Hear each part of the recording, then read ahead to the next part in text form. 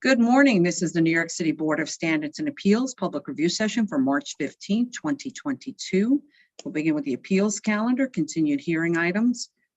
Just a reminder, this is a review session. There's no public testimony, so please don't call in. Item number 18, 2020-39A, 235 Oder Avenue, Staten Island. Oder Avenue, Staten Island. Thank you. So there's something a little messy in the folder, so I'm not really sure if there was an adjournment request that was withdrawn. There's a February 14th adjournment request in the folder stating that the applicant is looking into demapping Oder and Steuben Street. But then there are submissions for this hearing.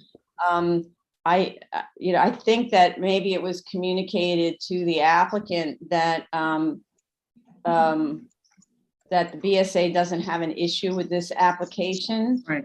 as long as we have sign off from DOT.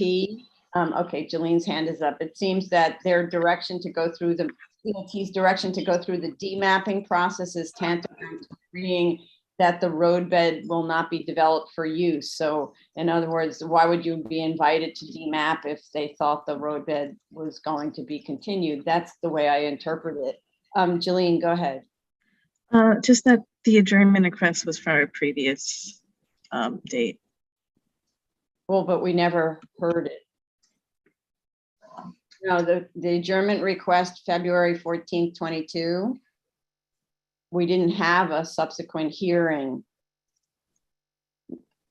You know, you can't. It was going to be scheduled, but it wasn't. Okay, so that's confusing. So that's not an adjournment, just for your information. I don't even understand what that is, because we only have adjournment requests when there's a scheduled calendared hearing.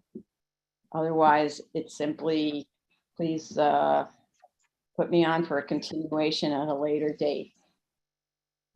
Yeah, okay.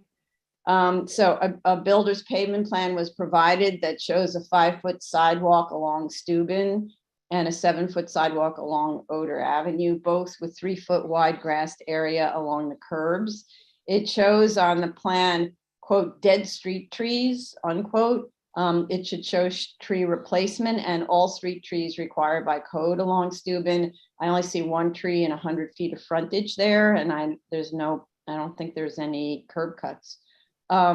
A cover letter states that the building will be sprinklered, and sprinkler drawings were provided. Yeah,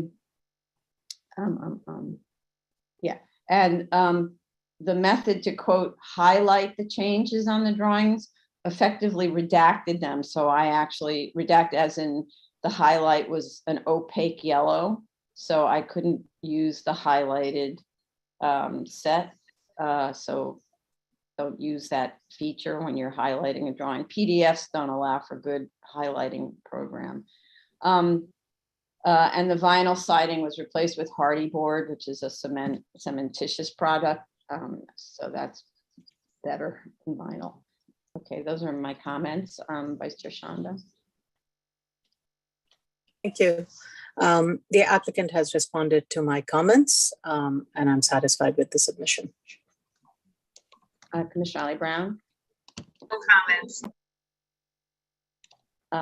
Could you just say that again? The no was cut off. I have no comments. Commissioner Sheta. Thank you, Chair. I have seen the letter of no objection from the DOB, and I have nothing further to add. Thank you. From DOT. DEB. Oh, DEB. Okay. Yeah. Okay. Thank you. And Commissioner Shabeta. I'm satisfied with this application. Thank you. Thank you. All right. Zoning calendar, continued hearing items. Item number 19, 2020-86BZ, 15 Parkville Avenue, Brooklyn.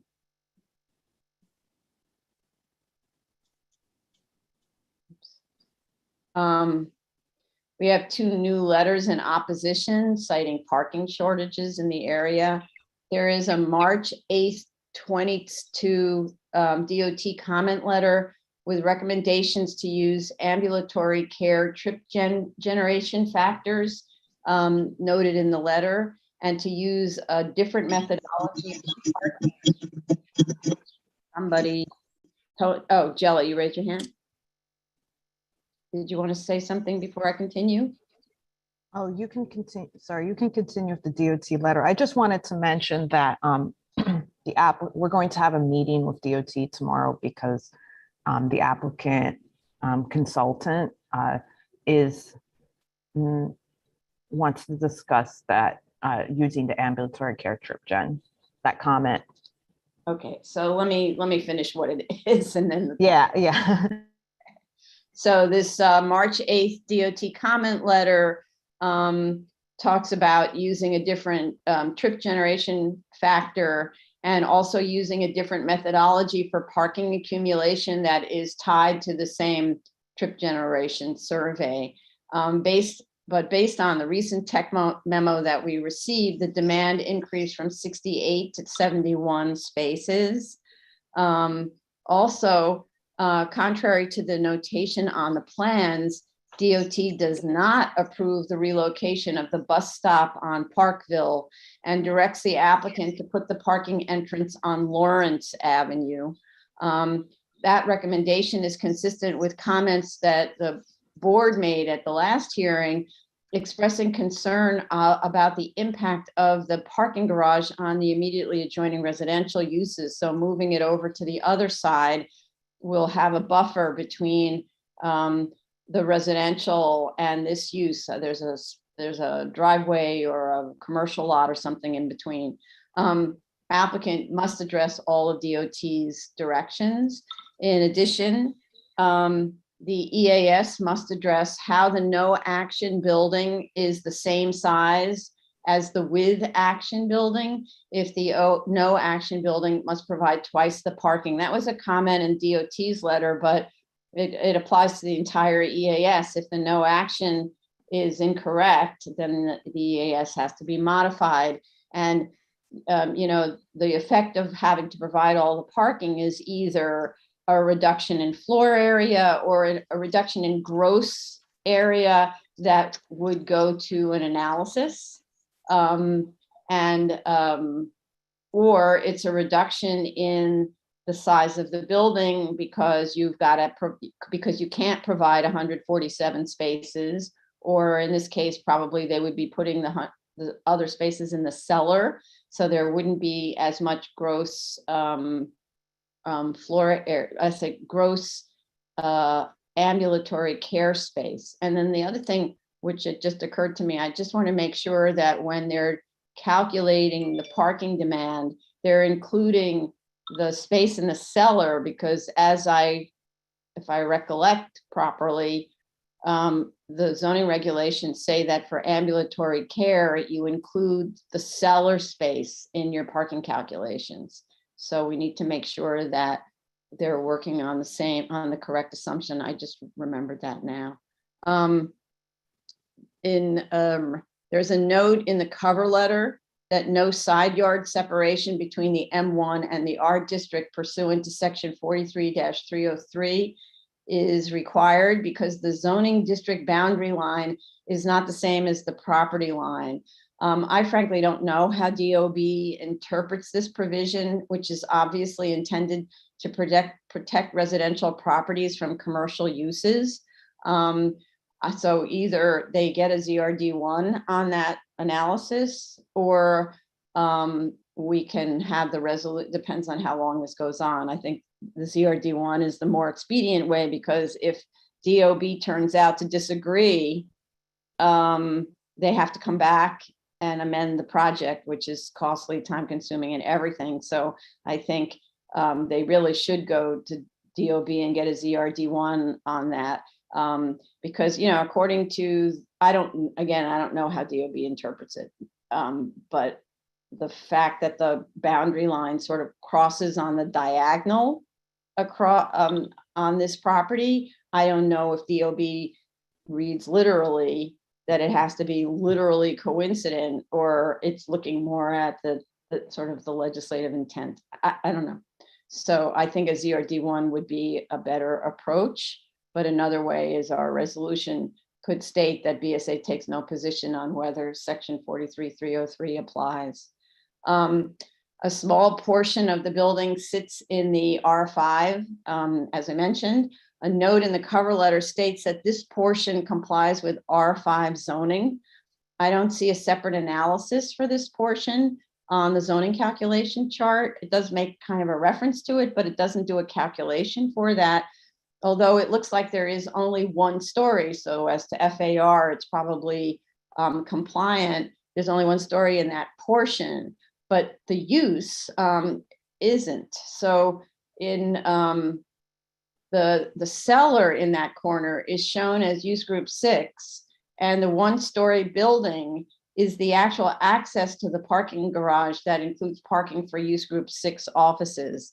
So the short of this is I'm not understanding at all why there isn't a 77-11 analysis to make that entire zoning lot subject to the manufacturing district regulations.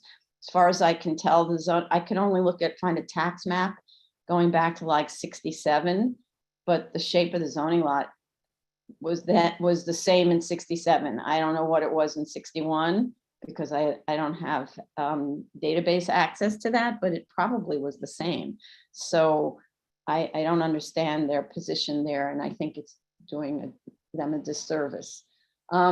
In response to comments about the dead pedestrian street condition that will be caused by at-grade parking, the applicant shows a 545 square foot corner retail space and argues that in combination with a corner office lobby, a new building at the site with dead blank window frontage is better than what you have now.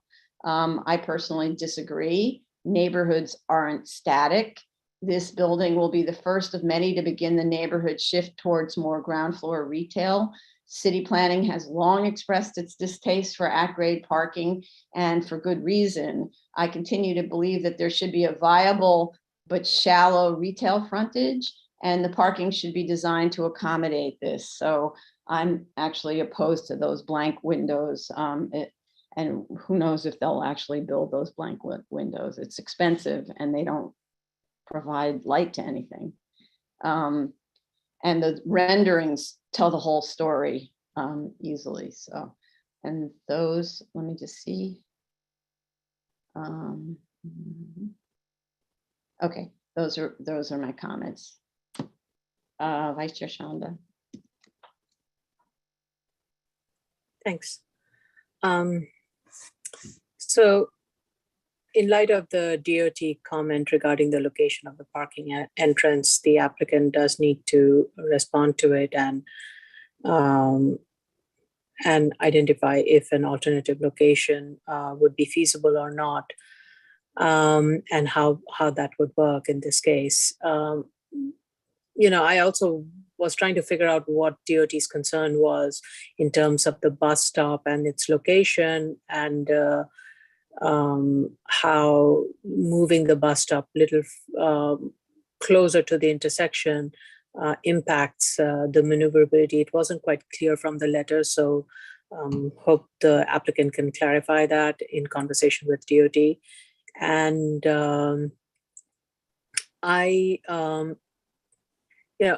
this is a location which has above grade subway line with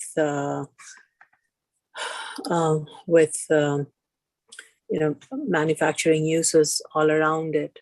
While the neighborhood can change and may change, I think the use that is proposed here needs to be looked at carefully in terms of what's existing today and where we are with it. And in terms of, regardless of where the parking location is, I think there are ways to treat the frontages, street frontage, to make it more attractive and not dead. There are ways of providing interesting lighting sequences and things like that to keep it active and alive, give it some interest. There are ways of providing more. I don't see why there cannot be a visual cue into the parking space where people can see the parking activity that is going on. That also provides some activity rather than being a dead wall. So there are ways of making the space interesting, and I think the architect should look into that. With regards to relocating the parking space entrance on Lawrence, it's interesting as an alternative. The only thing we need to keep in mind is that I think Parkville, Lawrence Avenue terminates at 47th Street. So any vehicular entrance from Lawrence Avenue will result in more vehicular traffic on 47th Street because it would require turning from Parkville onto 47th to Lawrence Avenue, or from Webster to 47th to Lawrence Avenue, because Lawrence I think it goes east one way from 47th to McDonald's, and then Lawrence Avenue is going west, east of McDonald, away from the subject site. So the traffic circulation there'll be more traffic circulation if the location is relocated to the other side. And there are more residential uses along the Lawrence Avenue frontage than along 19th Avenue or the Parkville Avenue. So something to keep in mind as we consider it being relocated to other side, and which lessens or increases the impact to the surrounding context. So that's why I think the discussion with DOT will be helpful for DOT to fully kind of see the whole picture, and for us to understand where exactly DOT's full concern lies with regards to bus traffic movement. Okay. I just want to read what DOT said about the location, or it was MTA and DOT, not just DOT. So there was a joint meeting apparently.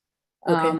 MTA said, it's not feasible to relocate the bus stop as requested since near corner stops create turning conflict between a bus coming out of the bus stop while a vehicle is turning right.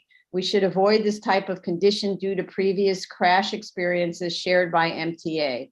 Moreover, the passengers tend to stand in front of the bus to cross the street after getting off the bus, which is another conflict we try to avoid. We don't find any feasible area to relocate the bus stop. Therefore, we recommend relocating the curb to Lawrence Avenue in light of the constraints with the bus stop. So that's a pretty clear explanation, unless we want them to show diagrams. But I'm listening to the MTA and DOT. That's what they do. But okay, I'm just gonna go on to the next. Commissioner Otley Brown. So as regards the DOT comment regarding moving the entrance to the garage to Lawrence Avenue, I actually looked at the plans, and yes, it's problematic to ask for a redesign at this point in time, but I'm wondering if the redesign might actually make for a smoother and safer entry and exit for vehicles, because you don't have that 90-degree turn so close to the entrance, which literally requires that whole signaling system to ensure that when cars do round that curve, they don't smash into each other. So if you have a straightaway ramp, it might actually be safer and easier for cars to enter and exit. So that's my question for the applicant, if they could answer that or perhaps explore that, because that might actually make for a better operational plan. Okay, that's interesting. Okay, thank you. Commissioner Sheta. Thank you, Chair. Two things to comment on. The first one is the applicability of 43-303, the zoning resolution clause. I did look at the article in the zoning resolution, and I tend to believe that it's not applicable. But like you, Chair, said, it's much better to go to the DOB for a ZRD now and get like a clear answer. It's much better than taking the risk.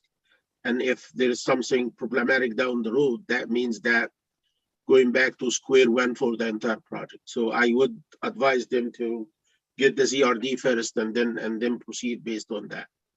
Regarding relocating the entrance to Lawrence, I believe if it's going to impact the safety, and I believe it would, it's worth looking at it after especially after the comments from the DOB.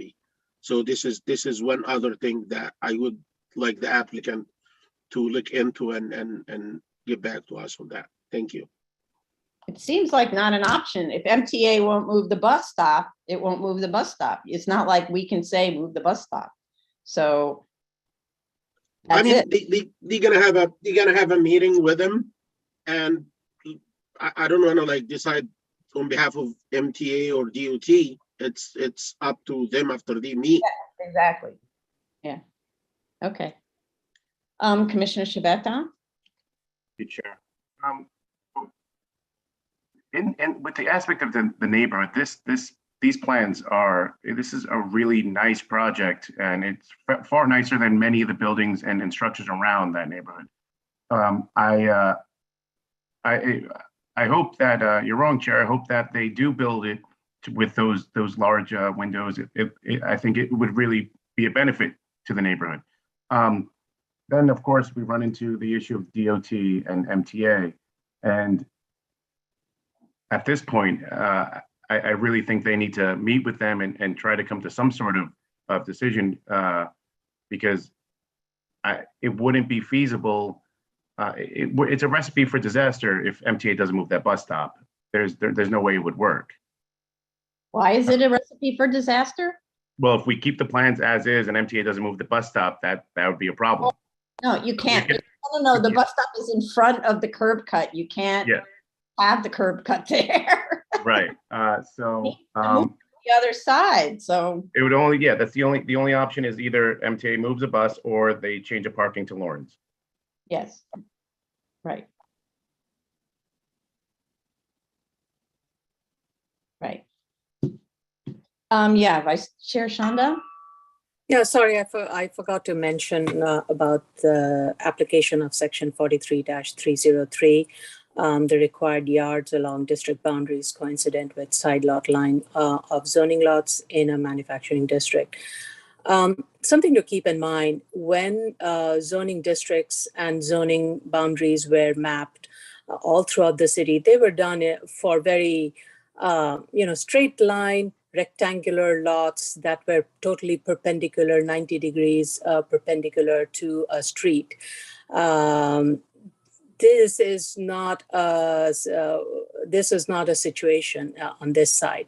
And this zoning regulation was written keeping those standard situations where you have a lot that is fronting on a zoning lot, 100 by 100, 90 degree perpendicular, and then behind it you have another lot which is in another zoning district, and you have a zoning lot, zoning district line that divides right through the middle, mid-block kind of zoning lot separation.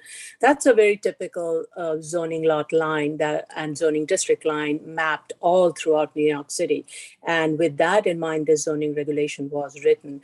It really was not intended for this kind of situation where where the zoning side lot lines and rear lot lines are not at all coterminous and coincident with the zoning district lines. So I don't think that applies, but I think it wouldn't hurt to get a ZRD1 on this. Right. I mean, that's where DOB comes into the interpretation, because when it's not clear what it's supposed to do, when this line isn't straight, that's when they like decide what it is it means to them. So, okay. And, yeah, all right. All right.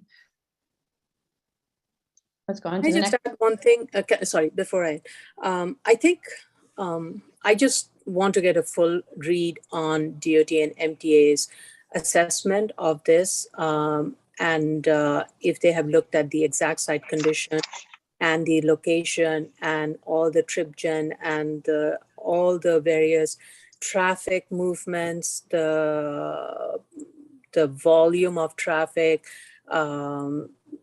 accident reports, all of those, if they have looked at all of those things prior to making that recommendation, because I can understand working in my prior life in the transportation division at the Department of City Planning, I can understand there being some standard statements and standard documentation.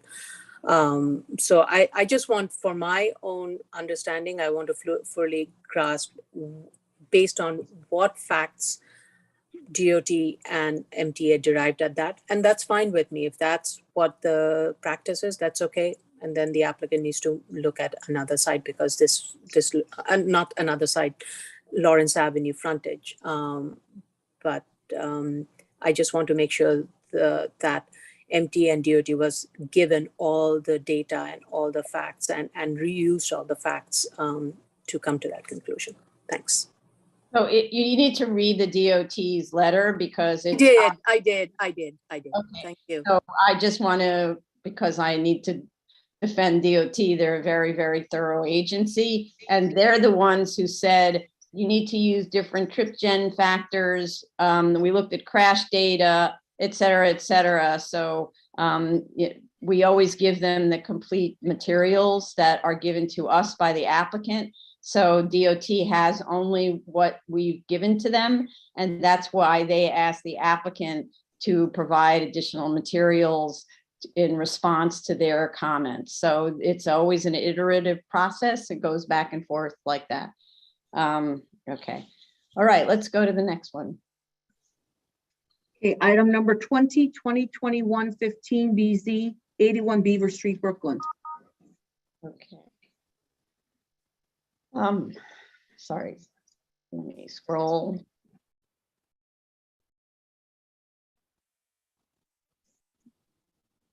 Okay. Board members and staff conducted a site visit on last Thursday. That was very interesting and informative and helped to understand the specific scope of restoration and intervention that is required to adaptively use the building. The visit also clarified for me the significant level change between the last bay on Beaver and the adjacent bays, which was discussed at the prior hearing. This is actually the only bay on Beaver where the floors cannot be made to align. And the fourth floor actually aligns with the Belvedere side as well. So there's not that much correction between floors that's needed except for that last bay, which is handled in the plans with ramps, you see. And there's one location where it's handled with an elevator that has a sort of a quarter stop. So it stops at one level and then stops at another level for the elevator. It also clarified the reasons for the locations of vertical circulation cords, which had to do with avoiding arches. There's brick arches, things like that, and where there were existing already made in the brick arches, they were taking advantage of those existing openings. So that made more sense to me why there's this sort of weird scattered vertical shafting system. We noted that in some areas, a wood floor floats above the existing concrete slab, but at the corner bay only, the flooring is entirely wood on wood joists. All of the wood flooring will be removed and replaced in kind. The fact that the wood floors float over the concrete slab and they're going to be replacing the floors with wood means they can adjust the wood floor heights to align, except for that last bay, which is really, at some places, it felt like it was about 4 feet off the level of the other one. We also saw the condition of the existing roof and understood better the argument for its replacement and lifting, because there's one area where because the roof slopes towards the parapet, there's an area where there is inadequate ceiling height to accommodate the various, to accommodate the renovation to residential use. And it's also to withstand the live loads that would be imposed upon this roof that at the moment has no other function than just being a roof, but in the future needs to handle other activities, which I'll discuss in a bit. And from the exterior, we went onto the roof. We saw, and also across the street, I was looking at the condition of the parapet wall. We could see that that parapet wall has decayed conditions of the inside brick wides, so the side that faces onto the roof, which causes which is due to using tarring to waterproof, which is the disaster of brick. Tar just eats brick.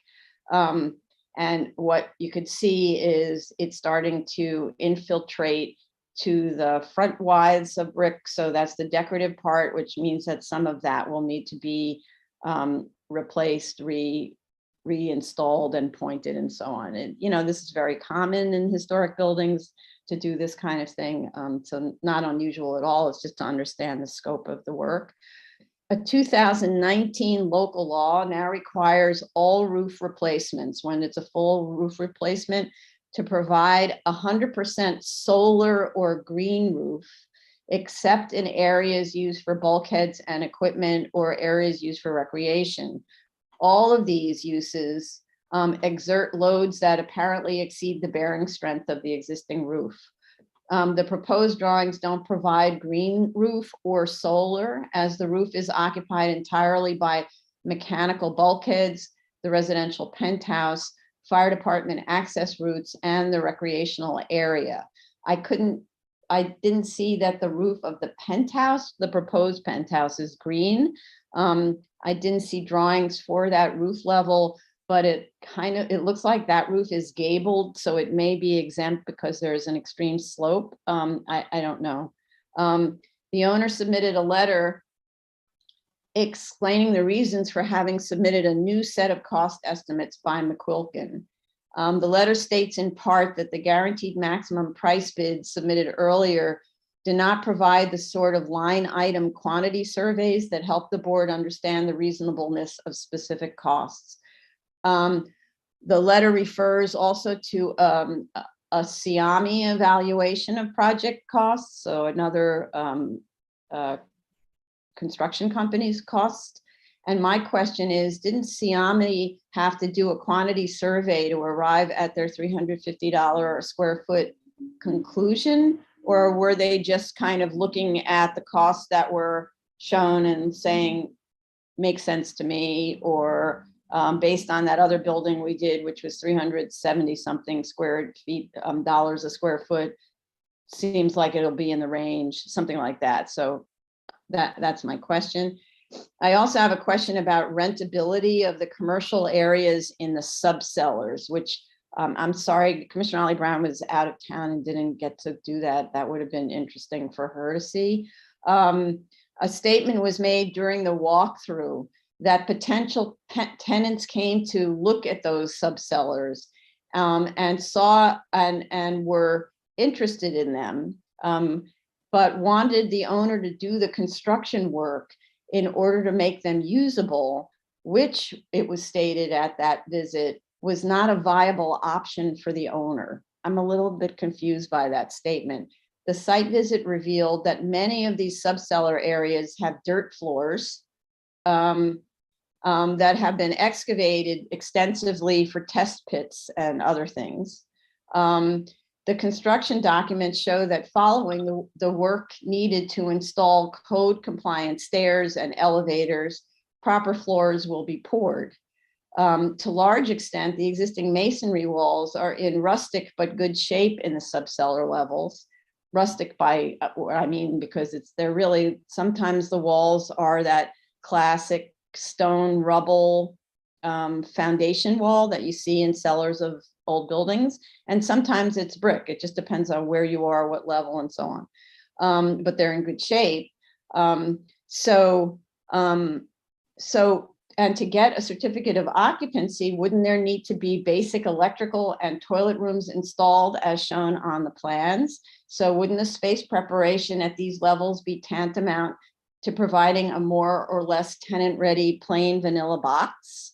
Thus, wouldn't that change the reaction from potential commercial tenants about these spaces? So, you go down there now and it seems daunting if you have to do the work as a tenant. But if the landlord's going to do the work to prepare it for rental, wouldn't that just change the attitude about those lower spaces, which frankly are pretty cool. There's a lot of interesting things that you could do in those lower spaces. So that's a general question. Then going back to the roof, there's a letter that states that the roof already has to be replaced for the reasons I listed earlier, and that the proposed residential penthouse is only a minor extension of required bulkheads. But the drawings show that the only actual required bulkheads are arguably for two means of egress from the recreational roof, and it isn't clear that there is adequate head height over the penthouse bedroom underneath. There's a penthouse bedroom, and there's a stair that looks like it might not clear head height unless I'm reading the drawings wrong. So on the downstairs. So I wasn't really sure whether you actually did get head clearance from the stair that's underneath the penthouse. Coming up to the penthouse, it seemed like you didn't even have head clearance. So I'm not really sure that that one even works. Plus, there's a large lobby area for the elevator and stair. The lesser variance option that doesn't have a penthouse shows only a sedum roof with an elevator stop to it for whatever reason, I don't know. And it isn't clear whether that can function as a recreational roof as well, or whether two means of egress from the roof are required if it can, or if with limited recreational area, one means would be adequate. So I sort of didn't understand the argument that there's so much stuff that has to go on the roof that all we're doing is adding a couple of walls and that just makes for the penthouse. That's really not the case. If you look at how the drawings fill up that whole back with the proposed penthouse. Section 15-12, which is allowing for as of right conversions of non-residential buildings to residential, which doesn't apply here, but it's sort of the kind of the gist of the concept, right? Requires 30% of the gross roof area to be provided for recreational use for the first 15 units and 100 square feet for each additional unit to a maximum of 15%. For the 33 unit lesser variance option, approximately 4,467 square feet of recreational space would be required, assuming the relevant roof area only includes the fourth floor roof, because there's a lower roof, and I don't know whether that has to get counted also when you do that analysis. Under the proposed with the penthouse, there's only 3,410 square feet, so it wouldn't comply with 15-12 for adequate recreational space, but it might, or it might be close to it if it didn't have a penthouse. So, so that's another issue about the penthouse for me. So I defer though to Commissioner Sheta and Commissioner Otley Brown with respect to their conclusions on the costs and financials. However, I remind that at the last hearing, the direction was clear that the lesser variance option, which has all commercial on the first floor, which after the site visit seems really viable, especially given observation about burgeoning commercial uses on that block on Belvedere. There's a couple of little, like a little coffee shop and a restaurant, and on the other side, on the parallel street, the name of which I've just forgotten, there's actually a hairdresser. There are a bunch of little things there, and this is again a burgeoning neighborhood. So I don't really think you can look at this frozen in time moment when there's more and more residential use, and obviously this building is going to be upscaling the neighborhood. This is not a low-income project. So it shows retail entirely on the ground floor, no penthouse, and then we had asked that they consider an affordability possibility in the building, but I respect the response in the cover letter that says that that for whatever terrible reason, doing mixed affordability in a building of this type doesn't come with any supportive funding structure. And it just read this morning that the 421A may not even be renewed. So it's true that then you would be building an unsubsidized, affordable building, which is not really a viable option under current funding structures, which is really a shame. But anyway, so letting that go, I'm observing the lesser variance option, and if that's still what is working in terms of the numbers, that's the way I think the project should go. But I'm going to go to Commissioner Otley Brown first, and then to Commissioner Shetta. Is that the right order, or should I reverse it? It's the right order? I mean, you could do that as the right order because I actually don't have many comments. Okay. So I'm sure that Commissioner Shetta has more extensive comments concerning the construction cost. And being that I did not go on the site visit, I don't have enough insight as to the accuracy or validity of the construction costs claimed. So for that reason, I may as well just go quickly to say that I don't have any comments on the construction costs. That's part of the reason, and I'll totally defer to Commissioner Shetta. But on the income side, they did revert to using the first comps that they had used. And while they did adjust the comps differently than they did the first time around, they actually came up with higher prices for the apartments. And so I will accept those new higher prices used in the stacking plan. I think that the lesser variance, contrary to their statement, could actually work because the way I see it on the income side, if you leave the construction costs in place and don't challenge them at all, the lesser variance hinges on one assumption, and that assumption seems to be the first floor Belvedere retail. And that's because the first floor Belvedere retail is actually priced much lower than the first floor Beaver retail, with the argument that it is a narrower street than Beaver. But both streets are oriented towards residential. And in fact, Belvedere is closer to Broadway, which is the retail strip, because it is down the block and not around the corner.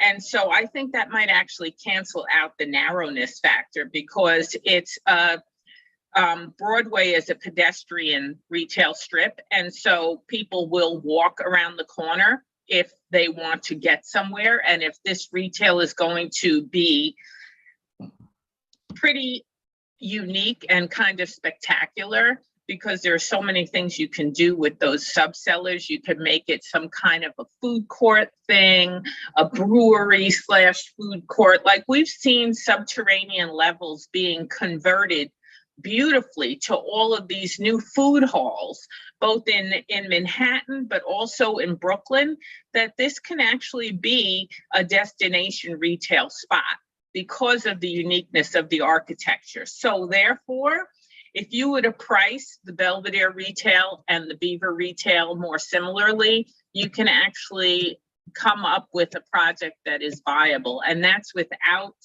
doing any adjusting to the construction costs. And I'm going to leave that to Commissioner Shetta. So as far as I see it right now, I'm leaning towards voting on the lesser variance. Thank you. Okay. Commissioner Shetta. Shetta. Sorry. Thank you, Chair. Thank you, Commissioner. I'm gonna start with like going over the findings, because during the last hearing, I was like still skeptical about the uniqueness after the site visit. I'm now past the A finding, which is the uniqueness. The B, which I believe that it cannot be like a reasonable return for a fully commercial as of right. The C finding, I don't believe that granting residential on upper floors would contribute to like changing or impacting the neighborhood character. And I don't believe this is a self-created hardship. So this is D. And regarding the E, this is the only finding that I had to dive deep into the submission and the past submissions actually, to like come to a conclusion on this, and I'm gonna explain how. I'm gonna start with a statement made in the cover letter, claiming that the board did ask for quantities from contractors or bidders, and that the GMP cannot be used as basis for looking into a variance from the board side. At no point we, at least myself, I did ask for quantity from the bidders. And at no point I said that the GMP couldn't be used to defend a variance. I didn't say that one word. The matter of fact is, we had a construction cost estimate during the past hearing, at least for the as of right. It was prepared by McGowan. They testified that, although like the majority of the board was under the impression that what we're looking at back then is coming from bidders, I was like fully convinced that what I was looking at construction cost wise was submitted by McGowan. And when I asked them, you could look at this at hour 4 and 25 minutes on YouTube, the last hearing, McGowan engineer or cost estimator testified that all the line items, quantities, and unit prices were prepared by them. So we had a construction cost estimate in hand, and it was much easier to fix that than preparing a new one. And actually, during that last hearing, I did ask for some items that I didn't get, and instead, I got a brand new construction cost estimate. One of the items I actually did ask for is something like that. I believe you see my screen. Let me just make it full screen. So this is simply one of the plans that they submitted. If I zoom, you're gonna see here W something by something. These are the cross sections for the beams, the structural beams. And what I did ask for is, in the construction cost estimate, you're giving me that, let's say W10 by 26, the quantity is 50,000 pounds. And what I asked for is break down these numbers by floor. And when you go to the plan for that specific floor, give like a color code for each beam. And then here, just give me one line explaining that I got 20 plus 22 plus 18, total is 200, boom, done. If it's done this way, it's totally much easier for me, and it makes my life much easier than spending tons of hours looking into like these. If you look at the color, it's much better than you're looking at W and then 10 and then 26. But it's not done this way. The way it's done, like the usual way it's done, it's brand new construction cost estimate that came to us, and I had to restart from scratch and look at that construction cost estimate and review it. And I really did. And I just want to make it clear at the beginning that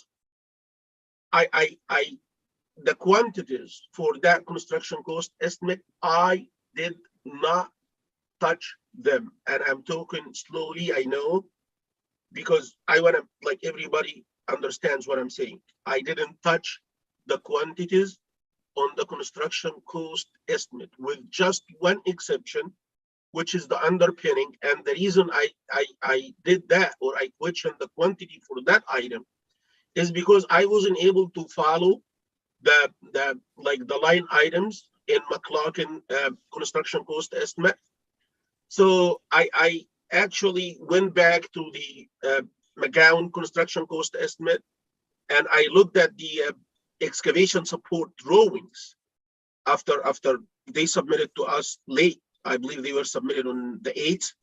I did look at them, and I came up with a budget for the underpinning. And honestly, the number that was used by McGowan, Commissioner, you're showing your notes. I'm not sure why you're showing your notes. Do you know that? Yeah. Yes, yes. I look at them from time to time. Okay. So No, that Showing them to for, everyone is what I meant. I'm okay. They are public. Okay. No, they're not. Really, they're not public. They're not part of the record. Yeah. Okay. Okay. So for the underpinning, I just went to McGowan and I looked at the budget used. I believe that number was about 80 something thousand for the entire underpinning. And I believe based on the numbers I ran, based on the site visit, based on the discussions during the site visit, that the underpinning piers are more or less 4 feet on average for the entire site, plain concrete, not reinforced. I believe the 80 grand or the 88 grand used in McGowan was very reasonable. I'm gonna start with the first item, which is the structural steel, and I'm gonna get to like the conclusion just using this item. If you look at the structural steel, and I'm gonna share my, this is the old construction cost estimate from the last submission. This is the September and the December one. The one after that was like no change from that, was like very minor exceptions. But if you look at the steel, the first thing I wanna like you observe here is this. This is the unit price for the structural steel. Unit price means this is the price in dollars per 1 pound of steel. And the unit price was $3.75. And although I have like comments on this number previously, because I did believe it's higher than it should, the majority of the steel is coming from the replacement of the roof, which is, it's a new roof, it's a new structure. So it's not like you're constructing inside a building. And if you want to compare just that number to something we get from others, this is a steel construction here, steel structure, structural steel, and the price here is $6,000 per ton. The ton is 2,000 pounds, and if you divide 6,000 by 2,000, that means that the unit price per pound is $3. On this submission, I'm gonna say, just to save my time and your time, I'm okay with the $3.75 per pound. I'm okay with that. Now, when I looked at the structural steel quantity for the new submission, thank you, McLaughlin. They fixed all the comments that I raised during the last hearing. One of these comments was regarding the beam identified as W12 by 35. The total quantity for this beam in the last submission, this W12 by 35, was 48,000 pounds. In this submission, the quantity went down to slightly below 6,000. So this is the difference. Not so big. 48 versus 6. Same thing for the second highlighted one, the 16 by 32. The quantity was almost 26,000. The new quantity is on the order of 6,000. The W18 by 50, that quantity was 21,000 pounds. In this submission, it's none, zero. As a result of that, the quantity for the structural steel went down by about 40%. So that number by itself is huge. But if you look at the construction cost estimate that is submitted this time by McLaughlin, you can clearly see that the cost for the structural steel actually went up. It didn't go down. So how come the quantity go down by 40% and the total cost goes up.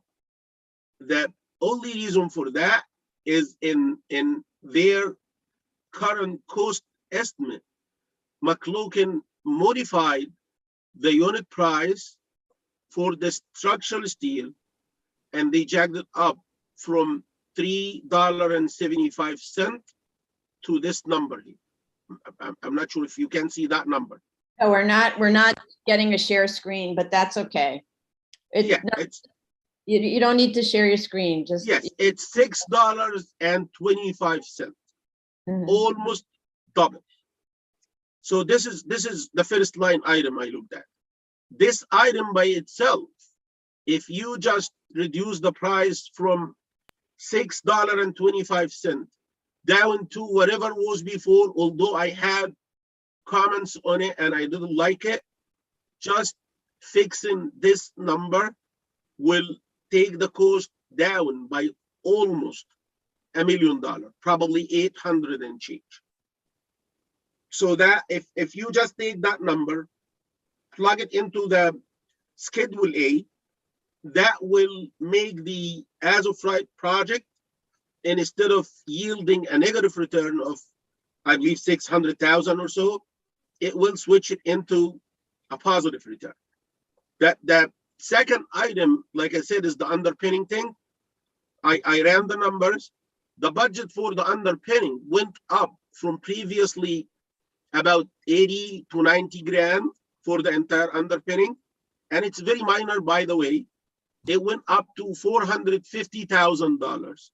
I reran the numbers and I found that the numbers submitted previously in dollar wise are more than enough to do the underpinning indicated on the drawings by Langen, and I really like them, and I thank whoever prepared these drawings. They are really reasonable. That third item is the concrete, and the concrete previously was actually concrete topping, 2.5-inch thick concrete topping. That's what we got before. The unit price for the 2.5-inch concrete topping was $18 per square foot. And my response to that was, you know what? We build slab on grades 6-inch thick for $7-8 per square foot. So how come 2.5-inch thick concrete, and it's not that much different from the slab on grade? You don't need, actually, it's much easier. You don't need to like compact the subgrade. You don't need to do leveling. You just pour the concrete and then you finish it. And it's 2.5-inch thick, and you're claiming that the price is $18 per square foot, while the other one is 6 inches thick, almost 3 times thicker, and you're saying that the price is $18. The response on this submission was actually 2 things. Number one, the price went down from 18 to 15, which I believe is still like probably 2 times the price that should be applied. But the quantity went up from 23,000 square feet in the past submission to the entire building, I'm talking about the lesser variance here, the entire lesser variance footprint, 56,000 and change square foot. I'm not sure why, but like I said, I'll back up. I'm not gonna touch the quantity. I leave it there. But just fixing that number, the $15 per square foot, if you fix it to $7 or $8, that cuts another probably $750,000 of the construction cost for the lesser variance cost. The third item that was new on this submission is called lightweight concrete, 3.5-inch thick, and I really wanna like enlighten the board on this. 3.5-inch thick, lightweight. This is concrete infill for the steel metal deck.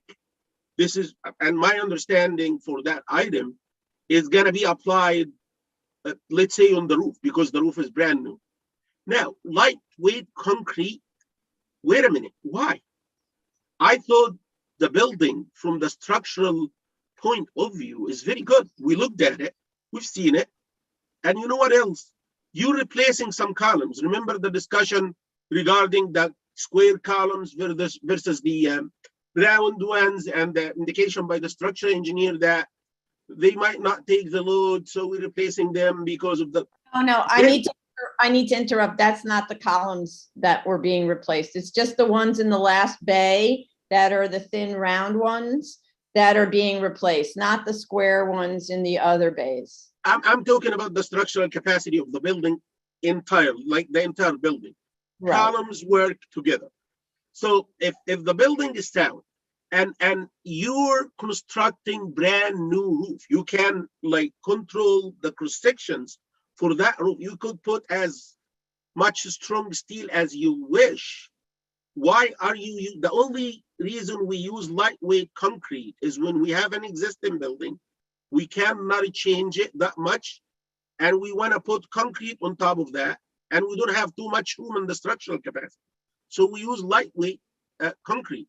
And even if you use the lightweight concrete, the unit price for the lightweight concrete on this submission was $33 a square foot for 3.5-inch thick concrete. That's way too much. So if you switch that to a more reasonable price as well, that will take the cost significantly down. So if you add up the structural steel, the underpinning, the concrete topping, and the lightweight concrete, just 4 items, if you adjust the price for these 4 items, I'm not talking about quantities at all. The reduction in cost in the as of right proposal, in the lesser variance proposal, will be on the order of 1.75 to 2 million at least. I didn't touch any other item, and I believe if we look into these items, we could find more surprises, but I didn't have time, and I really was surprised by the submission of a brand new construction cost estimate, and I believe now I understand why it was prepared, and I hope everybody on the board understands that as well. Thank you. Okay, thank you. So, okay, so in other words, your position is that the lesser variance is the way we should go? I believe the lesser variance works. It Okay. could yield viable return. Okay. I don't see, like, honestly, I did think of the original variance that was granted and then lapsed, but I don't think there is a significant difference between top floors like that. If you look at the second floor, I don't care whether the second floor was residential or commercial. I don't think this is gonna have any negative impact on the neighborhood. I'm okay with the lesser variance as is. Okay, thank you. All right, so now I'll go back to the usual order, but I can't because we already broke it up. So Vice Chair Shanda. Thank you. I found the site visit very helpful and informative, in addition to so much of documentation that the applicant has provided. I think I want to cut short my comments. I mean, if they come up, I can bring them up later on. What I took away from the site visit and looking at the area that has changed significantly from the time when the last variance was granted is that there was a reduction in the scope. The ask was to convert the top few floors to residential use and allow for existing commercial and manufacturing users to be retained on the lower floors, because there was the owner was going to occupy those spaces, and then at that time those existing commercial tenants would be relocated to the lower floor. So there was a very viable tenant and a list of uses that would occupy the existing space. However, that is not the case, and that building has been lying fallow without any occupant for as of right use on this site. I think I take I take that point very seriously in terms of what is the viability of this site. And the fact that the applicant has not been able to market this site to anyone for an as-of-right use is another testament to that. Furthermore, as I walked through the Bushwick Avenue corridor and Beaver Street corridor and Broadway corridor that day, I was taking a deep inventory of actually how much that area has changed from the time when I was at HPD and we were doing the urban renewal plan for the North Bushwick urban renewal area, which actually resulted in a lot of the development along Bushwick Avenue. What was once a brewery town. So I was trying to compare what was there before and what it is today. Broadway is still the same. It hasn't changed at all. In terms of Beaver Street, it is still the same. Bushwick, I think the aspiration and the expectation was that they with so much of residential uses built there, there would be a need for commercial use, and therefore a commercial overlay was put along Bushwick Avenue with the hope that these commercial frontages would get occupied. It did not. I mean, these are used as community facility uses, but not viable commercial uses. If you go to the north of Foremost Street, there is a brand new residential building that was built about 2-3 years ago. If you go further to the south along Bushwick Avenue, two more new residential buildings that's been built since 2017, and those commercial spaces are completely empty. What we saw there, the commercial uses that is there, has been there before. These were not new commercial spaces that have been brought upon by the onslaught of new residential development in this neighborhood. So keeping all that in mind, I am very, very concerned about the idea of forcing in an all-out commercial use on the entire ground floor of Belvedere and Beaver, because this is a very, as I always say, what may numerically work, reality doesn't work.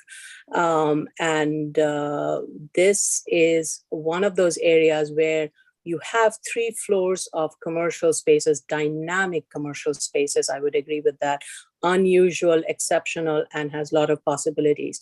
But just getting to market those and tying them up with another use on the ground floor to create I don't think that's a tall order and an ask for this neighborhood and for this site.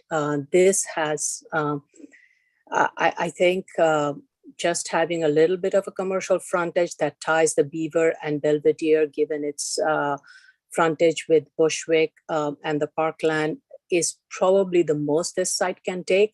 And the applicant's analysis has shown that. So with that, I still remain completely in agreement with the applicant's submission that the proposed project is the only viable option on this site. Given the complexity of this site, given the fact that this building was not even a historic landmark building when this was before BSA, and today it is, the amount of restoration and repurposing, all of that has to happen adds to the cost. And I really do appreciate the applicant doing a very thorough financial analysis and cost analysis where they use the GMP and kind of while there may be a tendency for padding, but in this case, the applicant value engineered it, worked with the contractors and the construction management team to come up with a reasonable price. So I am very satisfied with the prices that's been submitted and the proposal that is before us. So that's where I stand. Thank you. Thank you. Commissioner Shabbat. Thank you, Chair.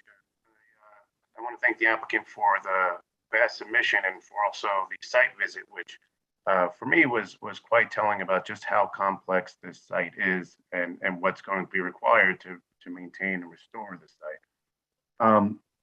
I must say that I initially was for approving the proposal. I now do want to hear their response to what Commissioner Sheta has provided.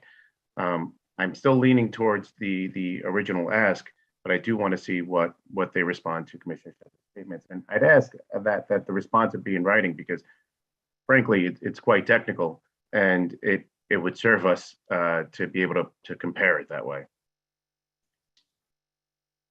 Okay. Well, except to say that it's Commissioner Sheta who would have to read the response. And I don't want to drag this on. And I don't think we know the applicant doesn't want to drag this on because they have a funding deadline.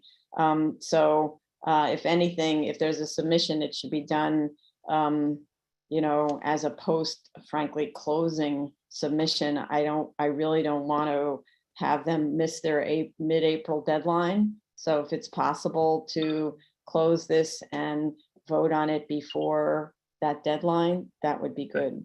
I'd be happy to do that. Yeah, okay. But are you going to read the submission about the structural? I will. It won't be with the level of expertise as Commissioner Sheta, but I certainly will review it. Okay. Commissioner Sheta, go ahead. You're muted. You're muted, sir. You're muted. I'm trying. Yep, I got it. I was trying to unmute myself. Yeah, I just want to clarify two things on the record. Number one, it was no structural submission in this time. The cover letter incorrectly indicated that we should be looking at all the drawings in Exhibit J, I guess, that was submitted back in September last year. I did look at that exhibit, and I did communicate with the project manager who contacted the applicant, and they indicated that they were wrong. I believe that was made in like a formal submission, and they said we should be looking at the submission that came for the structurals. We should be looking at the submission that was made with Selman's letter of the last submission, and that's what I actually did. And for the excavation support and the underpinning, they didn't actually submit this drawing before. If they said it was like left off without submitting this. So they have submitted it, and I looked at it. This is one thing. No structural submission was submitted this time. We still using the same structural submission from previous. The second thing, and I made this clear at the beginning, and I'm not sure why we're still confused. The construction cost estimate that was used during the past submission and the submission before was based on like a takeoff quantities and prices that were prepared by McGowan, who is a construction cost estimator / construction manager that was hired by the applicant. This time we get a brand new construction cost estimator. Chair, you mentioned regarding Siami. Siami is not a cost estimator. Siami is a construction manager. I actually had the honor to work with him on the very prestigious FDR park in New York, Roosevelt Island one. That was like one of the wonderful projects. What they are saying is that based on the projects they handle, they believe that the numbers that the applicant came up with per square foot are reasonable. And they cited some projects. I believe one of them was a parking lot, that a building that was converted to a parking. If you're converting a building to a parking, I would suspect that the loads would be higher, and probably extensive structural work would be needed. Probably additional piles, additional foundation elements would be needed. Probably that's why the cost might be higher than usual. But on this case, this is not the case. The foundation work is very minor. The structural intervention is very minor. The addition, the only structural addition is the roof, and it's a brand new structure. It's at the top of the building. It's very easy. It's like a new building when it comes to the construction of the roof. So the GMP is not being submitted to the board as line items. We used McGowan, and again, if still anybody's confused about this, go to the last hearing, hour for 25 minutes. I recall that when I asked the question, the chair was under the impression that the answer is no, and she even said no before McGowan answers, and then McGowan answered yes. And the reason I asked this, because I saw some confusion, and I wanted to clarify that GMP was not submitted in the form that the bidders, quantities, and costs were not submitted to us as part of the construction cost estimate. It was a private construction cost estimator. Thank you. Thank you. Okay. All right. I think we have the general gist of this, and we'll let the applicant respond. Okay. All right. Thank you. Let's move on to the next one, Tony. The next item is item number 21, 2021-19 BZ, 3621 Prince Street, Queens.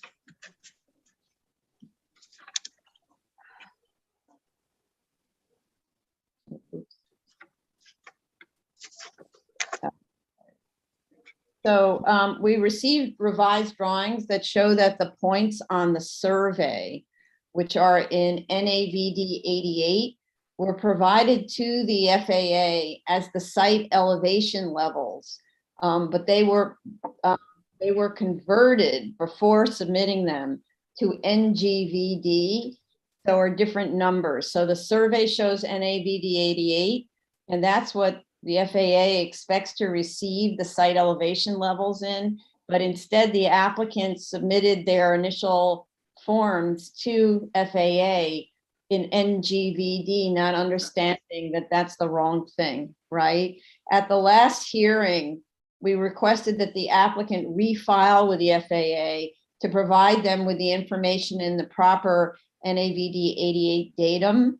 However, apparently, according to emails from the FAA, this is not possible at this time, and the FAA directed the following, which will be a condition of approval. They said, once the structure has reached the greatest height, this is FAA, it is required that FAA Form 7460-2 Part 2 be filed within 5 days. At that time, you will enter the most up-to-date information about the structure. Since the site elevations and heights will differ slightly from what was originally filed, you will be required to file new studies for each point.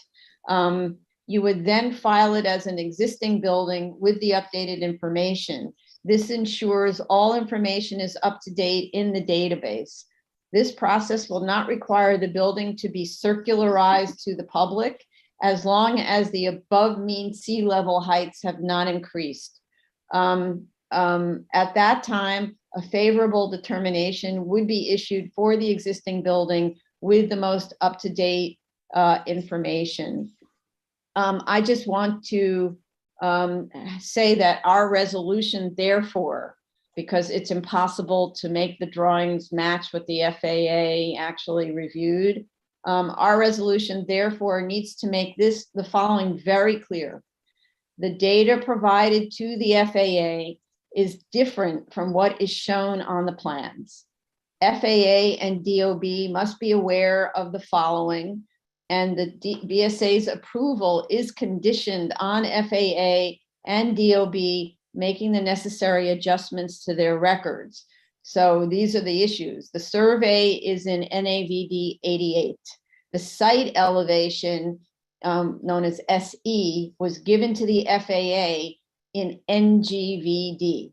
The FAA determination of no hazard letter site elevation is therefore in NGVD. Height above mean sea level, which is AMSL, is the addition of site elevation plus height above ground level. That's that figure. FAA and DOB should be aware that there are disagreements between the AMSL and the AGL on the drawings as compared to the FAA determinations of no flight hazard. I'll copy paste this and send it to our council so they can be sure to get that into the resolution. But I'm super concerned that without that alert, DOB won't know. And so we need to underscore that, okay? And because I ran out of ideas of how to make this work because it's not possible to amend the drawings. So for the FAA, so or at least at this time. And let me just see. Okay, so those are my comments. Vice Chair Shanda. Since FAA has stated that as long as the AMSL does not increase, they would be okay with it. I have no additional comments. I'm satisfied. Commissioner Otley Brown. I have no comments. Okay, thank you. Commissioner Sheta.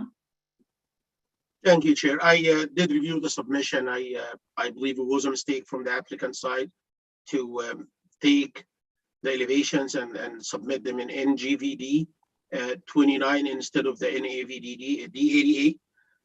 I did read the FAA statement, and I just want to put a little disclaimer that as far as the survey submitted to us and the elevations submitted to the FAA are intact, are accurate, I believe that elevations in NAVD 88 should be less than the real elevations. The ones that should have been submitted initially should be the numbers, should be less than what was submitted actually. And if this is the case, if the survey is accurate and the numbers submitted are accurate, I believe it shouldn't be a problem. And I'm okay with like moving the application forward and putting that statement from FAA. Okay. I just want to say ultimately at the end, they have to file for a new study. And this is what FAA has said. They said they have to file for a new study for all the points that were filed, Yes. but it's going to be after the completion of the building. Yes. I'm not sure if you want to tie like obtaining a CFO for the building to that submission and amendment and the new study to FAA. By doing that, I believe we make sure that the applicant's going to do it. I don't think actually, well, I don't think it's a problem because we can say it's the issuance of the CO is contingent on, yeah, we can do that. Yeah. Yeah.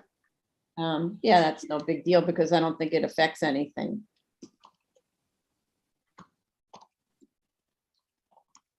So I'm making no CO issued without this correction essentially. Yeah, without this correction and without FAA blessing the as-built conditions that they are okay with it. So, I think as part of the standard course of construction, every building has to do this as-built analysis. Okay. When I read on the FAA's website, it says everyone has to fill out this form 7460-2 because it's one thing to have a building. We all know that the buildings creep a little taller because maybe they pour a slab a little thicker than they were originally planning or that kind of thing. So the buildings creep up in height. So I'm sure FAA, that's why they require the as-built conditions. And then they obviously know that, and they also, as we'll see in the next application like this, they allow for a huge margin of error. So, I think that's why they always file these as-builts at FAA, and you would have to do it anyway. But it's just, I wanted to alert DOB and FAA that the data is not accurate.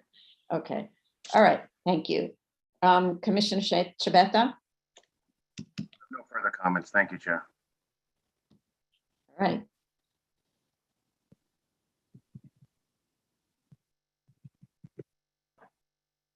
Hello. You're gonna read the next one. Item number 22, BSA calendar number 2021-36-BZ 20 and 2020-90-A 244 Gansevoort Boulevard, Staten Island.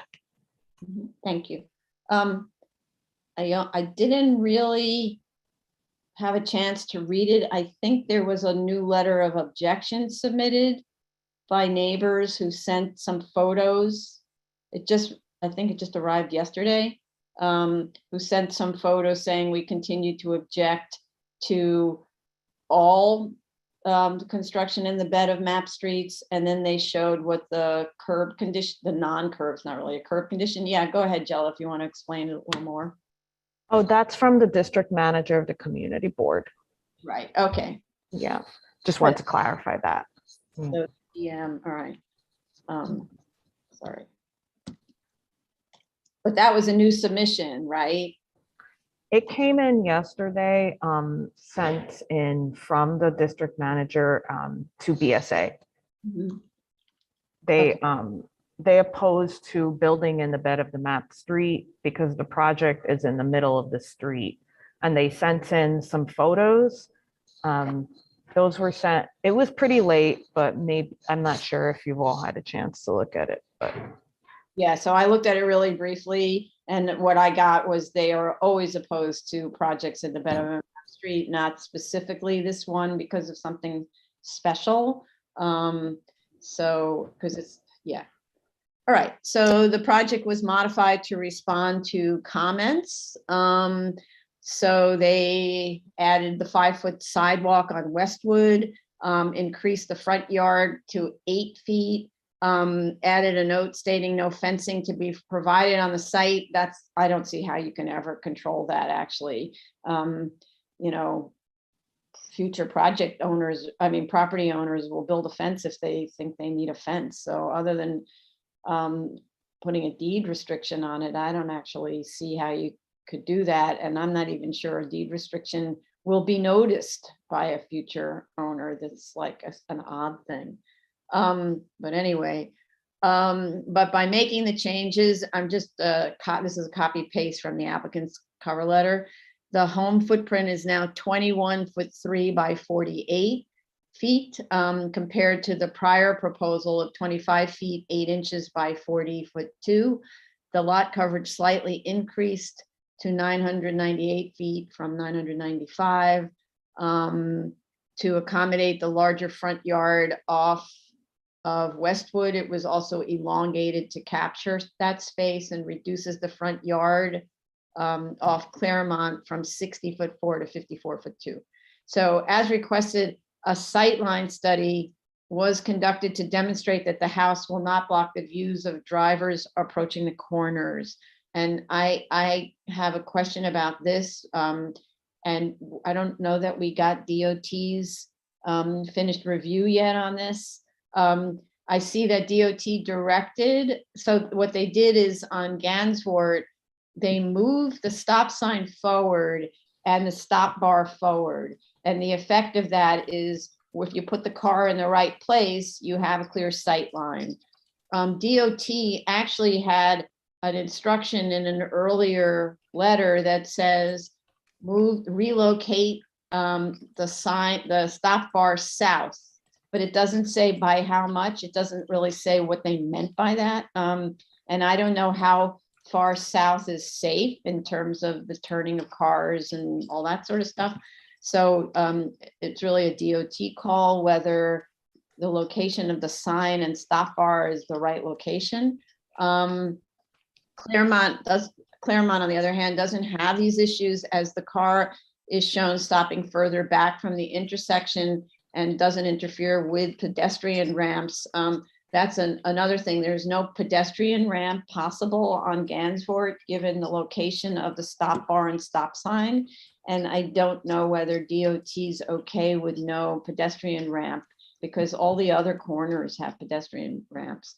The car and the, okay. And there also a 1 versus a 2-family home study was conducted as requested. And it indicates that 28% of the homes in the study area are 2-family. And And then there's a note that the house will be sprinklered, which would be a condition of approval. So those are my comments. Vice Chair Shonda.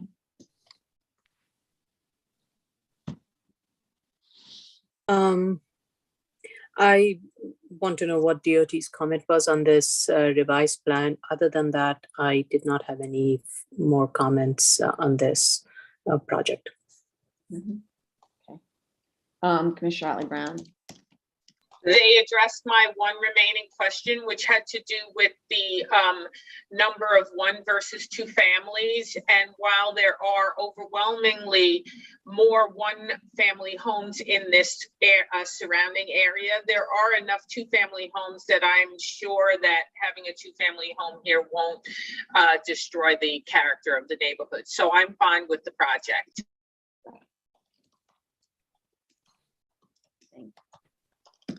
Sorry, just a second. Commissioner Sheta. Thank you, Chair.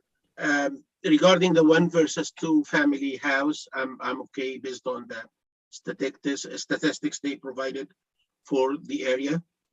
So I'm fine with 2-family house. The other thing is, if you look at the site plan, I'm not sure if there is a typo in one of the dimension lines. If you want me show it in my screen, I probably can do that. But there is for the width of the building, one of the dimension lines says it's 20 and 3 inches. The other one says it's 21 3 inches. The other one says this one, 21 3 inches. But if you look at that one, it's cut short. It sounds like the cat person didn't shoot the corner right. So it says 21. So he just need to click that and align it with the corner, and it's gonna automatically change to 21 3 inches. The important thing, in my opinion, is the sight line study. That this need to be looked at and blessed by DOT. That the less distance you can see when stopped at the stop sign, like the more risk of an accident is there. That DOT, and this is for the benefit of our PM, the DOT will need to look at what is the design speed for that street and how much sight distance they got, and they need to compare this to the stopping distance based on the speed and worst street conditions, and they decide whether the location of that stop sign is okay or it need to be moved back, and if it need to be moved, how much movement does it need to? So this is very important. They need to look at it and get back to us. Thank you. Thank you. Yeah, it's so funny that you're talking about the dimension line on CAD, because when I was working on CAD with lots of architects or having architects submit to me, and I'm looking at the string dimensions, and they add up to 100 feet on a 45-foot wide lot. And it's because CAD will let you do whatever, because it doesn't add stuff up if you don't ask it to add things up. And back in the old days, when humans did the math with these cute little calculators, you never had a 100-foot wide building on a 45-foot lot. The human would look at it and say, "What would that be?" CAD is not bad, it's good, but if you do not edit the dimension, if you pick the end points for the dimension, it's gonna give you the real measurements, of course, if the settings are okay.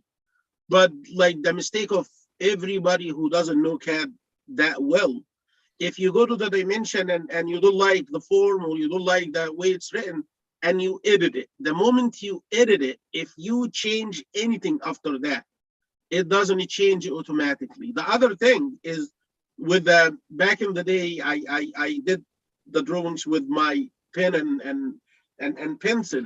The human cannot pick the wrong corner. But in CAD, because of the snap thing, because it picks the first point it goes to, if you pick the incorrect point, you get the incorrect dimension, like what happened here. Yes, I know. But it's not a big deal. 3 inches. Easy for you to say when you're not getting sued because you gave the wrong dimensions on a project. I actually represented a client whose architect gave the wrong dimensions outside of the site. I hate when that happens, right? Anyway. A lot of money, yeah, a lot of money, I know that. Commissioner Shabeta. Thank you, Chair. I'm fine with this application. Okay. All right, let's go on to the next. Thank you. All right. The next item is item 23, 2021-44 BZ 3204 Bedford Avenue, Brooklyn. We had asked for clarification on walls to be retained and consistency across the drawings. The new calculations indicate, though, unfortunately, because I was hoping this was the last time we have to look at this, the new calculations indicate that there is inadequate retention proposed at the first floor. And the attic calculations are actually completely incorrect. It's kind of 1 + 2 = 11. So yeah, the policy for floor retention is not based on averages throughout the building. We made that clear a long time ago, because you could have 10% on one floor and 90% on the other floor. That's not the retention of the existing floor area. The policy is it's on a per floor basis. And in looking at the drawings, it's easily achievable with this project.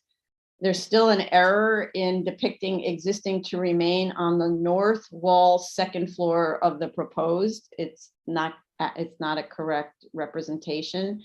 There is also a new portion at the front of the attic with a 9-foot high ceiling height that isn't being included in floor area, and it's being shown as inaccessible, which in the definition of floor area, inaccessible space is floor area. And this exceeds the maximum allowable height to get a discount on floor area there. It's 9-foot ceiling. I understand that that area that's being called inaccessible is needed for the desired roof line, but it's being misrepresented in the project. So that needs to be corrected.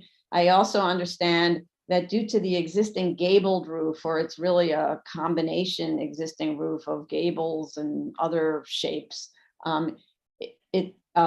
which pitches to the front of the house, it's really difficult and really not possible to determine where the existing perimeter wall is. So to say that you're keeping a perimeter wall when it really isn't a perimeter wall, it's a sloping gable. I understand that. So you're really only able to measure the side walls where it goes straight up to the roof line, as opposed to the front non-walls, which are the pitch. So it makes it difficult to measure. And so maybe we just indicate what's being retained at the attic and leave that alone in terms of calculations. We had asked the applicant to justify the second floor with 25-foot rear yard by indicating the heights of other rear yard incursions on the block. The response was placed in the statement of facts with no supporting figure ground map, but with one aerial view without tax lot designations. So it was actually very hard to follow without creating your own figure ground map. The statement of fact states that lot 6 is a 2-story structure with a 15-foot rear yard, but lot 6 is located on the short frontage of the block within 100 feet of the corner, and its rear yard does not affect the interior block donut. So it's actually not even in the story. I don't know why lot 6 was used. The lot to the immediate rear of the site has a 2-story structure with a complying 30-foot rear yard.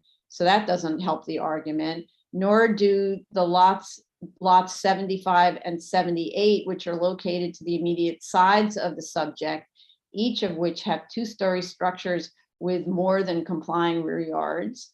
Lot 15 to the rear and catty corner with the subject lot is actually the only lot with a 2-story structure that leaves a 20-foot rear yard to support the argument. So the proposed second floor at 25 feet will impose on immediate neighbors to the rear and sides. in looking at the plan on the second floor, which has a very, very generous bedroom and walk-in closets and like all of these other things, it's evident that there's at least 2.5 to 5 feet to 2.5 to 5 feet to spare to be able to pull that wall back further. And I think that that would solve the problem. And I note that the imposition on the neighbor at that second floor incursion into the rear yard is exacerbated by retaining the unoccupiable attic area rather than springing low from just above the door height of the second floor and leaning back. So it's really effectively a 3-story structure rising in that 20-foot rear yard. So that makes it worse. And I thought there was an instruction to spring back early, but they didn't. They sprung back high.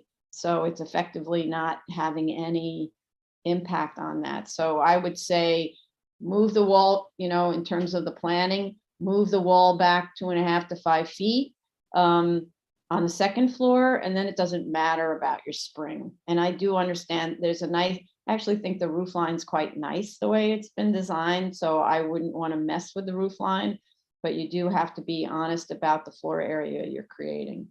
And those are my comments. Vice Chair Shanda? I think I was the one who had raised the comments about the roof springing pitched more away from the lot line. And I don't think that was executed. I understand what you're saying about the gable roof. What I had suggested was that the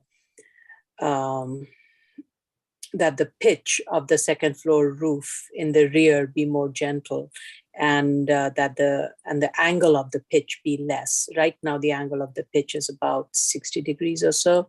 My suggestion was to make the angle of the pitch even less, so that it would be a gentle slope, and then that would almost eliminate that 5 foot 8 inch up unusable, inaccessible attic space on the top. And that would also move the volume in the rear furthermore. That was my suggestion without having to move the bedroom wall. But I think we are kind of talking about this different approach, but our solution is the same. Right. I think that because of the desire for that particular roof shape to be symmetrical, that's maybe why let's say they didn't pursue the suggestion and just decided to make an argument that there is an existing yard condition to support it. But the statement of facts read very oddly. It's like there are 2-story structures all around, even though they're all at like 30 feet back. So that, with one exception, right? But so that's the problem. There wasn't a strong enough argument to support the second floor at 20 feet. But okay, let's go on. Commissioner Otley Brown.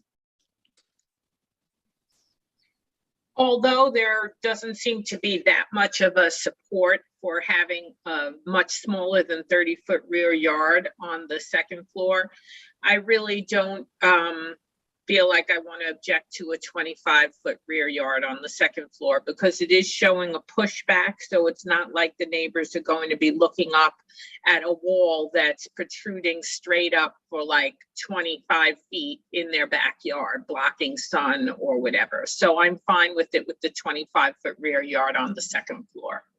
Okay.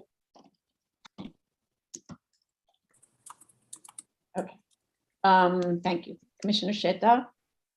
Thank you, Chair. I have nothing further to add. Okay. Commissioner Shibata. I have nothing more to add. Sorry, could you say that once more? I don't have anything more to add, Chair. Okay, thank you. Okay. Next item is new cases. Item number 24, 2021-51BZ, 133, 25, 37th Avenue, Queens. This is also a airport case. Yeah. Airport special permit. That's what I call it. Airport Yeah, we have proof of service of initial application to officials and of notice of hearing to officials and neighbors.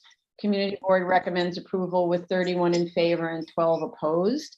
We have one letter in support and one letter of objecting to the height. This is an application, as Tony just said, for a special permit to exceed zoning height limits near airports. BSA relies on the FAA, Federal Aviation Administration, review of the proposal to ascertain safety to air traffic. A document labeled, quote, survey was provided on December 16th, 2021 that does not look like a typical survey and is noted on the document as, quote, this sketch does not represent a land survey, unquote. But it's signed and sealed by a surveyor. So the land, so I kind of would like an explanation of what that sort of is, but as I speak further, you'll see how much I appreciate it. So an actual land survey, though, is included in the drawing set, and the points match the thing that's labeled survey that isn't a land survey. So they match up. So it sort of doesn't matter. It's kind of like a sketch. First thing is a sketch, and then there's an actual survey like we're used to seeing with the same elevation points at the corners that the FAA is relying on. The survey document has, as I say, has a surveyor certify the different corner points upon which the FAA relied and calls it out very specifically. So this is much easier to review than with the other case, which took me hours to figure out what was going on. This case, a sealed surveyor certification report with the same data was also supplied to the FAA to establish the points and is accessed via a link on the FAA form, which is an active form. And it states clearly that the vertical datum is in NAVD 88. So what's fabulous about that survey and the surveyor form is the surveyor, who is the only sort of professional who is in a position to actually indicate what the site elevations are and to know in what datum they have to be communicated to the FAA, has provided a document saying, this is the elevation level at this corner, 0.1. This is the height of the proposed building above ground level. And this is the height of the building above mean sea level. So you've got a surveyor certifying that with signing and sealing it. And I'm like, this is what we've been asking for on all of these applications. And this is the first time I've seen it so clearly offered. So I have to say, yay. Thank you so much to the applicant and the applicant team for offering this, for providing this to the FAA that clears up all mystery. And I would like to say that this type of surveyor certification should be the standard submitted to us and to the FAA going forward. And I'd like Daryl Ruffin, who's the one who handles all of these kinds of cases, to please work with our counsel to make sure that this model is uploaded to an administrative notice ASAP, so we never again get a submission like we just got on the previous case, where I can't tell you how many hours of comparing different drawings to different drawings it took me to figure out that this was all done in the wrong datum. And not to mention conversations with the FAA itself to try to figure out what to do, right? So yes, please. So Daryl, I just want to make sure that you heard this and please put it together right now. Okay. Thank you. This is a comment that I had on the prior application, where the surveyor has indicates like a little bit of a caveat on the drawing to indicate the range of accuracy. So it has a broad degree of tolerance built into what's called the level of accuracy on the surveyor's report of plus or minus 3 feet vertically. So he could be off by, so the building, that's what I was saying, the building could be taller or shorter by 3 feet, and plus or minus 20 feet horizontally, which is actually like another lot. So I think that's really interesting that that degree of tolerance is permitted by the FAA. So you can see that what they're really doing is they ultimately will check the as-built conditions as long as it stays within those degrees of accuracy. I thought that was pretty interesting. We do have an FAA determination of no hazard to air navigation for all the points and the Port Authority sign off. So those are the documents required for us to be able to decide on it, assuming the drawings are accurate. And I have to say also the elevations and sections, the drawings are very clear and show the required warning lights and the FAA permitted heights. And so without reservation, I see this say this application was an absolute pleasure to review. And I thank the applicant profusely for having done such an excellent job at it. And that this should be the model on all levels for going forward. It's a very difficult application to review when the materials are not correct. So, So I'm assuming this is going to be one of our samples. this is, yeah, so these drawings are our sample, but no one is to submit an application without that surveyor site plan thing that they did, sort of sketch. With the surveyor, there's another thing that they gave. It was called an FAA exhibit, which you find when you click the link on the FAA form, but the exhibit will be part of our requirement as well. So we have to see that that's what was submitted to the FAA with that form, which is exactly what they did. So that's the standard. No more hemming and hawing. The application should be rejected if it doesn't have that, okay? Because it's so difficult to read these applications. Okay, so let's go to Vice Chair Shanda. I agree. This has been one of the best FAA application that we have received. So making this a standard is good.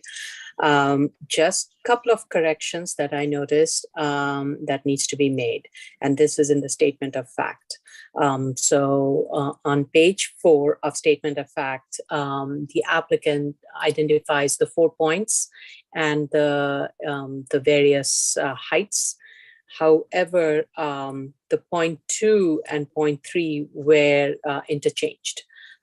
What is written here as point 2 is point 3, and what is written here as point 3 is therefore point 2.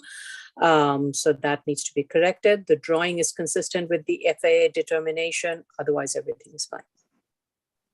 Sorry, wait a second. Which was? Page 4, right on the first 4 lines where it identifies 4 points, point 1, point 2, point 3, point 4.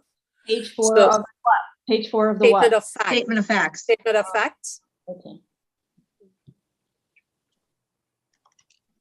So if you go to page 4, point 2, and it says 178 for AGL, 234 AMSL, and all of the 2020 AE. I compared that to the FAA determination letter for building point 2. The building point 2, the AGL is 191 feet and AMSL is 229 feet, whereas building point 3, AGL is 178 and AMSL is 234. So it just got interchanged. That just needs to be corrected. Otherwise, everything, and it's fine in the drawings.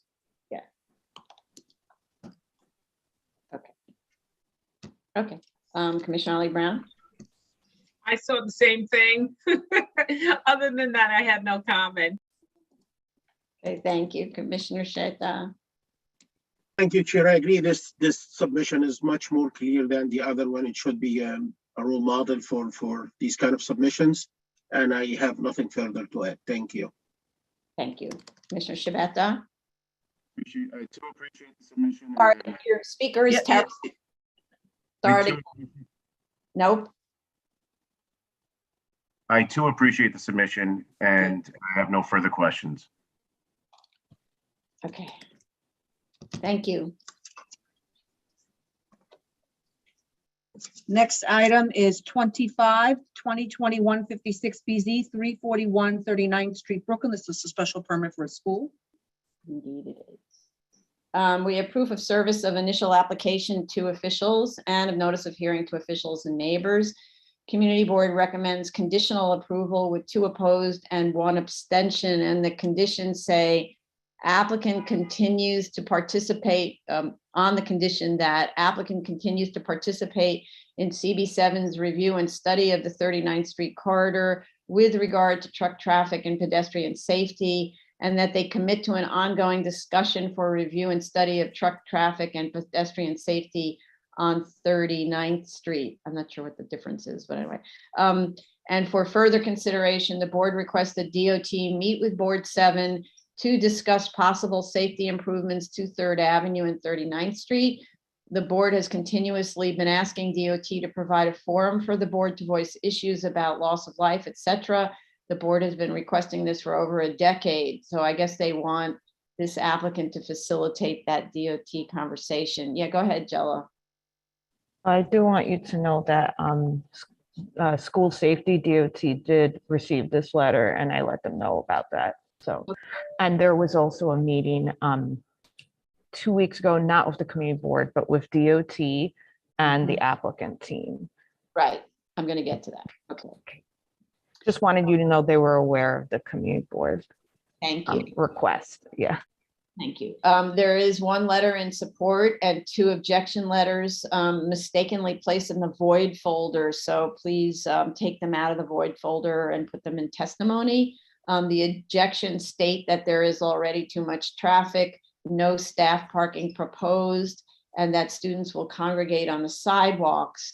I note that there are residential uses opposite the site, and initially I assumed that those were comments from the residential neighbors, but actually in checking the location, well, and one's on letterhead, the location, the addresses of those 2 objectors, those are businesses located just down the street from the site.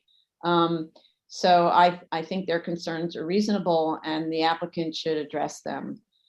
This is, as I said before, a 7319 special permit application for a use group 3 K through 5th grade school with 350 students and 51 staff in an M12 zoning district with possible inclusion of a 6th grade class temporarily.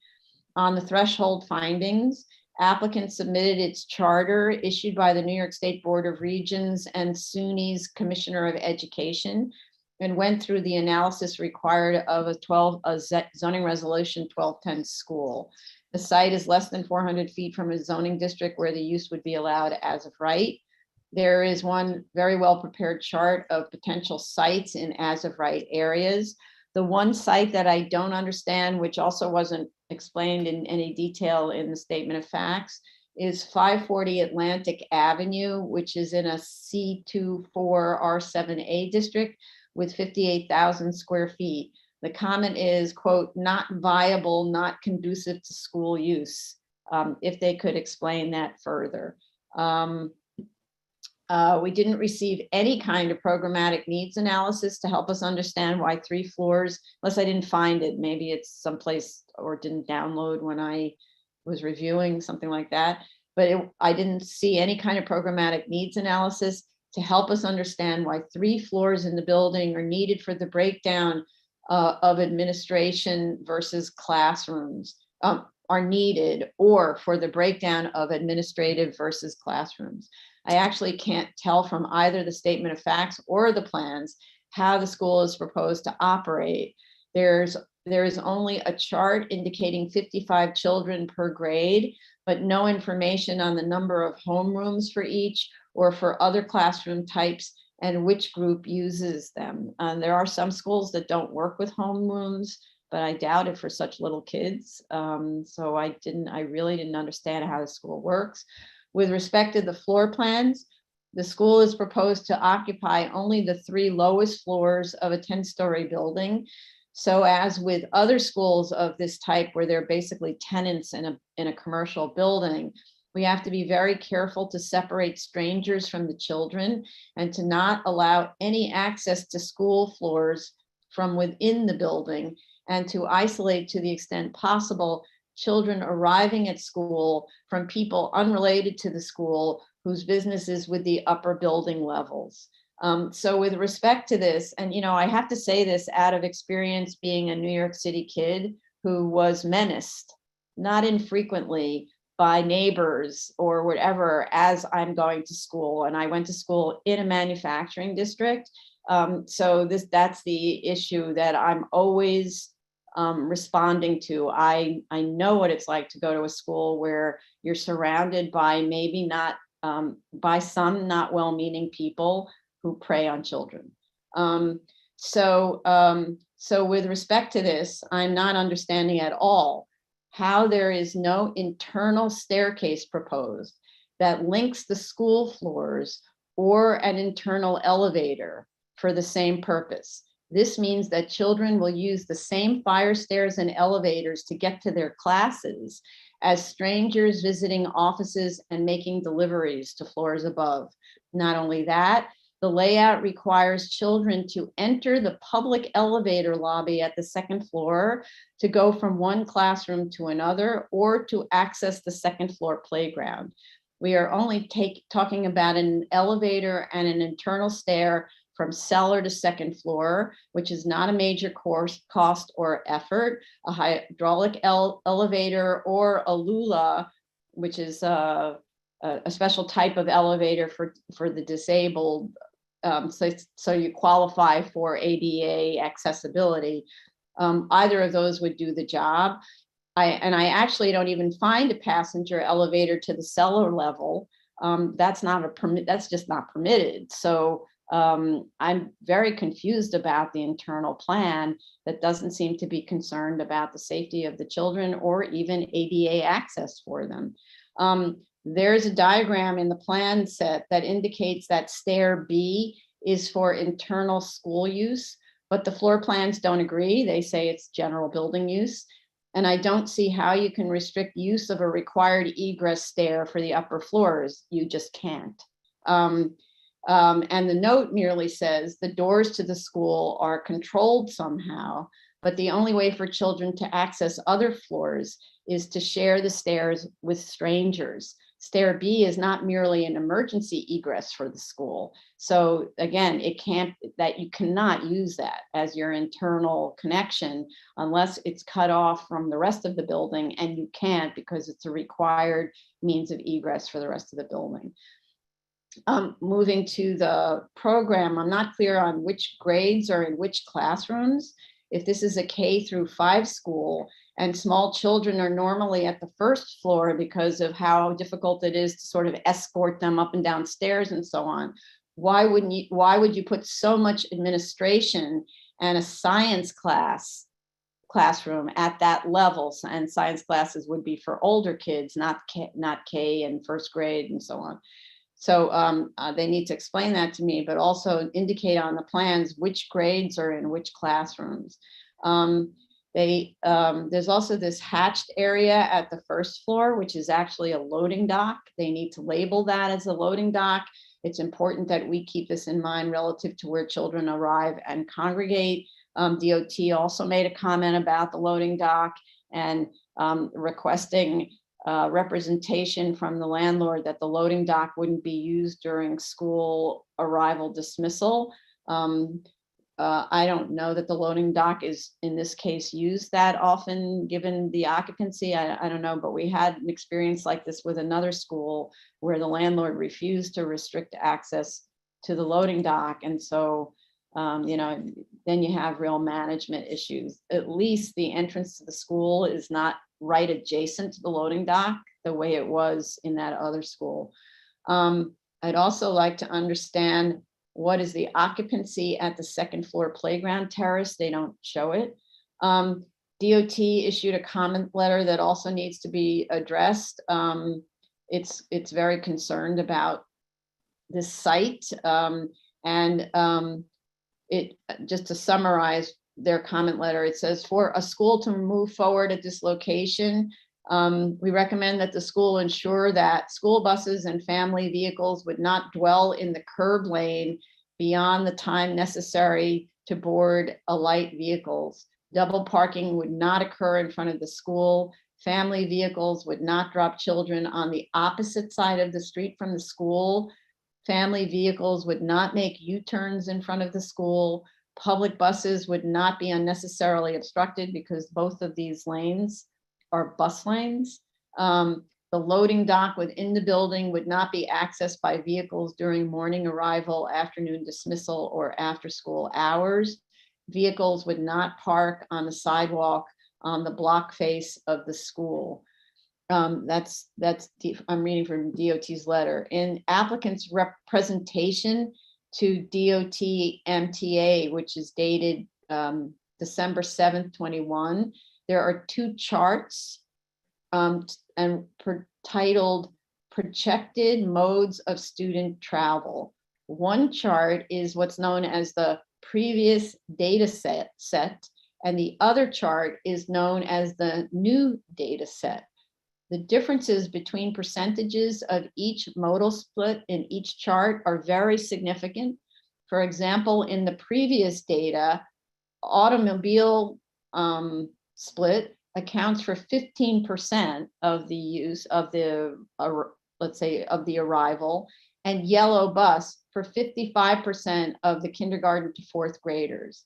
In the new data set, the split instead is half for auto, so 7%, and half for bus riders. I'm sorry, the split is 7% auto and 26%. I think I missed something here. I think it's 7% auto. And then for buses, it's broken down in a different way of K to second graders and third to fifth graders in a different way, but it's only 26% now and 39%. So it's a completely different kind of number. And I don't understand, there's no explanation for why old data versus new data are so dramatically different. According to the new data, though, 3 yellow buses instead of 4 and 16 private cars and taxis will be dropping off in the AM arrival time. There are, so I have one question. There are open parking lots on either side of the subject building. One looks like it's not that busy. I'm not really sure what it's for. It may be a parking lot even associated with this building. I'm wondering whether the school could make use of them for faculty or drop-offs, because there are quite a lot of faculty. There doesn't seem to be any analysis of how the faculty arrives. Yeah, and maybe there's a way to discourage lots of piling up of cars on the street by using that parking lot, if there's a way of making an agreement with that.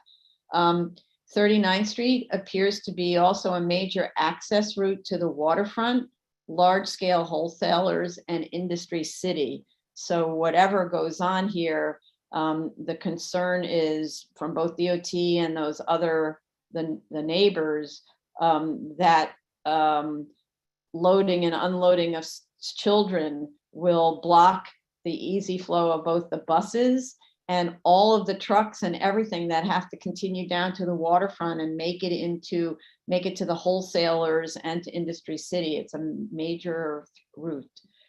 I see also that the study proposed a modification in the lane widths in front of the school building to effectively switch the parking lane to the school side, which DOT is looking at now.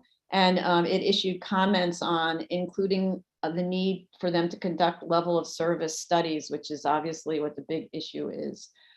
It seems the maneuvering by large trucks, it seems to me that the maneuvering by large trucks to clear that special zone where it necks down and then opens up again,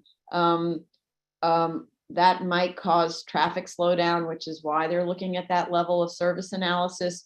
There are also no standing zones proposed in front of neighborhood businesses. So I'm not sure how that works to meet their loading needs. One side has residential, but the other side is entirely commercial. So, and one of them I think is plumbing related. So they obviously have trucks, they have loading needs. How can you make that a no standing zone? Unless it says no standing except for commercial vehicles or something. So The alternative, there's one alternative that shows the yellow buses dropping off on 4th Avenue, which we saw in another application was not acceptable to the school, but here it's being proposed. So to me, that seems to be the least intrusive. So then you would only need to be dealing with the parents or guardians dropping kids off in cars, because that's harder to control. But certainly having the yellow buses stop around the corner, and then you have escorts bringing the kids to the school seems like a better solution. And again, DOT had significant comments that they issued on February 23rd that the applicant needs to address. And then I'm going to the air quality analysis. I'd like to know whether area businesses that might be the source of pollutants have been studied. I see there's an industrial permit search, but what about unpermitted activities? There is an auto body repair shop next door, for example. Did they check whether there are spray booths? Because we know that that's a significant pollutant. Also, I'd like to know whether there's an air quality or noise issue with respect to the 2nd floor playground terrace that faces the Gowanus Expressway off-ramp, and also faces open, but I can't really tell what the status is of rail yards because they produce PCBs. So I just don't know whether that's been studied. I see the noise study looked at the impact of the play yard on area receptors, but I didn't see that the study looked at the impact of outside noise sources on the play yard. So maybe it did, I didn't find that. Also, I'd like to understand what is the situation with the rail yards. There was a comment that it's used infrequently, but when you go across whatever that is, not 4th Avenue, is it 3rd Avenue? When you go across that, you see there's a fence that's blocking the rail yard. So I don't know if that means it's a dead thing or they open the fence up only when there's a train. I don't know. DEP also had hazmat comments, including the requirement to install a vapor barrier in the cellar, which is doable because it's the subject use in the cellar. And those were my comments. Vice Chair Shanda. Thank you. So I'll go one by one based on the findings regarding the excuse me, regarding the feasible alternate sites. The applicant has provided the analysis. I thought this was a very kind of succinct narrative and document that's been provided. It was easy to follow and evaluate. I mean, I think this could be a good sample. The applicant not only just showed sites with as of right sites, considered 8 as of right sites, but identified why they were not reasonable, and also other non-as of right sites were looked at. So I'm satisfied with the feasible alternate site analysis. With regards to B, the site is located within 400 foot of a zoning district where school is permitted. It is located within 160 foot of a residential district, R6B. With regards to finding C, adequate separation. So a lot of it goes to the playground. Typically, we try to see when schools are located in a residential, or abutting residential uses, how much of an impact from the play area would be caused to the abutting residential. In this case, it's excuse me. In this case, it's a question of the noise and traffic from the surrounding area is also critical to analyze. The analysis that has been provided, it's being reviewed by DOT and, well, in this case, DEP and DOT for traffic. So I look towards their response, but little that I know about this area, that rail yard, it's used sporadically. It's really used to bring in new rail cars or taking old rail cars out of the rail yard that is located further east of this site, up on 4th Avenue. There's a New York City Transit rail yard, so it's really used to take that in and out. So it's not a daily occurrence, it's intermittent, but applicant could provide more information, that would be good. So the applicant is recommending noise attenuation as a result of that along both frontages of 39th and along the playground area. With regards to finding D, traffic movement, the applicant has is proposing 3 alternatives.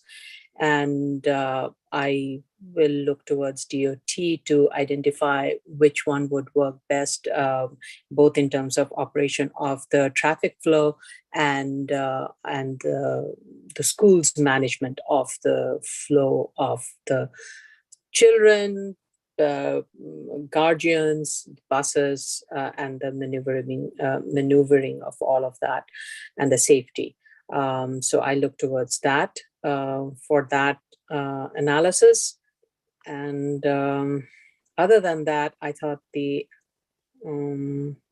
applicant has provided quite a good setup analysis. And I actually found the floor plan very helpful, especially in terms of how it was trying to identify how the staircases would be connecting the various floors. Initially, when I was reviewing the plan, I was also kind of trying to figure out how people would go from one floor to the other. But BSA 230 drawing, I found it helpful. However, I will say the notations on this drawing and the rest of the drawings is a little confusing, so that needs to be clarified and consistently throughout all the documents.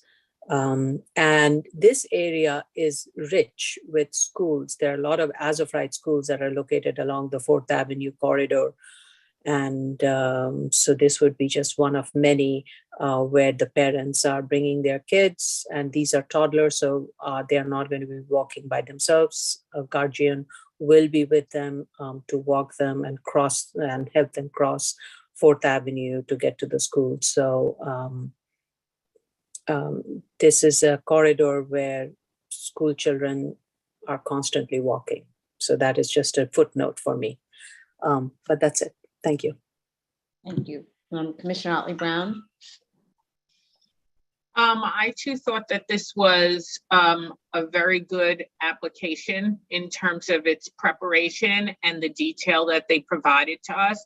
I thought their finding site search was very thorough because it didn't just include the 8 as of rights, but it also included other sites in the M, while not a finding, but still showed to us that there was a very robust search going on. And they gave us the target of what they were looking for, the demographics, the school district they wanted to be in, what they were looking for in terms of square footage, access to outside space, the leasing amount that they wanted to be within. So I thought that that was very good. And then the combination of the map, the chart, and the realtor's listing totally fleshed out for me exactly what they were looking for. I only had one question about that. Well, actually 2 little questions.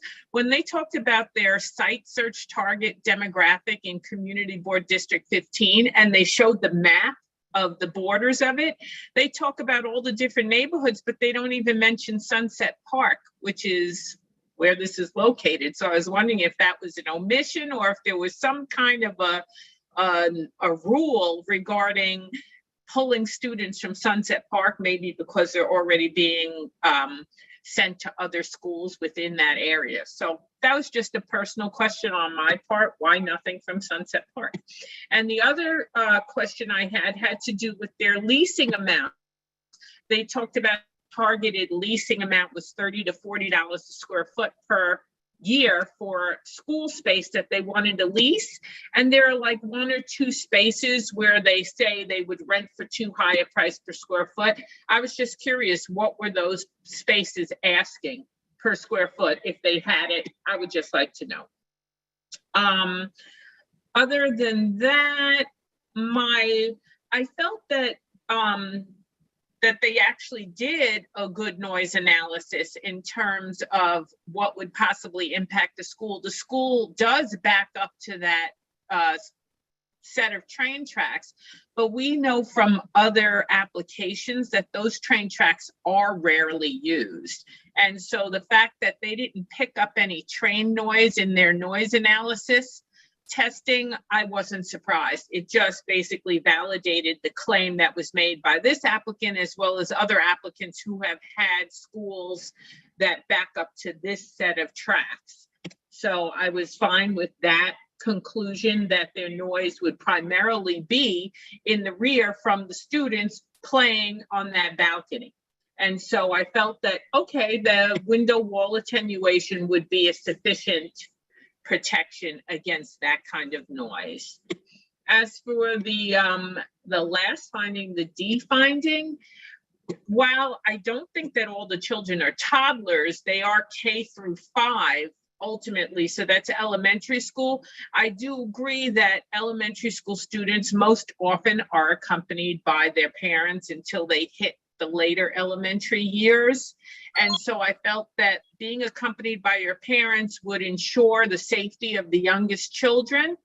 And I did see that they do plan to have, school staff to pose as greeters and communicators in terms of coordinating the arrival and departure of buses as well as cars, which I thought would be appropriate.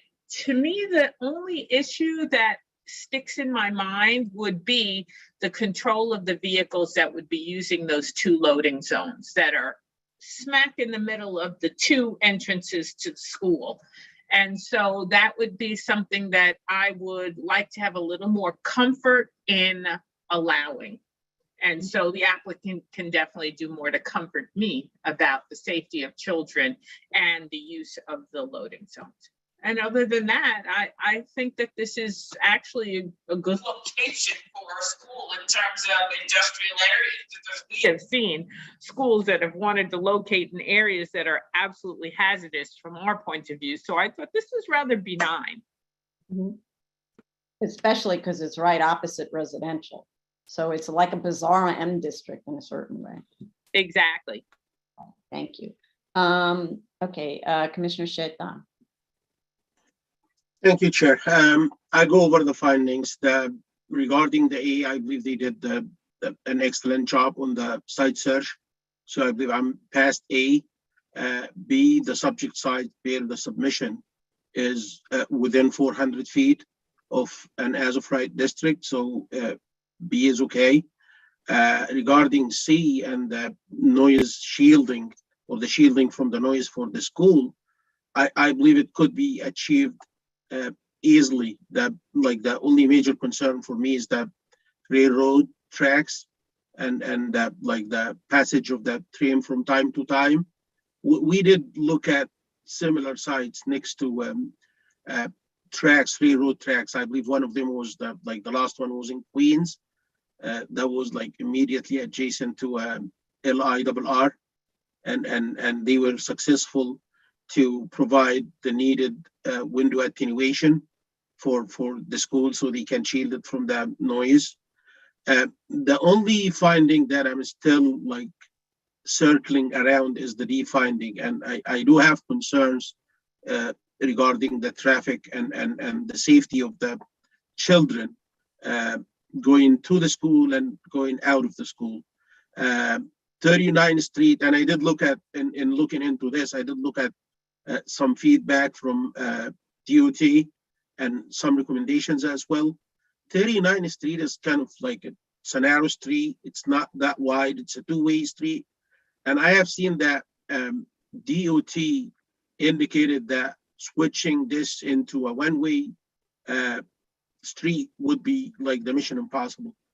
I have a suggestion. I'm not a traffic engineer. I'm not sure if it's feasible, but would it be possible to switch 39th Street connector between Gowanus and 4th Ave? Just this connector. would it be possible to switch it into a one-way, like during the early morning and the late afternoon? Like it's a time to change. No, I just want to intervene on there.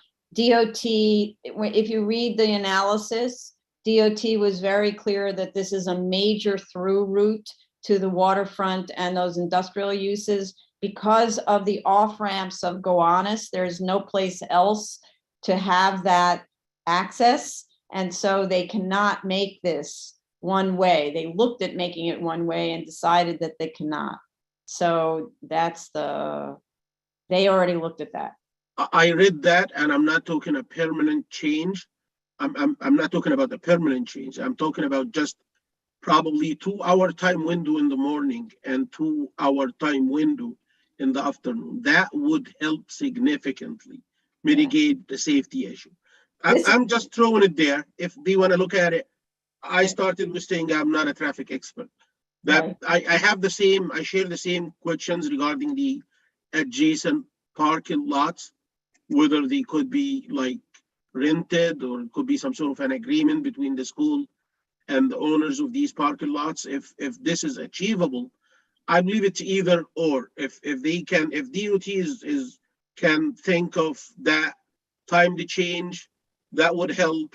If one of the 2 parking lots could be like rented or some sort of agreement existing, that would be helpful as well. Other than that, I have no other comments. Thank you.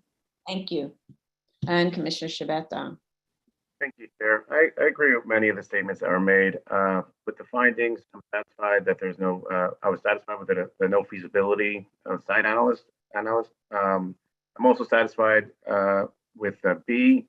With regard to C, applicant needs to satisfy DOT and DEP, and I'll wait to hear back from them with that. With regard to D, while I look towards DOT, I do one of the things that I don't feel was really addressed was how this is going to play out in inclement weather. I like the idea of the buses on the corner, but the walking those children that distance, if they could just address what the plan is for, I don't know, the 4 months of the year that we have, 4 months of the school year that we can have snow and whatnot. Because I could tell you in my own experience, it gets pretty hectic when I drop off my children. So I'd like to hear what the applicant has to say about that. I don't know. You wear a raincoat. I don't know. Well, with 2 feet of snow on the sidewalk, that do we have a plan? Is there something? That's what I'm looking for. So in other words, does the school handle the snow removal to create a clear path for the kids? Is that kind of what you mean from the bus? That's what I mean. Okay, that's fair. That's reasonable. Okay. Jella, go ahead. Hi, thanks for your very thorough comments. I noticed almost all the commissioners mentioned the rail yard. I do want to let you know that DEP did make a comment about the rail yard in their letter, and they asked the applicant and the consultant to contact MTA and see if the planning study included a noise assessment that should be included in their study. Okay. And they have reached out but haven't heard back. Right. Okay. Thank you. My specific question really was about the noise. Not that I thought there was noise from the rail yard, because it really doesn't look like much is going on unless they're going to be introducing a whole new rail line there that we don't know about. But it's really the noise from the Gowanus and its impact on the playground, because I know that they're proposing a high window attenuation on the at the floors of the school, obviously to address the noise from the highway, but there's nothing on the playground. And I don't know at what point it's not okay for children to be on a place where there's heavy noise source, or whether you just build a tall attenuation fence essentially, and then you don't have to worry about it because the kids are shorter than 5 feet. So Yeah, I don't know if the play area is considered like a sensitive receptor. That's how I kind of saying. looking at it, they're only looking at it because that's normally what you do with playgrounds. You look at playgrounds are noisy. No, I get that. I'm saying that the noise, that the playground itself is a receptor. That's what you're saying. I'm saying the playground is the receptor from area noise. Yeah, I And- get that. Yeah. And the instruction was for a 45 an attenuation at the windows to bring that down to 45 dBA. But there's no discussion about attenuation at the playground, which would be easy enough, but it wasn't discussed. That's my question, actually. So, okay.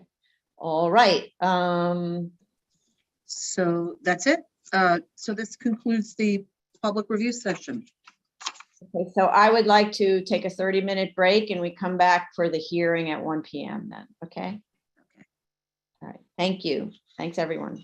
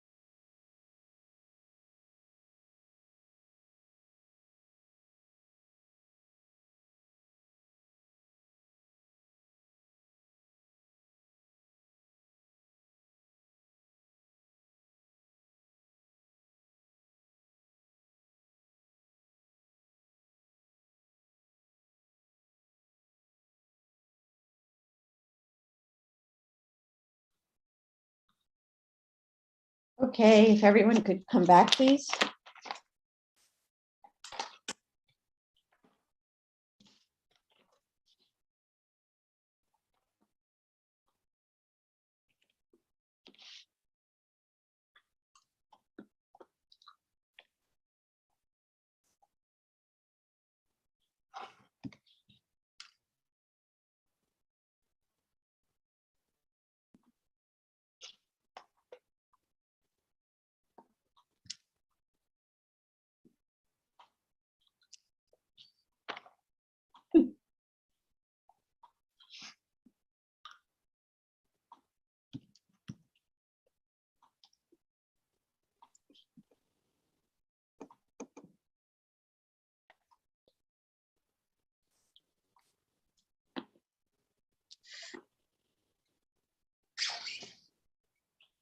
Let's see, thank you.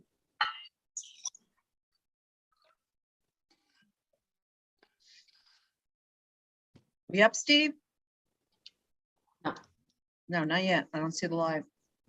No, it says live on YouTube, recording paused. We need to be recording though. No, I'm sorry. I didn't see that. Thank you. Here we go. Good afternoon. This is the Board of Standards and Appeals public hearing for March 15, 2022. We'll begin with the appeals calendar, continued hearing items, item number 18, 2020 39A, 235 O'Dare Avenue, Staten Island. I'm admitting Mr. Geary. Hello? Yeah. Can you, Okay, you hear me. Terrific. Thank you. yeah, can You you can- accept your panelists so we can see? Oh, you want to see me? I forgot. Sorry. Let's see. Unmute. Do I have to do anything else? No, press the panelist button. Panelist. Join as panelist. Yeah.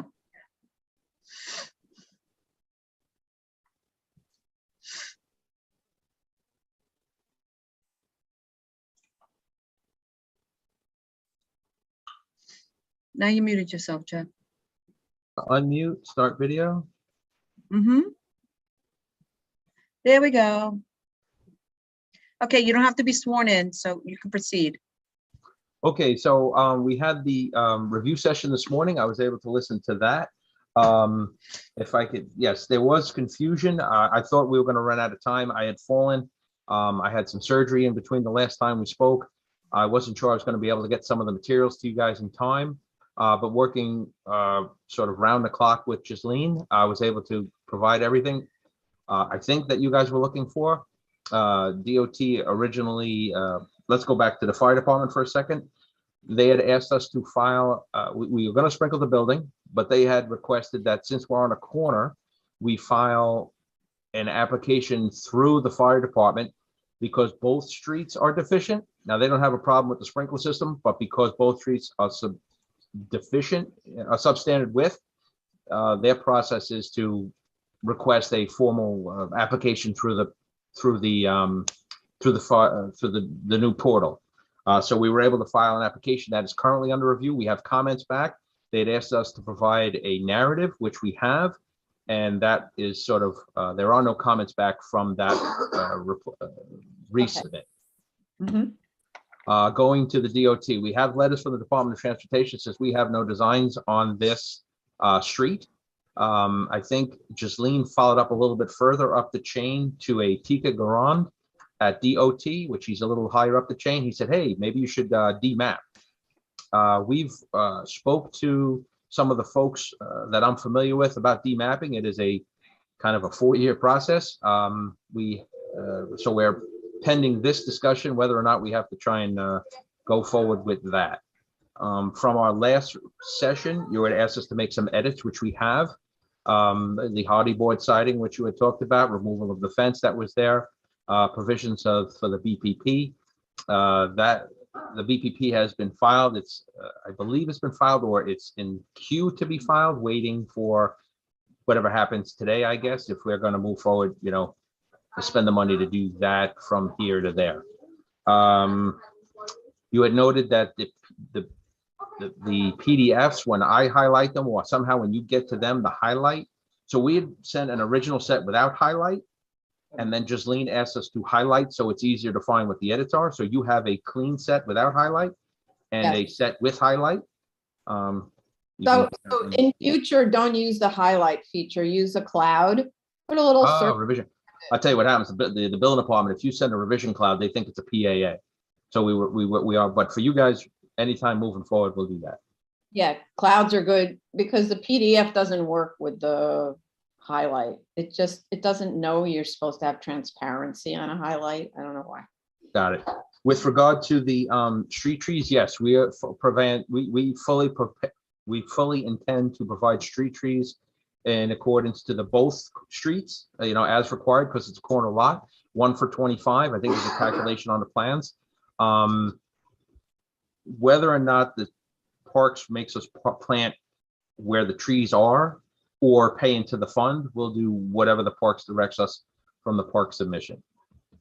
Okay, but so you're gonna put as many street trees and in actual place as is permitted or required by. But it was required, yes. But if yeah. it's permitted, then you pay to the fund, right? But Correct. you only show one street tree. I didn't catch it, but yes, we intend to. No, I heard what you said. I didn't catch it on the site plan. It didn't come up in the last review session, so I didn't think about it. Okay. So you'll revise the site plan to show all the required street trees unless it's impossible to put them there because there's a fire hydrant or something like that, Correct. using DOT's instructions about distance from the corner. And So it's 7 feet from, right. We'll use the DOT distances and the DPR requirements at 1 for 25. And if there's any leftovers that we can't put, we'll pay into the fund. That is the plan. So just to be clear again, you'll revise the plan to show that, right? Yes.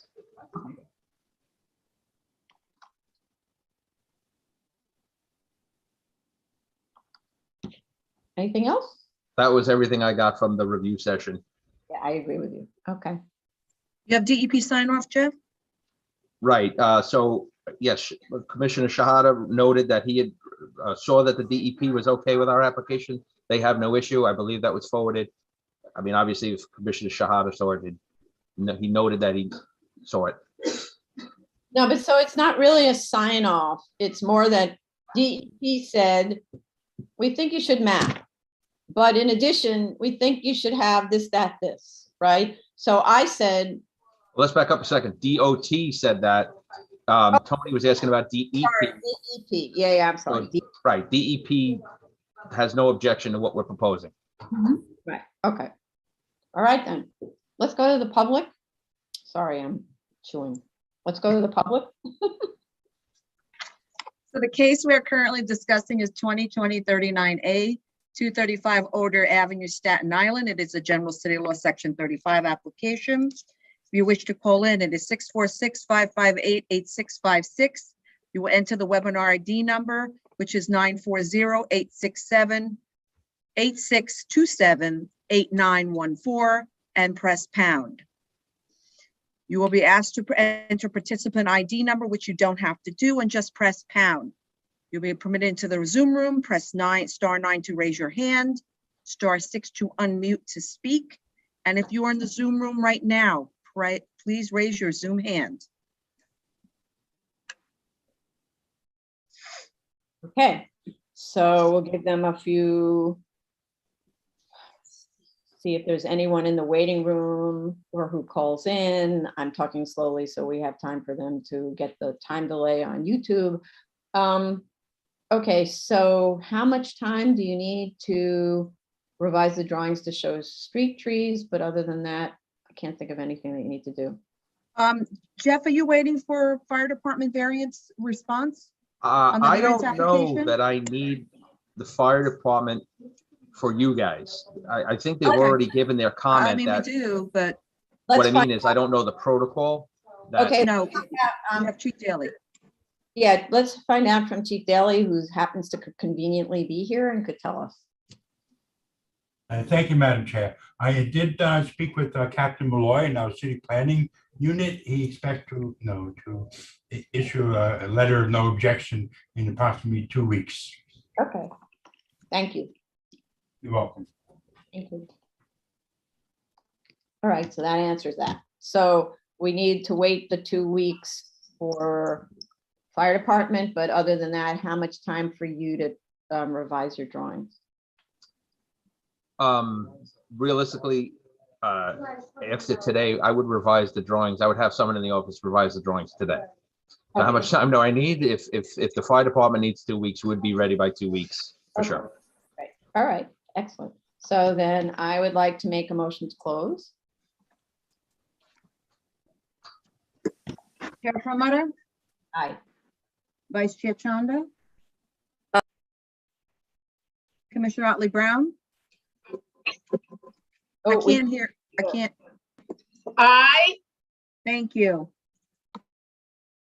Commissioner Sheta, Aye. Commissioner Shabeta, Aye. thank you.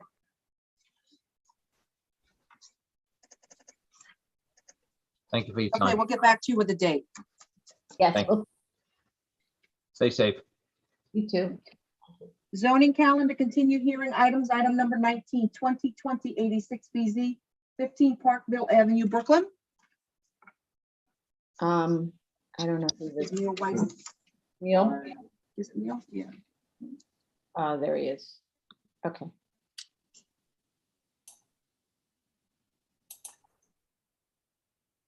There were a few names here. I don't know. Yeah, I see Mr. Smithline was in last time.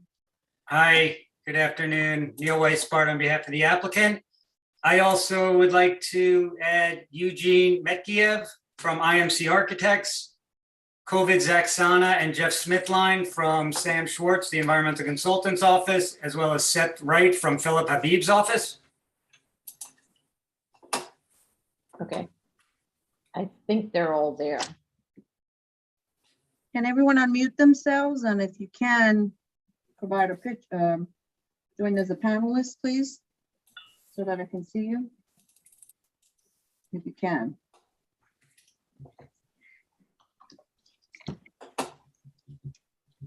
Mr. Smithline, if you are part of this, please unmute and Yeah, I'm do the here. video if you can.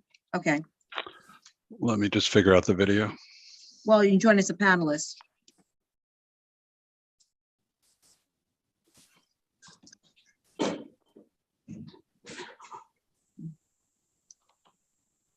All right, maybe I should just. All right, let's swear them in. Okay, great. Raise your right hands. Do you affirm to tell the truth, the whole truth, and nothing but the truth in your testimony before this board and to respond honestly to board member questions? I do. Yes, I do. I do. I do. Okay. Mr. Weisberg, proceed. Thank you. So we attended a review session this morning, and regarding the comment letter from DOT, as the board mentioned, there's a meeting with DOT and our team tomorrow morning at 10 a.m. We've also been advised that arrangements have been made to have MTA attend as well.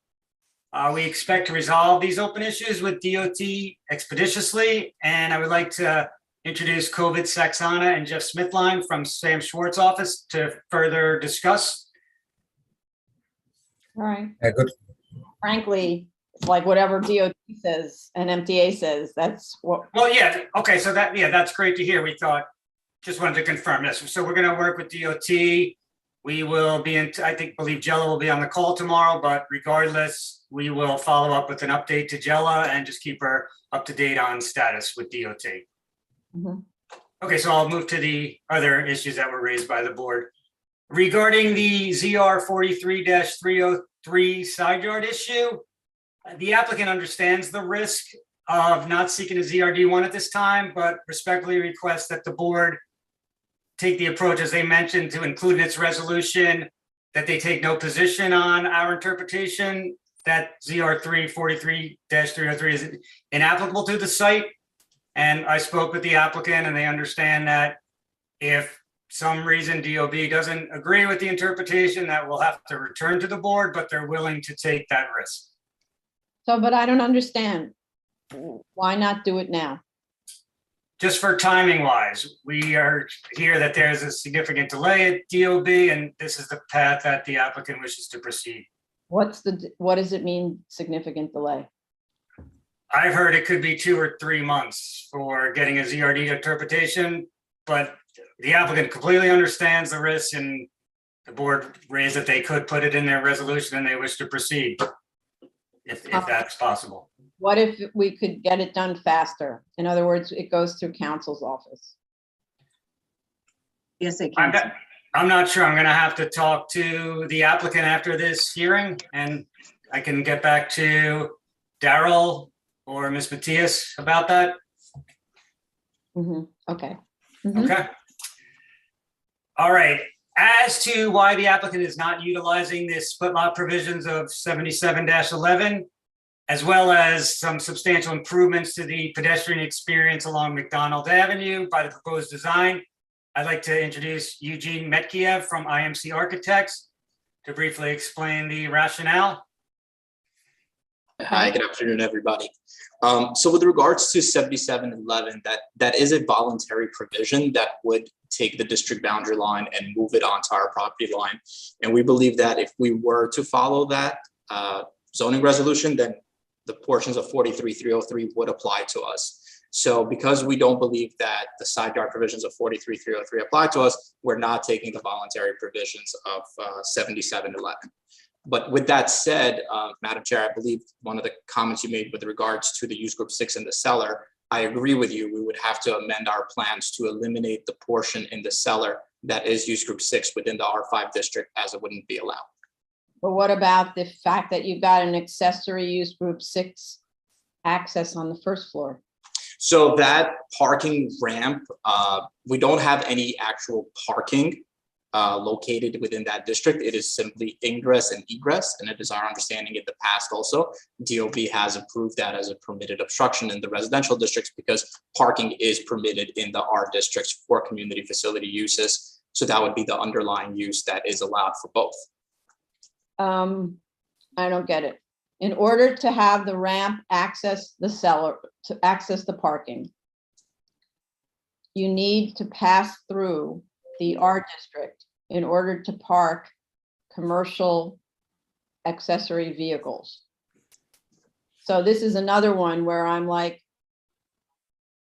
I don't think this is allowed. This is the ZRD1 part. So, and the other part of it is you're saying that if you treat this all as an M building, then you're going to have to provide the side yard. That confuses me because the other part of the building is an M building. So you're saying just that little corner is absolving you of the need to comply with the side setback?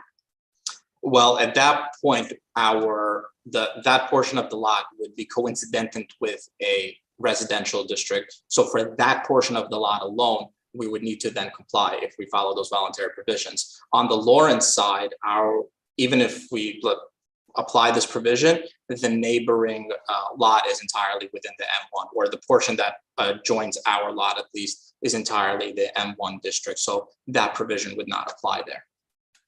Right, but it's sounding like you want to have your cake and eat it, and I don't see how you can have a use that's accessory to commercial be in an R district. Well, I think what Eugene's saying is that the ramp services both the ambulatory care and the commercial use, and DOB's interpretation is there's no parking, there's no actual use within the R district for the office use.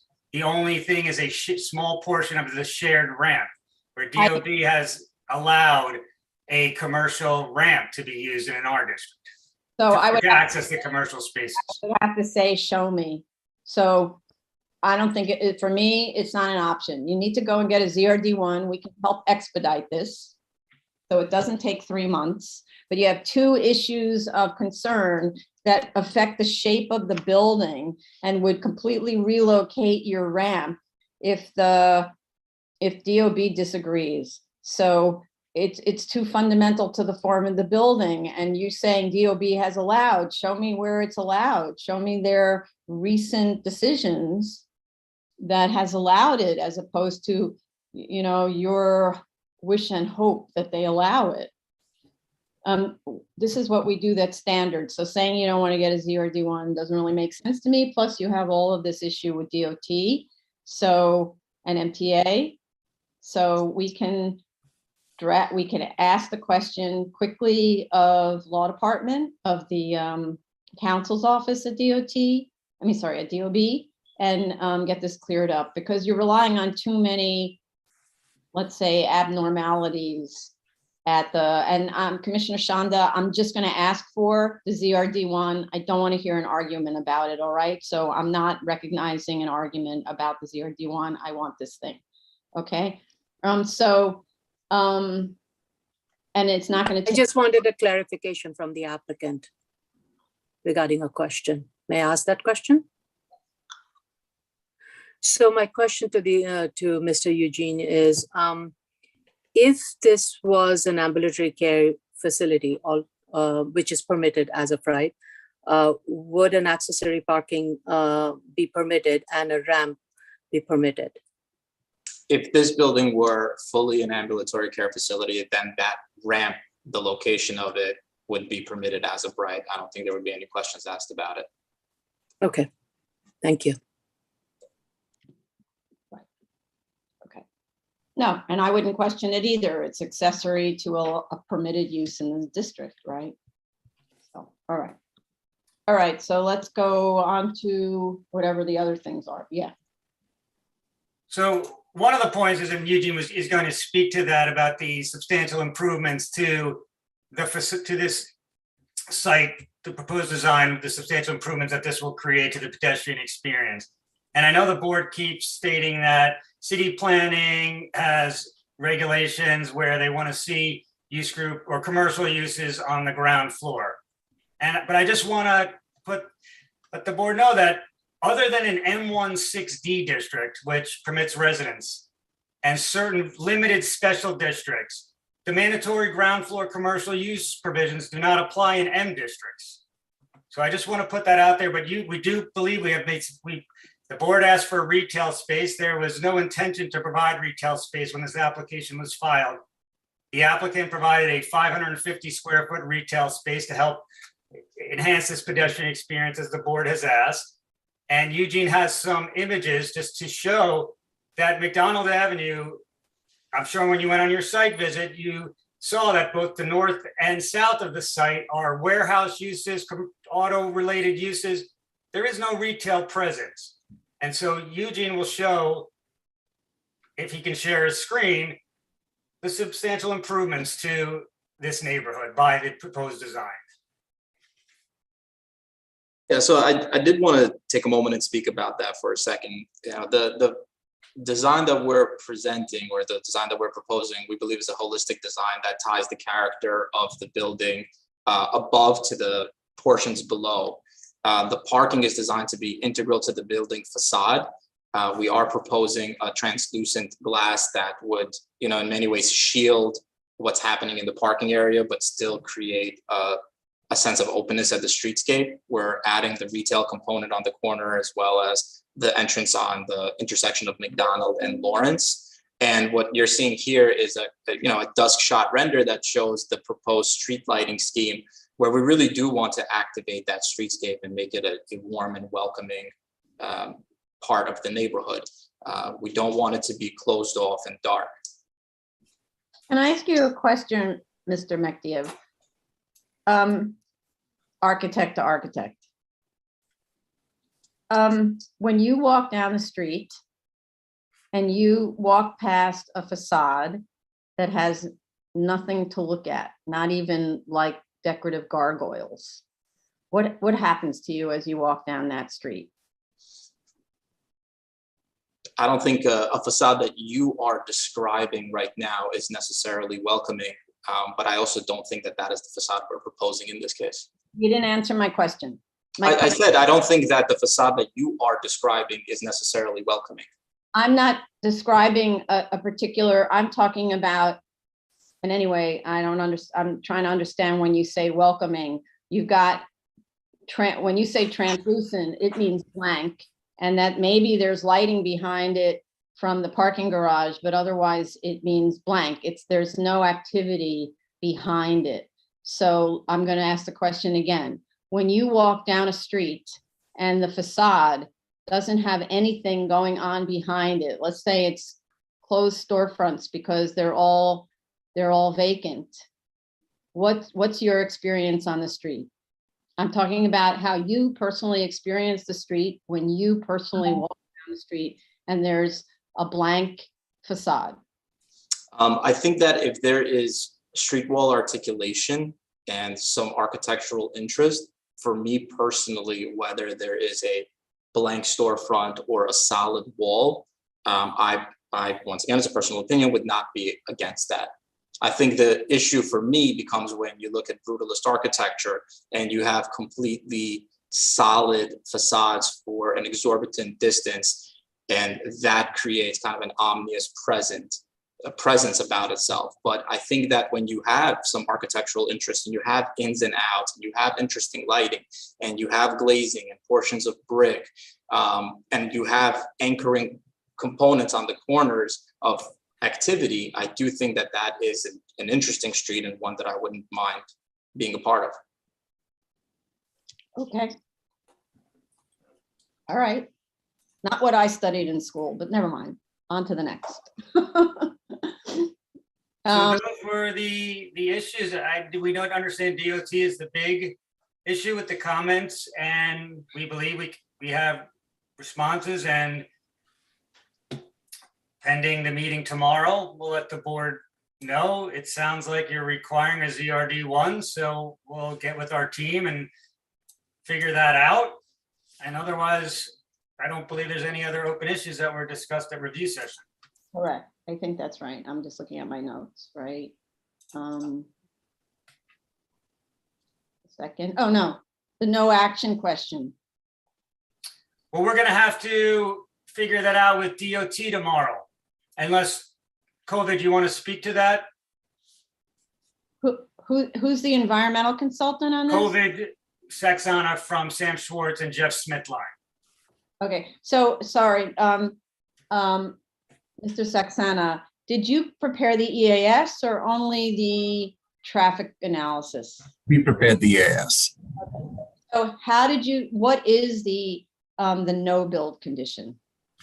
We had assumed the no build condition to be exactly the same as the width action, except for the number of parking spaces that would be provided. In light of DOT's comments, we had discussed comment number 1. Let's slow down. Where are the required 147 parking spaces in your no build? I'm sorry, where are they located? Where would they be located? Yeah, where would the 147 required spaces be located in the no build?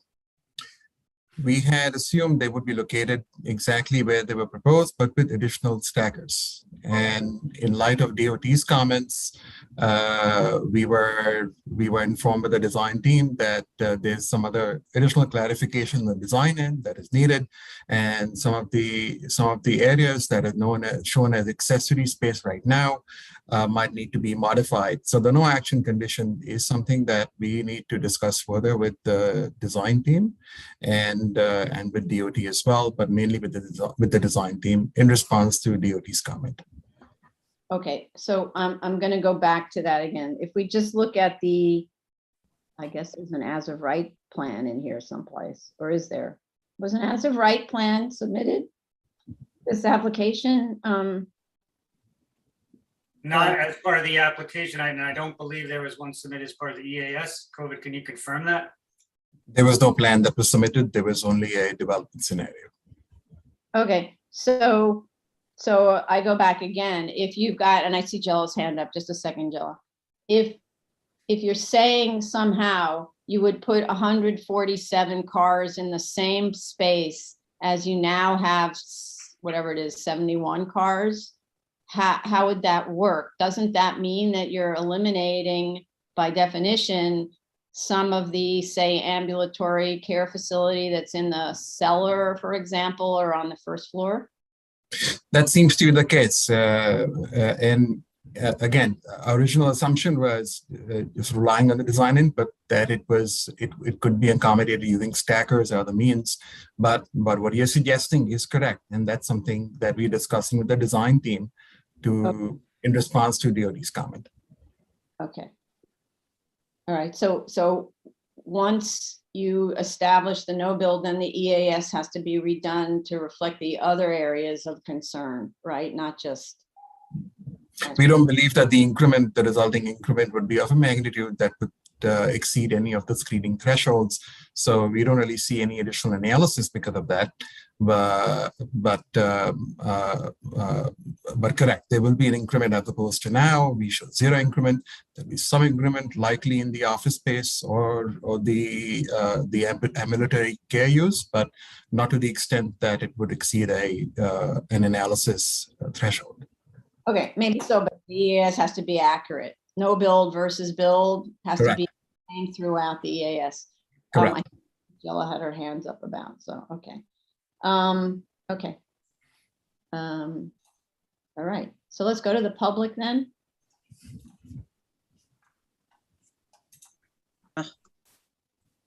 Sorry. Sorry. It's a little. The case that we're currently discussing is 2020-86BZ, 15 Parkville Avenue, Brooklyn. This is a special permit to permit parking reduction. If you wish to call in, it's 646-558-8656. You enter the webinar ID number, which is 940-8627-8914 #. You would then be instructed to enter the participant ID number, which you don't have to do, just press £. Once you're in the Zoom room, you can press *9 to raise your hand, *6 to unmute to speak. If you are already in the Zoom room, please raise your Zoom hand. Okay, so how much time? I just want to see if anyone calls in because there were.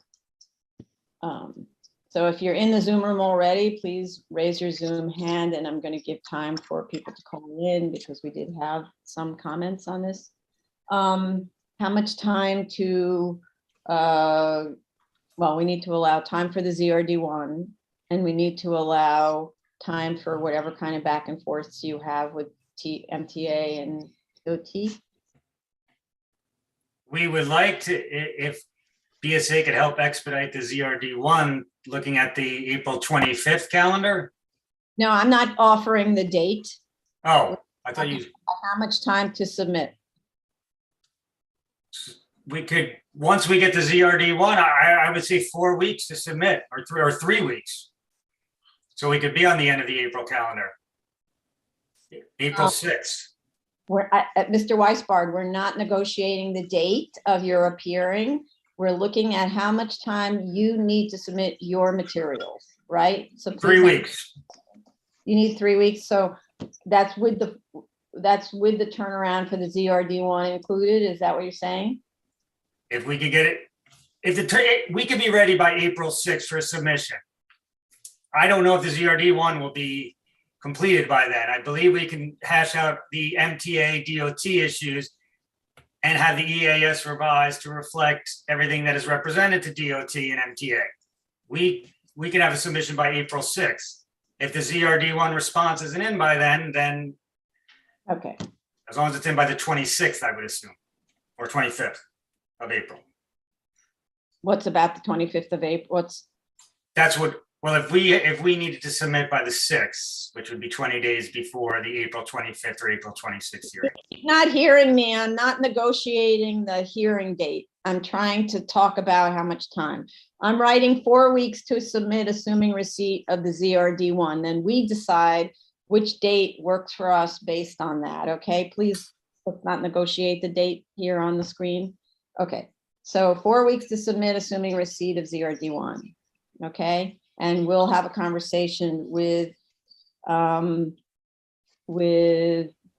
DOB's counsel's office about that as soon as, we may even be able to ask the question directly. I'm not sure. We'll try that also. Okay. All right. Thank you, everyone. I think no one called in, so we can move on to the next. Okay, next item is item number 2021-15BZ, 81 Beaver Street, Brooklyn. This is the variance. So Jeff's team is Sean Palin is the name of the participant, Marjorie, Madam Chair? Yeah. They're all in the same room apparently or something. Oh, so all of these other people, though, Mr. Mekdiev has to. No, he was just on the other case. I know, but so he's still in the hearing room. Oh, so- okay. Okay, there we go. Yeah. Okay. So, and everybody else, okay, now I see people's hands up. Jordan Rogov, not sure, Jessica. Who else? Sorry. Jack Freeman. Jessica. Oops. Jessica Chorus. I Okay. Mr. Phelan's, you're gonna unmute, and Jeff, you're gonna unmute? Yeah, and actually, follow? we're on Jordan's. Oh, there you actually. are. Sorry, it's under Jordan. Yeah. Okay. Sorry, we're using a system in the conference room that will allow all of us to speak together. And we're all under my name. I know you have to swear us in. So to make it easier, we have the full team here in the conference room. Shane, he's also signed on as well, and he'll offer any kind of drawings that might come up over the course of our conversation. Okay, so wait, slow down. Just before you get sworn in, I need to have, because your screen, this is really confusing when you do it like this for Zoom. You have to identify all the speakers, and since it's always going to say Jordan, that's too confusing. So I need to know who on that screen, I can see Jeff, is going to be speaking from that screen, because we're going to put all the names. Okay. Yeah, so the three people who will be speaking from this screen are Jordan Rogoff, Travis Stabler, Jeff Mulligan. I believe that's it. And it's Stapler. B as in boy, Stabler. All right. okay, and Mr. Phelan is gonna speak also? No, he is not. Okay, because He will just be sharing, if we need to share any images, he'll be handling that. okay, so Jessica, you need to unmute, Jack unmute, and Shane unmute still, so I can swear everybody in case anybody starts to speak and you're not already sworn in. So raise your right hands. Do you affirm to tell the truth, the whole truth, and nothing but the truth in your testimony before this board, or to respond honestly to board member questions? I do. Okay, start. Good afternoon, Chair Perlmutter and Commissioners. So we appreciate the board's attention to this application, especially the site visit from last week, which we think was very productive, as well as your thorough review of our latest submission. We also appreciate your acknowledgement of our financing deadline and the need to close the hearing in order to meet that deadline. Having listened to the comments at the review session, we understand that the majority of the board prefers the lesser variance scenario. And, although we have been marketing the ground floor for commercial uses for the last at least 3 years and haven't been able to get a tenant, we understand that's the majority's position. We agreed to make this change on the ground floor to have full ground floor commercial space. But there are, however, some issues with removing the penthouse that we wanted to talk to you about. Now that we've drilled down deeper and looking at it, there's some timing constraints and some programmatic constraints and some serious aesthetic constraints that we wanted to discuss with you. So for that, I'll turn it over to Jordan to explain those to you. Sure. Thanks, Jeff. We wanted to just point out the complexity of the suggestion of removing the penthouse. Is it you who has the fire in the background? No, I'm sorry. We're off of 6th Avenue. It'll pass. It'll pass in a moment. Apologies. I'm not sure that the recording and the transcript will be able to hear anything until it's over. So let's just wait till they put out the fire. What happens? Okay. It's still going on. So I think what happens is the transcript will record it as a zzz, and that'll be a shame. And then, yeah, still at it. I hope, did you look out the window to make sure you don't have to do an emergency egress? Yeah. actually, you probably weren't there, Jeff, but I remember having to egress from the 37th floor of 1221 6th Avenue by the staircase in like, what was it, 2003 or something? Do you remember that? It was the day of the blackout. No, I was not there. Though I was at a BSA public hearing when there was an earthquake and we had to evacuate. Yep. The door on the cabinet doing this, and then I looked at my coffee cup, and I'm looking at the little whirlpool in my coffee. My first earthquake, because New Yorkers are not experienced like Californians are with those on a regular basis. All right, having stalled enough. All right, the emergency is over. I'll resume. Talking about the penthouse. There are a number of things that kind of get triggered if we do remove the penthouse that would require quite a bit of coordination and delay to the project, unfortunately. One of them is that the requirement to go back to SHPO and the Park Service would be a lengthy proposition, somewhere between 3 and 6 months with the removal of the penthouse. There was a comment that I wanted to address as well. Okay. So, SHPO, you're not preserving anything by building the penthouse, right? Well, yeah, I'll go through the list. So before we change topics, the penthouse itself is actually kind of a Swiss watch of kind of different components, right? We've got the stair core and the elevator that we've already established and discussed on site, but we also have kind of a massive makeup air system that serves the 3 sub-levels that you guys saw firsthand. So there's a tremendous amount of air that needs to be pumped down there. So there's quite a bit of equipment that actually sits in that gabled roof in the penthouse. So by removing the penthouse, we still have all of the kind of guts or all of the stuff that was inside there. That's one concern. Another concern is that Verizon has a lease on the building rooftop for their cellular equipment.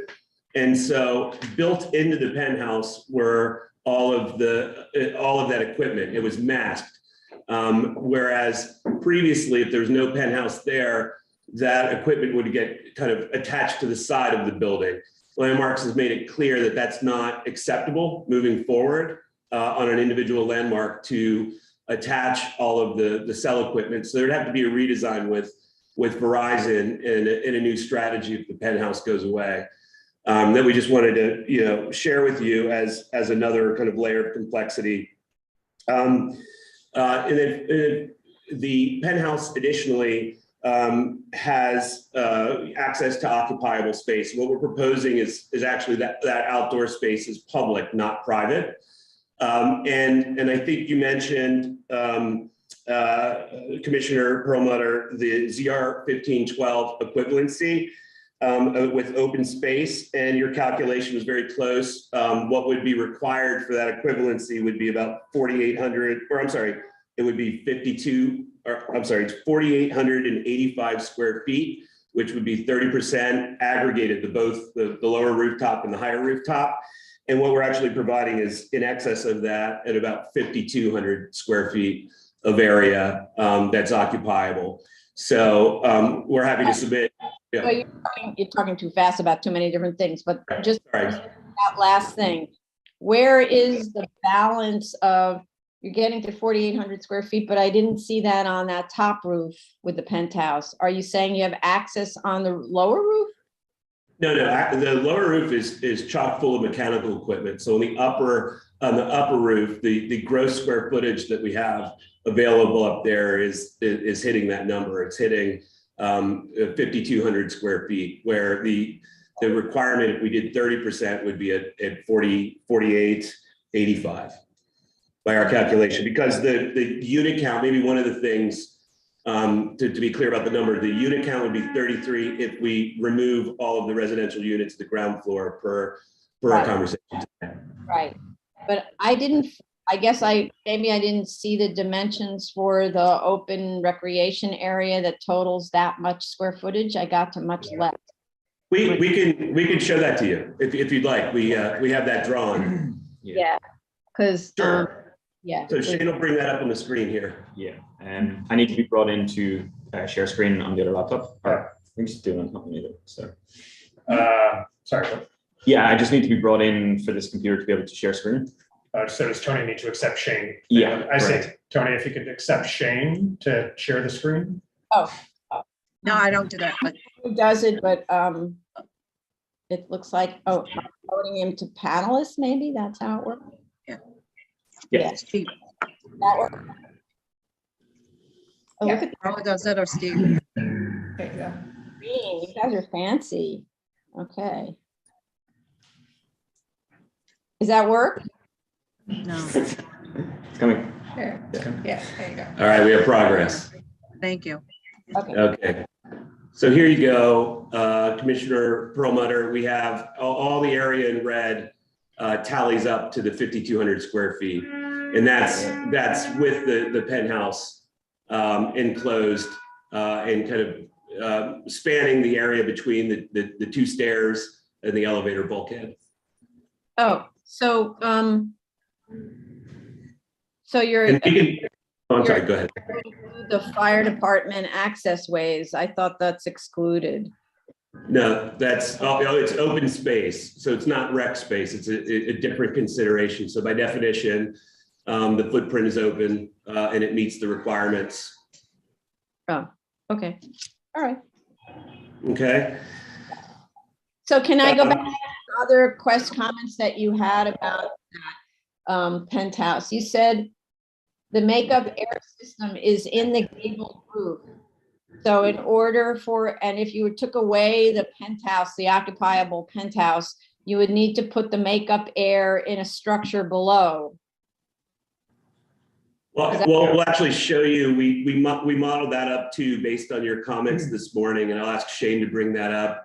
So we did a quick comparison with the design that was proposed on the left, and on the right would be how we handle the makeup air. The challenge with the makeup air is that it has to be off of the rear property line, a side property line, and out of range of the exhaust system for the building.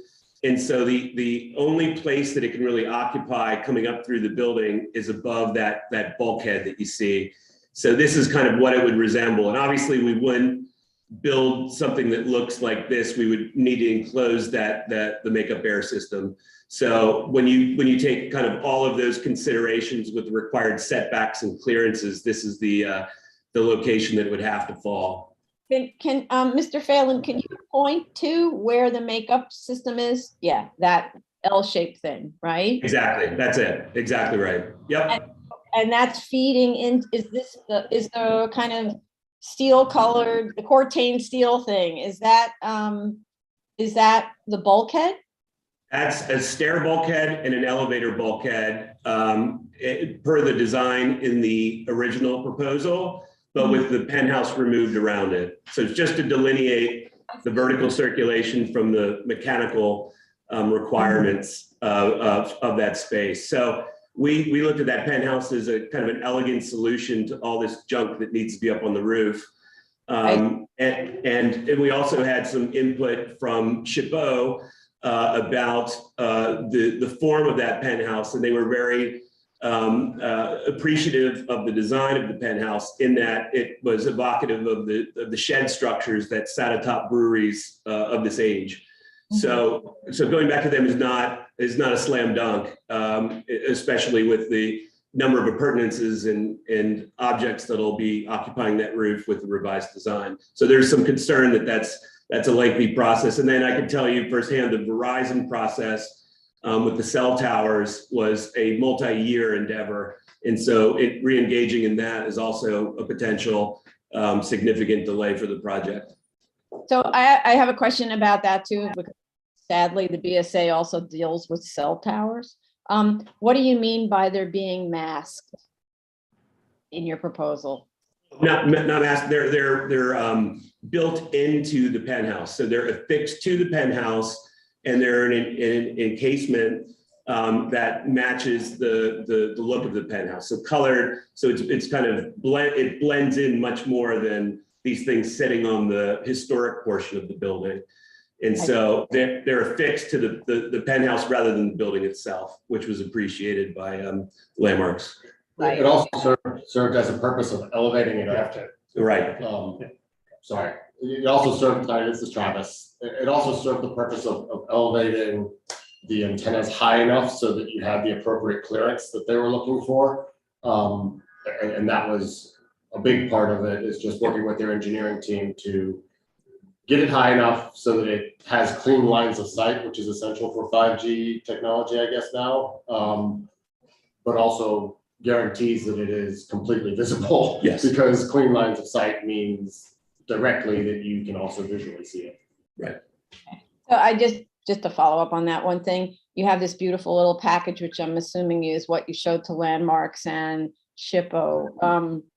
Do you have like one drawing in this package without going and looking far and taking time of what it is, where it is, or what it looks like with the Verizon sort of package thing? Yeah. We can, if you give us maybe go to other items. Yeah, we could go to other items We'll and pull it up. come back. Yeah, Sure. if you give us 5 minutes. Perlmutter, if that's okay. This isn't to prove to me that, you know, that your argument's wrong. It's curiosity about how you're dealing with Verizon, which is usually unwilling to negotiate anything other than the ugliest possible attachment. So I'm interested in what you got to with the power of Landmarks and SHPO behind you. Sure. Yeah, no, we'll dig that up and share that. So it's nothing revolutionary, but the fact that it's off the building and that it's kind of painted or colored to match the copper, we thought was a small victory, so that we don't have these kind of sticking up everywhere. Oh, so this is copper, it's not tan steel. Correct. And you're gonna treat it so it goes this color? We were hoping that the copper would just patina over time. What we found recently is that the air is so much cleaner in New York City, it doesn't go green. So it goes to a dark kind of bronze color.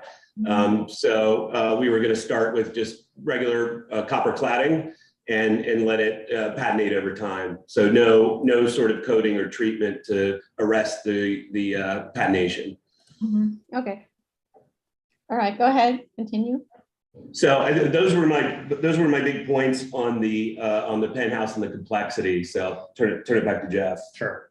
And yeah, what we're hoping to be able to do is to submit the plan, which is essentially the lesser variance scenario, but with keeping the penthouse, because we think it's a more attractive structure, and it would not require us to have to go back to SHPO and MPS, which, as Jordan said, could take a few months and could further delay our ability to get financing the historic tax credits filing.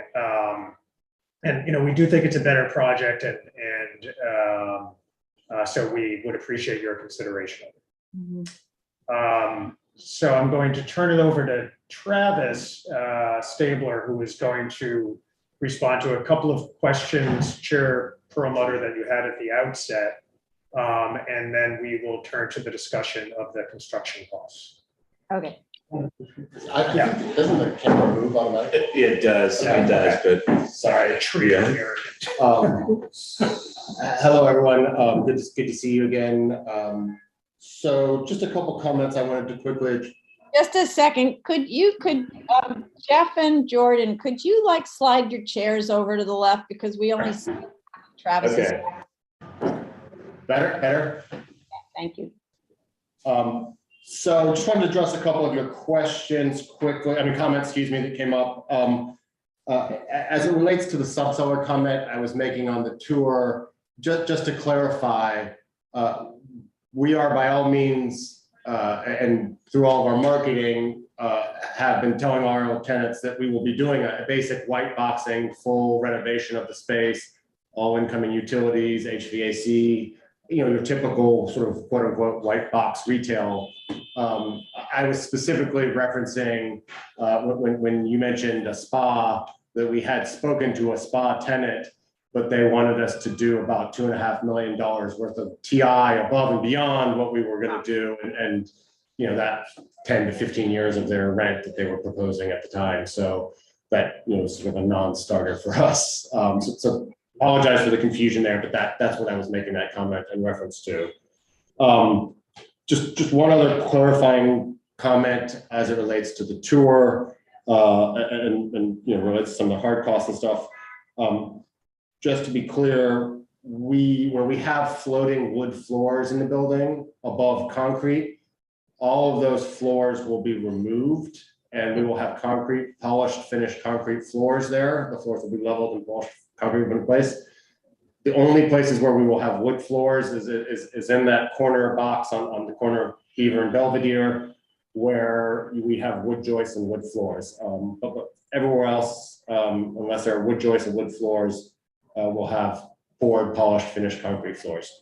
So that means that that the pour will bring them all to level as opposed to using the wood to level. Correct, exactly. So the wood that's there in bad shape will be removed. It'll be poured and leveled and finished, and that'll be the finish we have, obviously subject to whatever tenants put in after the fact. Okay. Those were the primary comments I had to respond to that before we get into the hard costs. Thank you guys for your comments on the hard cost. As we mentioned, we are inclined to move forward with the lesser variance and accept full floor retail. So I don't know how into some of the comments we want to get. There are a couple things I just want to clarify on the hard cost and just explain relative to the new cost estimate.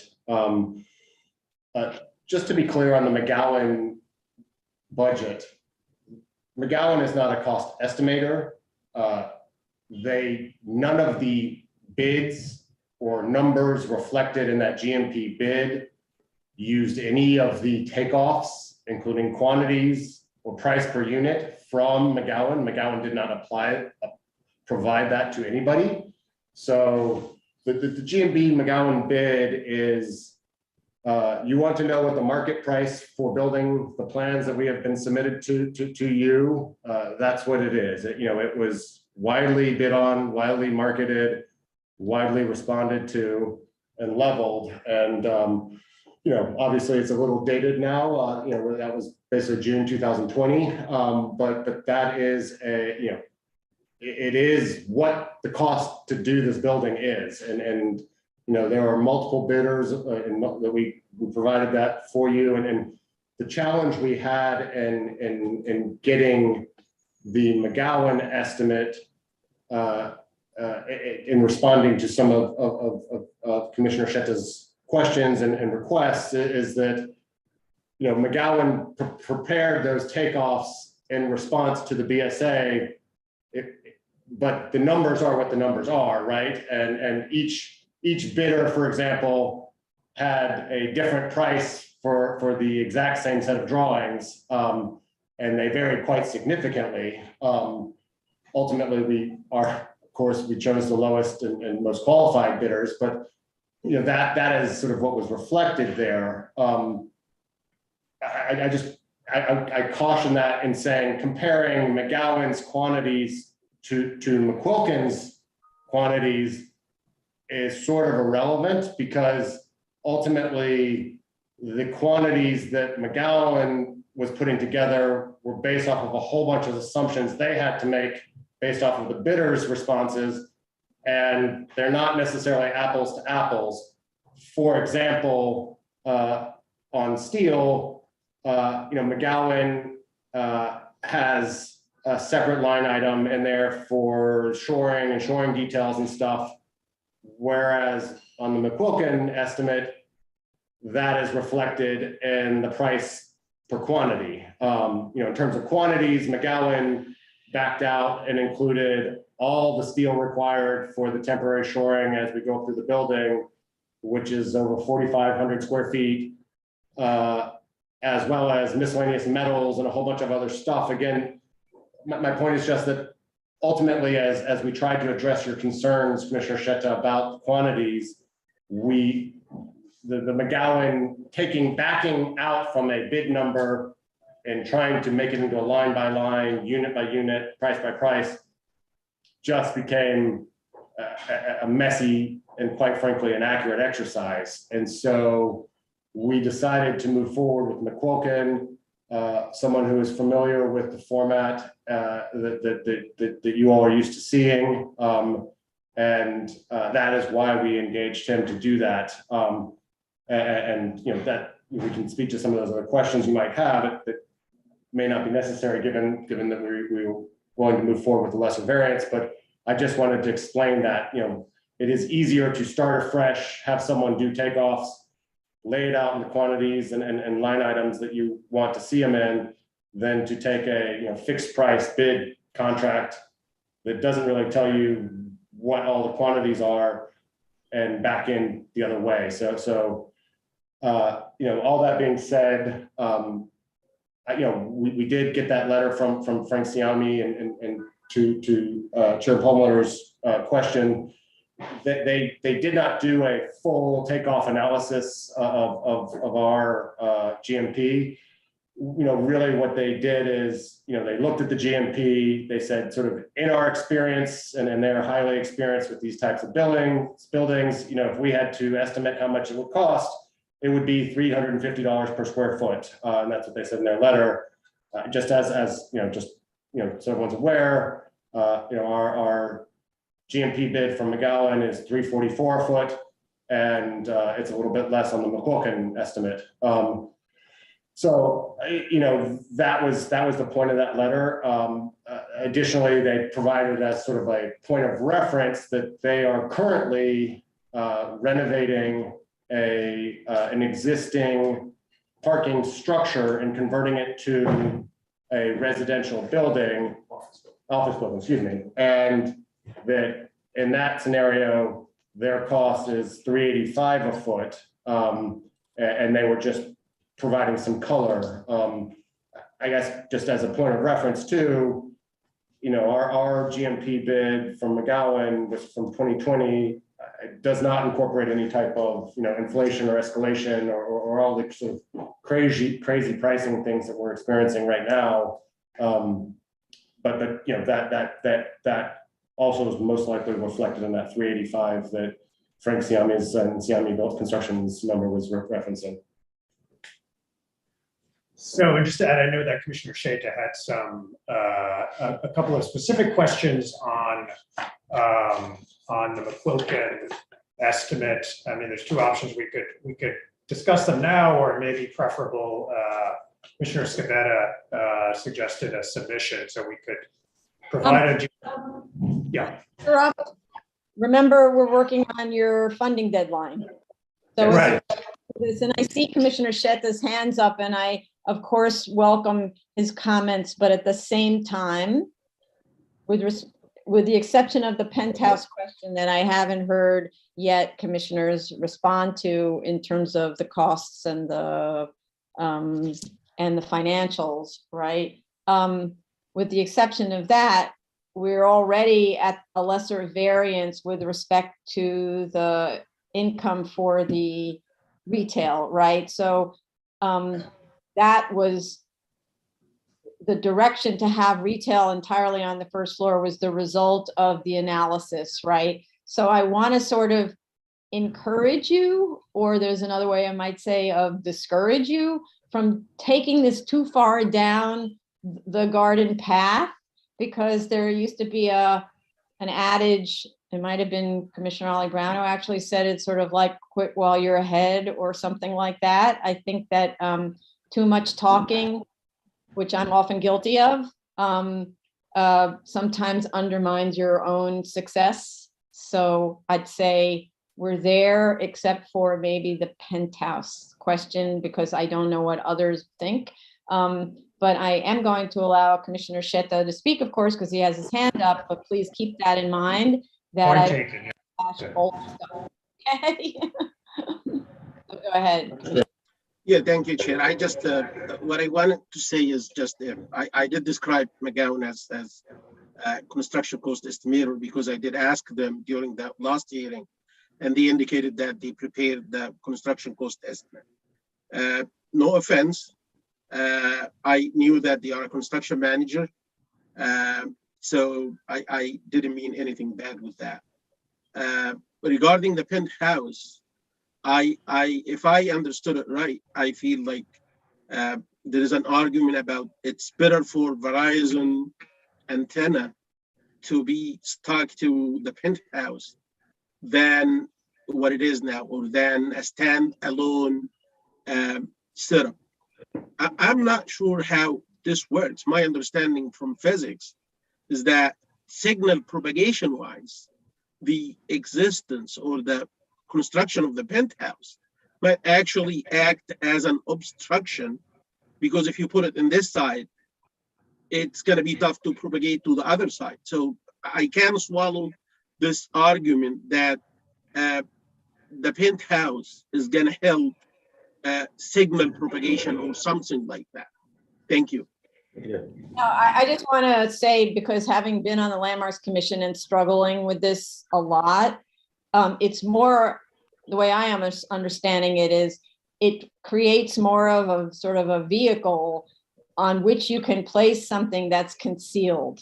Because what we saw on the site visit is they just stuck these things onto the back of the bulkhead. They're super visible. And in fact, from I think that's Belvedere, they stuck them onto the front of the bulkhead. They're so visible, it's ridiculous. And how that could be permitted on an individual landmark is not, it's really hard to imagine.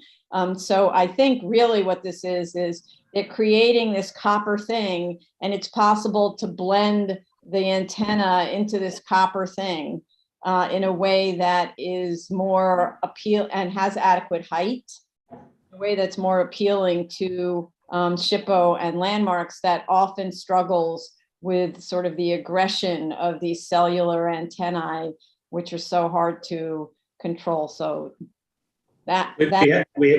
Chair Perlmutter, we have an image of the drawing that shows this, if now is an appropriate time to share. Yes, go ahead. Yeah, thanks. As they pull this up, sorry, go ahead. As they pull this up, just to sort of reinforce what was just said, there's no technical benefit to the penthouse. It's not like the penthouse is helping the signal. It really is a vehicle to mount antennas to and hide it within. And so there are 3 antennas on the building, one that faces down Beaver, one that faces up Beaver on the Belvedere side, and one that faces in the back towards the subway, actually.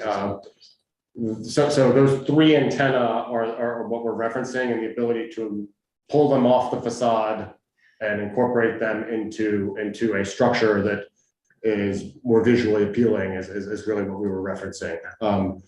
Because we were unfortunately stuck with those antennas, and we were going to have to find a way to place them so that the landmark, SHPO, and the MPS can approve. And so those are sort of where the antennas serve and the purpose of it.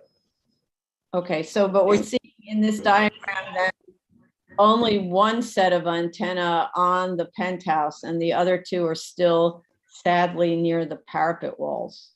They're on the fences now, actually. Yeah, close to the property line. Yeah. Mm-hmm. Okay, so, yeah, okay. No. Yeah, I mean. Okay, so it's not as many antenna as we thought, right? But can you point again to where the air uptake route is? Yeah, it's on the other side of this. This one, yeah. Yes. There you go. Those 4 dark hatched areas. Well, you can see 3. There's sort of the edge of one, and it's bigger since then. Oh yeah, it's actually been bigger. Yeah, it actually did. It got bigger and merged into one single giant louver. That is also. Do we have that detail handy? So can you also do the other? Can you put that back? a good drawing. Sure. Sorry, we're pulling up the old one, the previous one we showed you. Yeah. What I'd like you to point to is the other express route and the elevator bulkhead. So we can see how much of the penthouse is being used for, concealing air uptake, all that stuff, right? Yeah. The other thing we should note is just that in order for this roof to be used for tenants and public use, 2 means of egress are required. In our lesser variance scenario, we only had 1 under the assumption that it was a non-occupied roof. And so in those renderings that we previously showed you and we're about to show you, you'll note this, there's 2 stairs, and it's also the combination of linking those 2 stair components and navigating NPS and SHPO that will create delays, even if they are totally fine with them, we're talking 3 to 6 months of just navigating state and federal approvals before we can do anything. Okay. Oh, what's that? So this is the makeup air system in the gabled portion of the roof, which is about 1/3 of the length of the penthouse. And so you see the louvers that feed that, then that air makes it down to the 3 cellars. So show that, and then I believe you wanted to see the axonometric that we showed in the beginning to give you a better sense of the. So if I look at that other side that you just showed, I see the skylights. It seems like the skylights are clearly for the residential portion, and where there is no skylight on the back side, that's the bulkhead for the other stair. Is that correct? That's exactly right. Yes. Oh, to go back to that side, right. So in other words, what we're talking about is, for lack of a better word, sort of the fluff that's available. It's just where those skylights are. Is that right? Right, exactly. Exactly. No, because the one, this is old. This is old. We already went back to SHPO once. And so everything to the left of that center stair no longer has skylights. Correct. Yeah, exactly. I think she was identifying that the skylights to the right there, portion that we call fluff, and then everything to the left, we understand that there's the makeup air system is occupying the entirety of the gabled roof there. So those skylights are outdated, but that volume is not. And so if you guys were able to draw boxes around the 2 sides. Yes, both ends of it serve mechanical purposes. Exactly right. Yes. Okay. Because I'm actually looking at, I don't know if this reflects it, the site plan, the floor plan that we have, which was the most recent submission of the proposed, actually shows maybe skylights continuing further because you've got the elevator behind 2 of those skylights. And there's like the entry door to the penthouse is 2 of those skylights, I think. So actually it might be less. I'm just trying to get a sense because it's like you're filling in not much. Exactly. There was a plan that we were looking at that shows it's basically 800 square feet that we're filling in like this, right? That's the top floor plan. Yeah, if you go to A108. That's the 800 square feet because what I is the wall that you're filling in. Here you go. Like where you've got those numbers, 8,000 whatever and 5,100 whatever, those numbers on a stair bulkhead. So that's not filling in the fluff. You have a stair bulkhead there. So the only fluff is actually the 19.5 and the 3.6. That's what I'm seeing. You see what? 19.5. is the width of the penthouse. Yeah, okay. Yeah. Space between.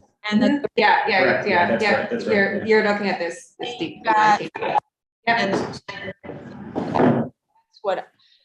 how I would argue how much is being done to make it look like one cohesive unit on the roof. Right. Exactly. Yeah. All right, so I'm just saying that, and let's go. Is there anything else to add?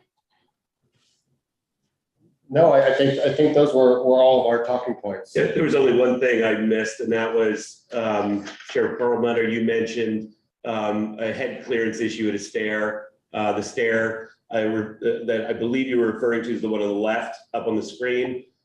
Just wanted you to know that that's a 7'1" clearance. So there's no head height issue there, even with the kind of large thickness of the roof assembly above it. So it's 7'1" clear. Wait, it's 7'1", but then you have to switch the stair over that bedroom. So you don't get. Going up any higher than that. No, it doesn't go Just up. goes down. It's just going down to the floor below, the fourth floor. Landing, I mean, you're allowed to have a split landing on a fire stair. Isn't the landing at 7'1"? There's, the landing is 7'1" head height. So you're under the roof. Yeah. I think No. you're concerned. Oh. So that where it says 3'8", right? Yeah, That's yes. your land. Then your landing continues to the other half of the staircase, and then you proceed down. So, Yes. So you've got 7'1" over that little bitty bedroom. A box of 7'1" over the little bitty bedroom, which I'm not even sure is legal. Just letting you know. We've got it, it's underneath the bedroom. It's underneath. This goes down. You're not Yeah, it's going, under. you're not going over. Yeah, you're not going over. That's down. No, I see. Okay. All right. This is it coming out there. Yeah. Okay. Right. Right there. I guess. Okay, so I guess what I would like to do is go back to Commissioner Ollie Brown and Commissioner Sheta about what they think about the penthouse in terms of the cost analysis, because now you're putting back the expense of the penthouse and the income from the penthouse. And maybe, I don't know whether you'll be able to do that now. So maybe that's something, no, let's see if you can at least guess at it now.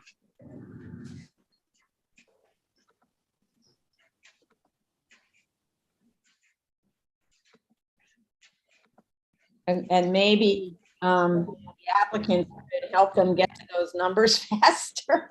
Yeah, I'm sorry, I'm doing some numbers right now as we speak. I mean, I apologize, I don't have the analysis for the rents. Hi, this is Jessica Corus here on behalf of the applicant. I'm prepared to speak about the financials related to the penthouse and the costs. So we can start with the ground floor. We heard at the executive session. We're not going to talk about the ground floor. The question is strictly the penthouse question. Yes, ma'am. So we did receive from McQuilkin in an email just the other day, the cost of building the penthouse to be $505,000. And the price, the value of the penthouse is the annual income, which can be seen on the revised proposed development, Schedule G3.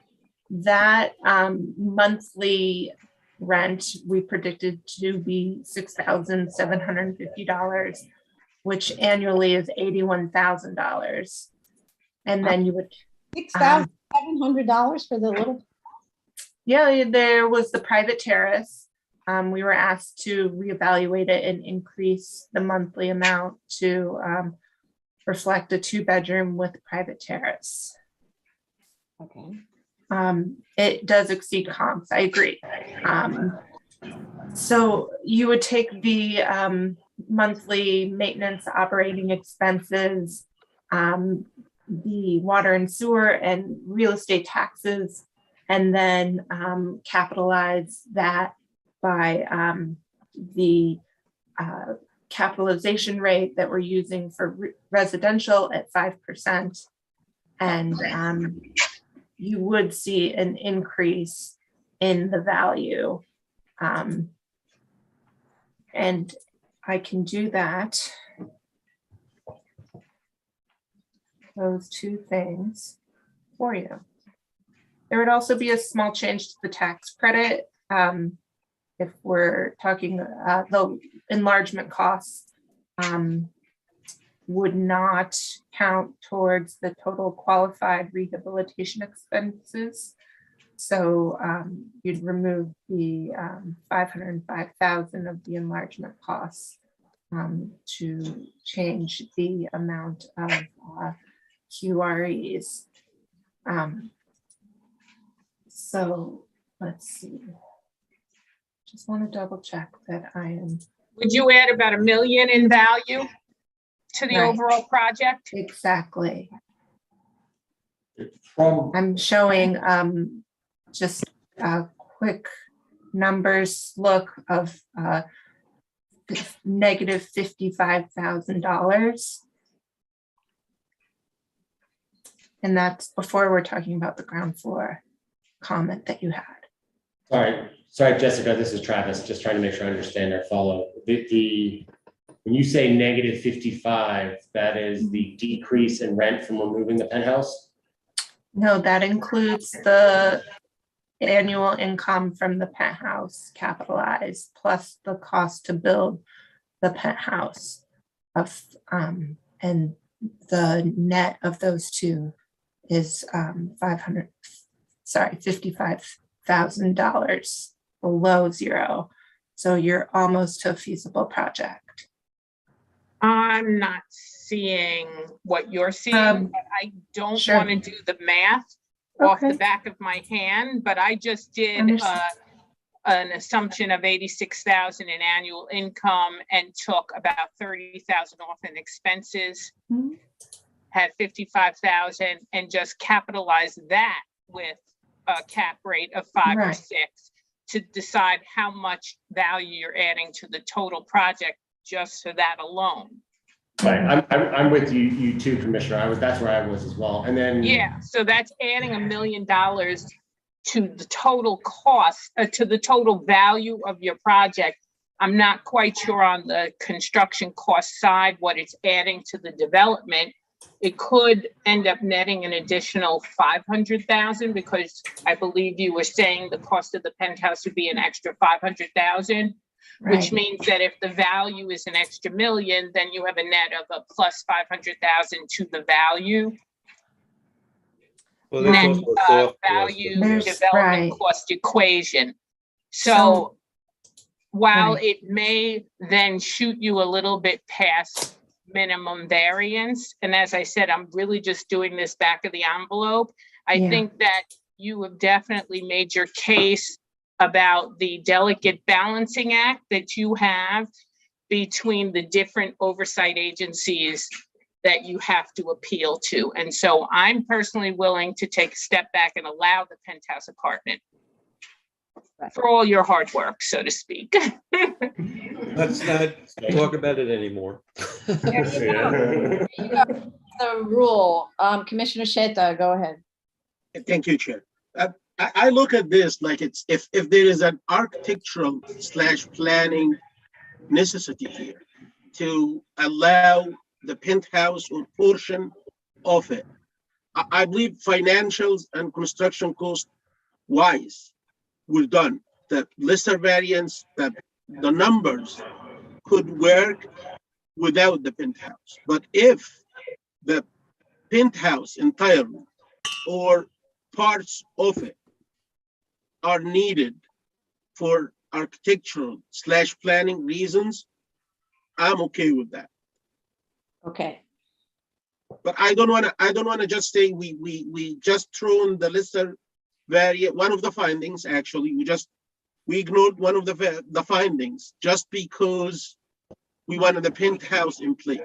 It need, and I want to put this on the record, it need to be something that's necessary, architectural wise or planning wise. So we're not ignoring one of the findings. Thank you. Right, okay, thank you. And again, I don't know anything about how the Landmarks Commission operates today, but I know that in the past, when we had a lot of bumpy junk on the roof, that was a little scattered all over the place, the preference was to amass all of it in one structure so that it improves the look of the roof level. So I think this certainly is an approach that does that. And so I can understand why the SHPO and Landmarks Commission would have supported that. May I share the screen for 30 seconds? I have an idea. A little bit while we're ahead, right? Yeah. My understanding is this is the penthouse. If the need is to merge this bulk here with this bulk here, if adding few service rooms here, 2 or 3 small service rooms that are not gonna impact the income, and in the meantime satisfy the architectural / planning needs, is gonna make it happen. I believe that's much better than adding the entire penthouse with its associated income. So they're not going to be service rooms. That's the whole point. They're going to be an income producing thing, but the rest of the structure seems to be needed for the uptake, and in a very small part, frankly, for the Verizon. But it's also because you've got those required bulkheads to access the roof, because there's a requirement for rooftop recreation. So I don't want to pursue this if you were okay with it, because we have several government agencies and their landmarks agencies, so their review criteria is quite different from ours, and it is a long process, and they're going for historic tax credits, so they must comply with the SHPO regulations or they won't get their tax credits, and then that makes the project insanely more expensive. So that's the other balancing act. So if there were any hesitation on the part of the commissioners about which one of these projects would be the one, we already have in the file the lesser variance without a penthouse, and then they're going to be submitting the variance with a penthouse, right? So the lesser variance with a penthouse and full retail on the ground floor. So we'll have all the drawings. It's like whichever one is the one that's picked. If there's any additional, for instance, financial analysis that might be needed, say so, and that could be provided with the submission of the penthouse. Otherwise, if it's not needed, then we're not going to ask for it. I don't want the commissioners to have to review more stuff if they don't need to. I personally don't think it's necessary. To be honest with you, I don't know of a developer who would undertake building space that they cannot get income for. So I don't think it's a realistic request to say that you should be building out a penthouse equivalent where there's nothing there but some brooms and some mops. It's just not going to happen.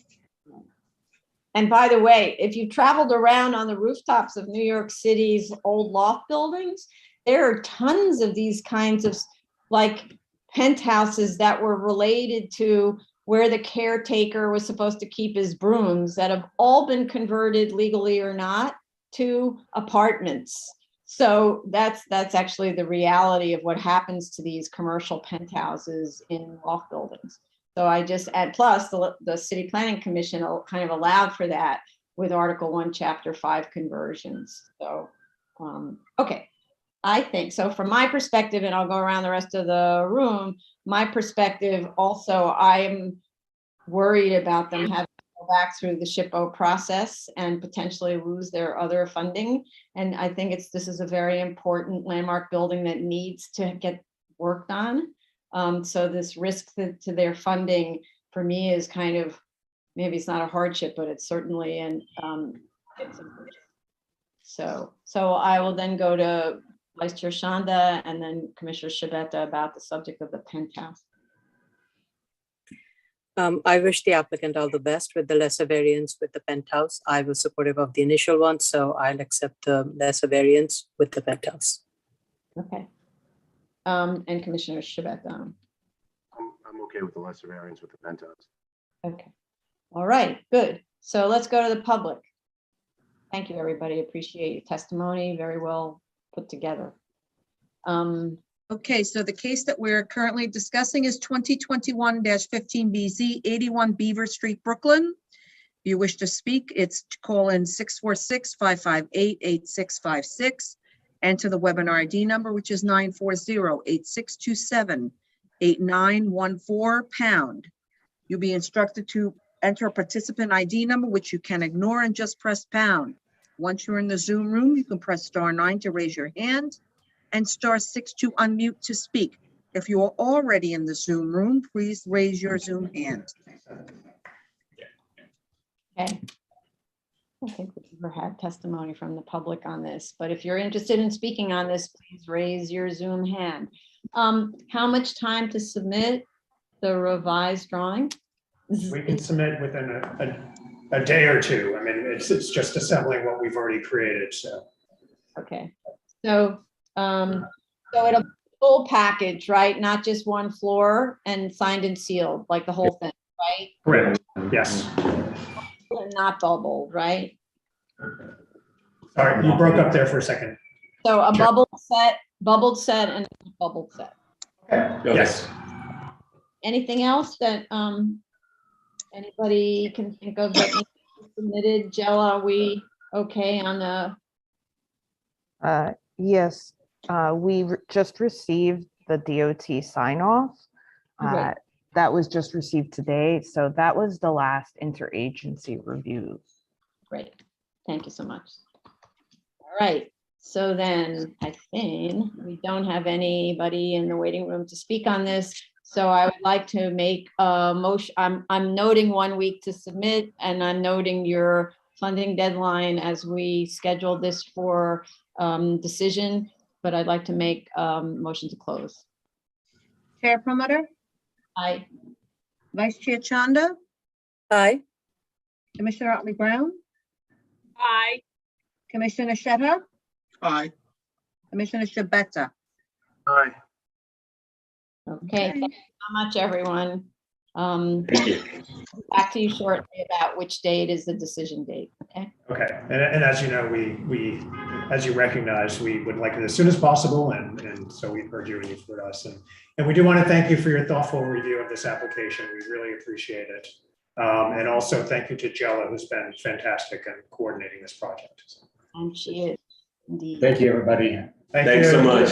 Thank you. Thank you. Thanks. Everybody Item doing, number, and I just want to just check on everybody, whether they need a 10-minute break or anything like that. You good? Okay. item number 21, 2021, 19BZ, 3621 Prince Street, Queen. Excuse me. Ooh. This is Bell's office. Amanda. Sheldon LaBelle.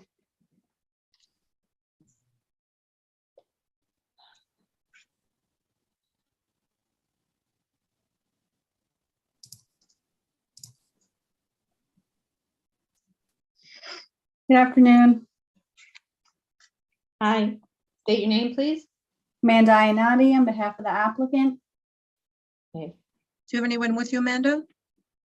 No, it's just me. Okay, raise your right hand.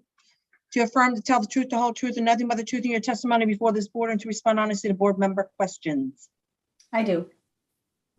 Thank you. I heard the board's comments at the review session. I don't believe there are any outstanding issues here. I did speak with the architect in the interim, and he is fine with the conditions to the grant as laid out by the board in the review session. So I think that's it. Okay. I don't know if you listened to the review of the case, 2 cases from now, where there was submitted a really fantastic application that is actually a one and done. Okay, I would, if Daryl could send that sample, because we were working off the prior sample that I guess was the latest sample. It was the one that was noted in the cover letter. So now if there's a new sample, if you could please forward that along, we will use that in the future. Yeah, so there's a new sample. Daryl, please forward it so that any future applications from their office uses only that. Okay. All right. So I don't think there were any other comments. Let's go to the public. So the case that we are currently discussing is 2021 19BZ 3621 Prince Street, Queens. This is a special permit for an airport waiver. Dial-in number is 646-558-8656. The webinar ID number is 940-8627-8914 #. You'll be then instructed to enter the participant ID number. Please ignore that and press pound. Once you're in the Zoom room, you can press *9 to raise your hand, *6 to unmute. If you are already in the Zoom room, raise your Zoom hand.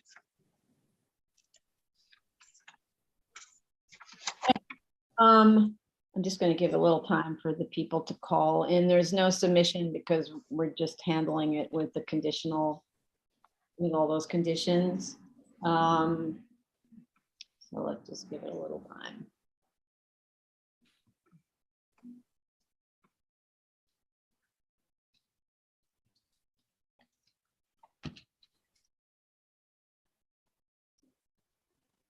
Okay.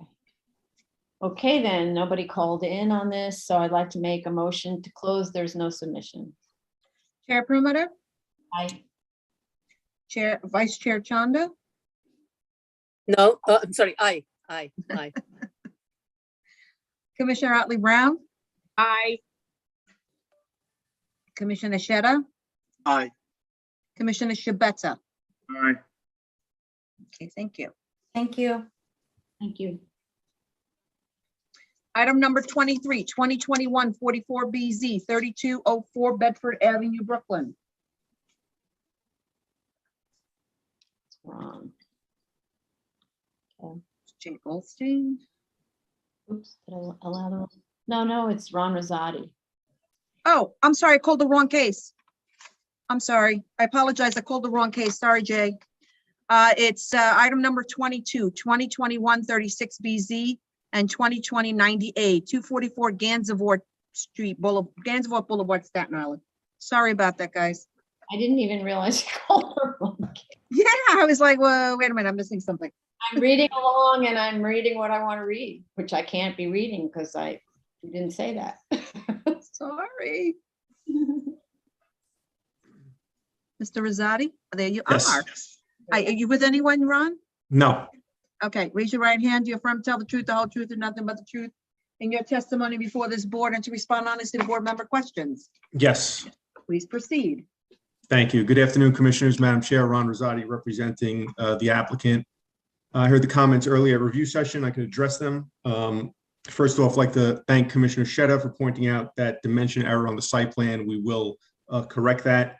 Regarding the stop sign and stop bar location, we'll gladly place that wherever DOT wants it placed, and that could be part of the builder's pavement plan approval process between DOT and the project architect and engineer.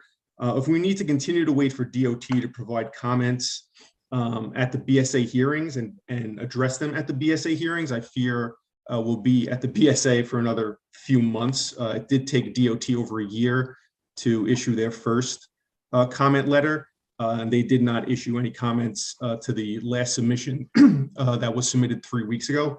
So that being said, I'd ask that the hearing be closed. We'll address the DOT comments with DOT when we file at DOT. We don't want to burden the BSA with having to deal with DOT builder's pavement plan comments. So thank you for your suggestion. It's possible to close this, but since this is a GCL 35 waiver that's totally dependent on DOT, we need DOT sign off and we don't have it. Well, the DOT, if I could address that, the DOT letter that they did submit on January 2nd had no issue with building in the bed of the map street. There were just comments regarding the builder's pavement plan.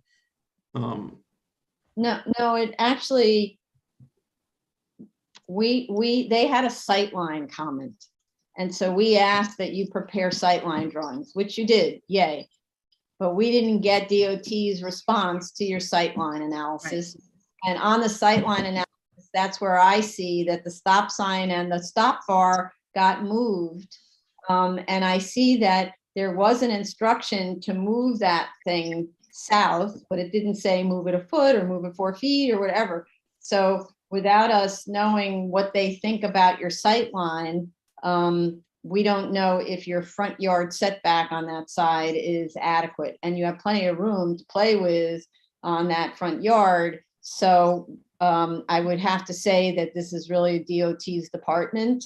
It's possible to close this if we don't have further testimony from, which we'll find out, but we're going to wait for at least DOT's recommendation about the sight line, which they specifically asked for and which specifically has to do with the siting of the building. So that's the way it's going to go. So let's go to the public. Okay, the screen comes up. Okay, the case we're currently discussing is 2021-36BZ and 2020-90A. This is 244 Gansevoort Boulevard, Staten Island. If you wish to call in, it is 646-558-8656.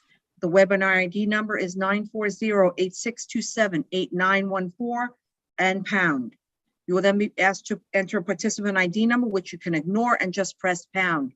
Once you're in the Zoom room, you can press *9 to raise your hand, *6 to unmute. If you're already in the Zoom room, please raise your Zoom hand.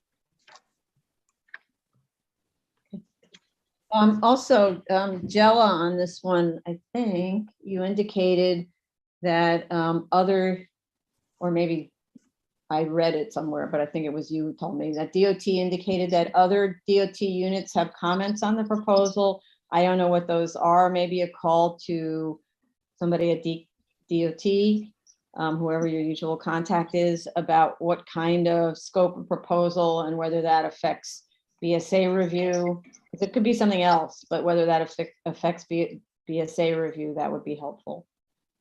Okay, sure. I will reach out to them about that. Okay, great. All right.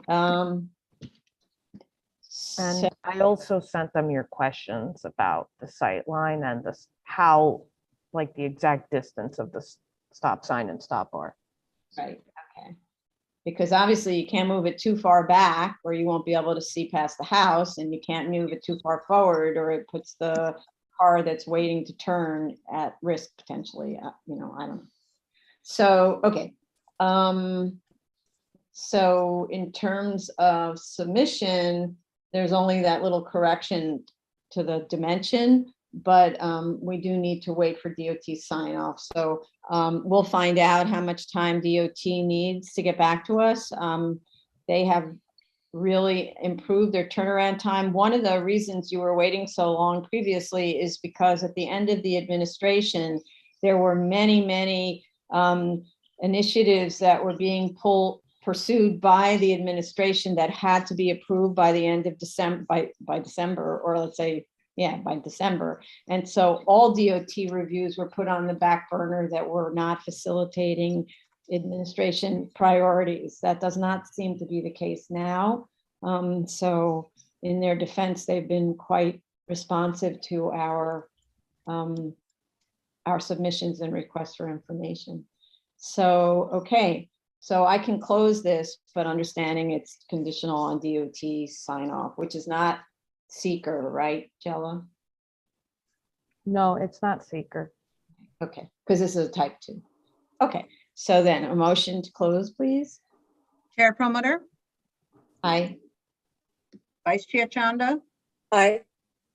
Commissioner Otley Brown, Aye. Commissioner Sheta, Aye. Commissioner Shabeta. I didn't hear you. Aye. Thank you. All right, thank you. Thank you. Now, Chase, sorry. Item number 23, 2021-44BZ, 3204 Bedford Avenue, Brooklyn.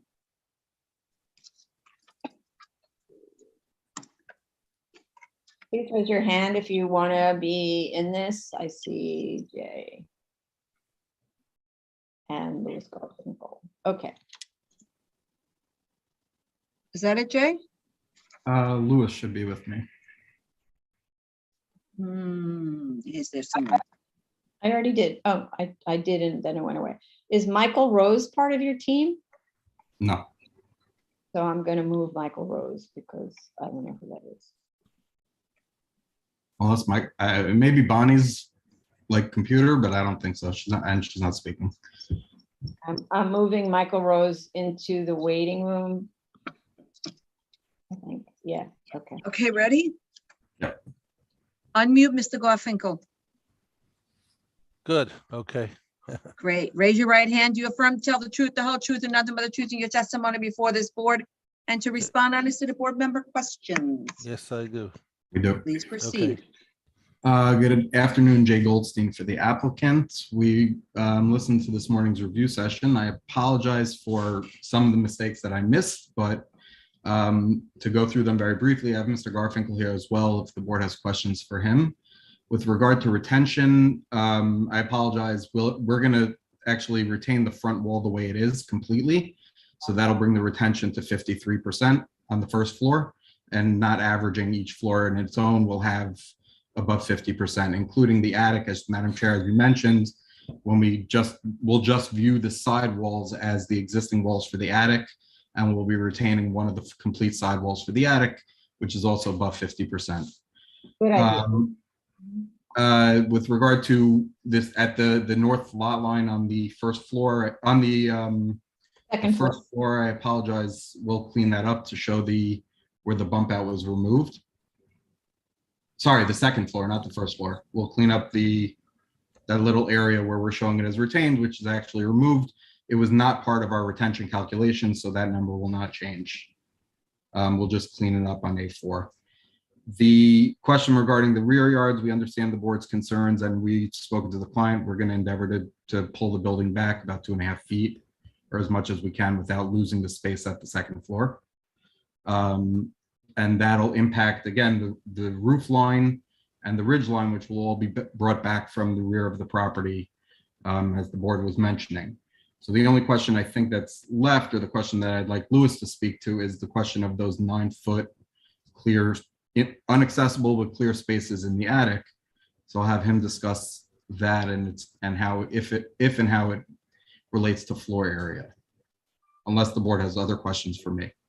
No, that's really it. So thank you. That'll clean this up, and we might be able to, just in anticipation of your excellent review of the architect's drawings, careful, excellent, diligent, Right. all of that scouring review, we might be able to close this.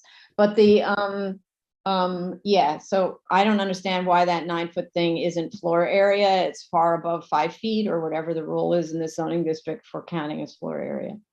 Okay, so Louis Garfinkel. So it's okay, 8 feet is where the cutoff is. We're planning to use that for mechanical space, the HVAC units, which is exempt. That's basically the answer. Okay, To those so spaces. you don't label it that way, so nobody could possibly. Yeah, I saw that, right. Plus you have to be Yeah. born inside, and you can never leave because there's no door. So we can Right. label it accordingly, and also some of that space will be reduced when we reduce the building now. So some of that space will also be potentially knocked out. Why? No, it's at the front of the building. There's a space at the back towards the master bedroom, so that'll. Oh, that's a different thing. I'm not saying, we're not talking about that. That's being affected. So that wouldn't be floor area because there's no head height there. It's the roof, it's the ceiling of the bedroom, right? So that Right. one I'm not concerned about, even though, you Okay. could do that so nuts, but the. No, what Jay's saying is that when we reduce the second floor, we'll have more floor area, so we actually might be able to count it in the floor area calculation. So between that, We'll and the figure it out and mechanical- note it Yeah. accordingly. Right. Okay, good. All right. So then, thank you. That makes it so easy. Okay. So just maybe you want to do this while we wait for speakers, but I just want to recap the changes that the board is requesting, what we're proposing. Okay, so Reduce- wait, before you do that, let's go to speakers because I need to give YouTube a chance. Okay, so let's go to the speakers and then we can come back to that conversation. Okay.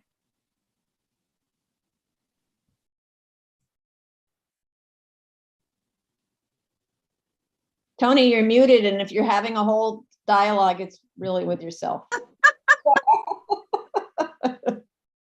Oi. Okay, the case that we're currently discussing is 2021-44BZ, 3204 Bedford Avenue, Brooklyn. The call-in number is 646-558-8656. Enter the webinar ID number, which is 940-8627-8914 #. You will then be instructed to enter a participant ID number, which you can ignore, and just press #. Once you're in the Zoom room, you will press *9 to raise your hand, *6 to unmute so that you may speak. If you are already in the Zoom room, please raise your Zoom hand. Okay, so let's go So- back to your question. Yeah. Right, the changes that are going to be made will clean up the retention by squaring out the front of the house and retaining the entirety of the front wall. That'll bring us to above 50% retention. We're going to note at the second floor, the portion of the wall that's not existing to remain, the portion that is actually being demolished and rebuilt. And then we'll be reducing the building by 2.5 feet, to get to approximately 2.5 feet or 2.5 feet more at the rear yard at the second floor. Okay. And then we will also note the HVAC and at the inaccessible areas of the attic. Okay, right. So inaccessible isn't enough not to count as floor area. That's very specific in the zoning resolution, but mechanical is Right. enough, right? Okay, so Got it. clarify. Okay. Okay, thank you. All right. So I can submit those with a clean set and a bubble set with a cover letter so that the board sees the exact changes. And we could do so at Mr. Garfinkel's, depending on his calendar. So Mr. Garfinkel, how much time do you need to submit that? 2 weeks. 2 weeks, okay. You sure? So I'm gonna slow down. He's gonna submit it, he's gonna be ready with the drawing in 2 weeks, but because I need a Mr. week. Goldstein is going, you need another week, so 3 weeks, right? Let's do 3 weeks just so I can make sure to check all the dimensions and everything. So understood, Mr. Garfinkel, you're giving your drawings to him in 2 weeks so that he has a week to review it, okay? Yep, no problem. Got it, all right. So I'm gonna make a motion to close then. Chair Perlmutter? Vice Chair Chanda? Aye. Commissioner Otley Brown? Aye. Commissioner Sheta? Aye. Commissioner Shabeta? Aye. Thank you. I'm sorry, Tony, can you just call Marjorie, Marjorie can you again? I repeat? didn't hear her aye. Yeah, I was just gonna say that. Can you repeat, Marjorie? You Oh. vote? Aye, motion to close. Thank you. Thank you. Okay, thank you very much, everybody. Have a good day. Be well. Thank you, bye. New cases, item number 24, 2021-51BZ, 13325 37th Avenue, Queens. Please raise your hand if this is yours, because I'm not sure who's representing an acronym. Okay, Is this Frank?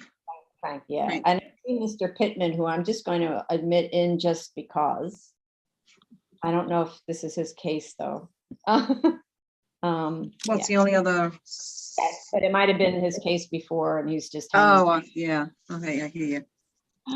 Okay, Mr. Pittman, if you. Want to unmute, please? So accept being a panelist so we can see you. Oh, sorry, yes.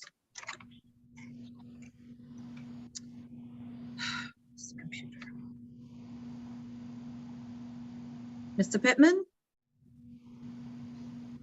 Well, it's appropriate that something sounds like we're at an airport now, so. I know, right? That tunnel sound.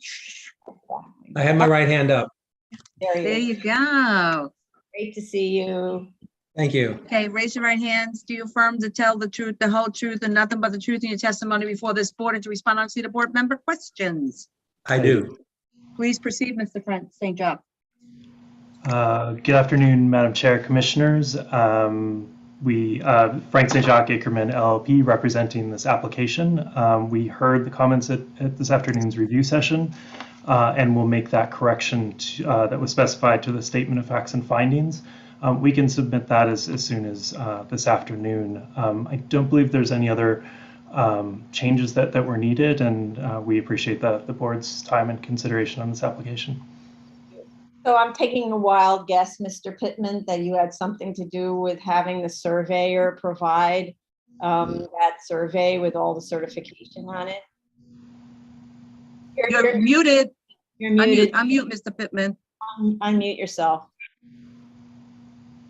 Unmute yourself. It's the little. There we go. Yes, we always insist that they provide a survey.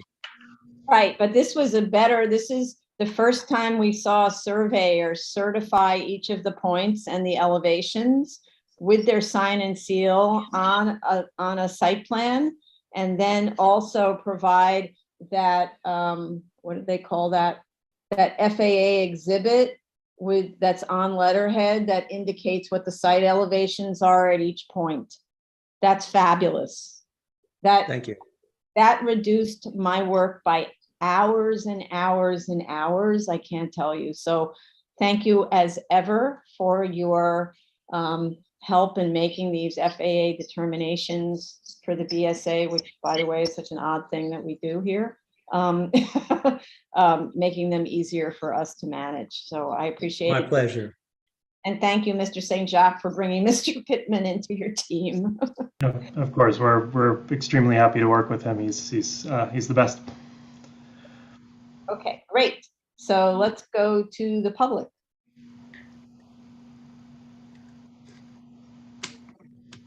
Screen. Thank you. The case we're currently discussing is 2021-51BZ, 133-25 37th Avenue, Queens. This is a special permit for airport height waiver. And the dial-in number is 646-558-8656. Enter the webinar ID number, which is 940-8627-8914. Press pound. You will then ask to enter participant ID number, which you no longer have to submit to enter. Press pound. Once you're in the Zoom room, you press *9 to raise your hand and *6 to unmute to speak. If you are already in the Zoom room, please raise your Zoom hand to speak. Thank you, Tony. So I do see Angela kind of help me with this. We do have an open noise with 65 decibel contour, and we need backup data and DEP review. What's the status on that? They did send me the backup data for that. So what's still needed? I can send it to DEP for review, but it may take a little while. Oh, but this is, as far as you know, I know Chris is not here, and so as far as you know, the backup, it does need DEP review according to your notes. Okay, so I don't know whether Mr. Pittman has experience with this part of the turnaround with the noise contour review. No, that's usually done by an audio engineer. Okay. So, but this is non-seeker. It's still a type 2, right, Jello? That's right. It's a type 2. It just needed these screenings for the 3 technical areas. Okay. All right. So because it's non-seeker, and I don't see anybody calling in to comment, because it's non-seeker, we can close this, but we're going to need to wait for DEP sign off on the noise data. Okay. So, and we can contact DEP to ask them what their turnaround time. They can't give them, I'm sorry, I did send it actually, I'm sorry, I actually forgot that I did this, but I sent it on March 11th after the applicant sent the noise backup data. But DEP has not been promising dates because they're very constrained. Okay, well, Madam Chair, if I may, we had submitted this data in our December 15th, 2021 submission. So I'm a little concerned that it's, we're in mid-March and it's just gone to DEP. I guess there's not much we can do about it at this point, is there any way to expedite that review? The cover letter indicated that it was submitted, but it was nowhere in the file. I'm sorry. So then you had to reach out again to get another copy, I guess. Yeah. Yes, Yeah. correct. So sometimes that happens where the applicant thinks something was submitted, but it wasn't attached. And we don't realize that nothing was attached until we're reviewing the case or hearing. Okay, yeah, I didn't handle the submission, so I can't speak to that directly. If there's any way to, and I know I'm asking a lot of DEP and the BSA, but if there's any way to expedite that review, we'd certainly appreciate it. So we don't have control over DEP's review. All we can do is ask them how much time, and and they'll give us an estimate. It doesn't mean they'll give us a promise, right? So Okay. it's all we can do. We're not in a position by any stretch to review that kind of data, which is a requirement for these kinds of cases. Okay. Sure. Yeah. Okay. Great. Listen, there's nothing we can do about it. We wish we would have known this back in December, and we could have, I guess been in a different spot today. in future, I would say that what you should be doing is when you submit a cover letter, you submit the list of things that are included in the cover letter, and then you call the project manager to make sure that the actual documents have been received, because it all goes through digital submissions, right? And sometimes the PDFs don't load properly. Who knows? I mean, we're all a little bit a victim of. Also, if there's a seeker submission with the notice of comment submission, maybe also whoever's handling seeker at the time, you can also copy them on the email, just so they know that it came in as well. Sure. Yeah. Again, I can't speak to the specifics of the submission, so I'm not even sure how that was handled. I'll just hope that DEP is able to turn this around quickly. Yeah, but this is for future use. So that, for me, when I used to be in your shoes, I would never submit something and assume that everything got there. I would call up and say, did you get it? Right? Or send an email, did you get the following things? Because if I had a nervous client who's on a deadline, whatever, I needed to make sure that all of the materials were received.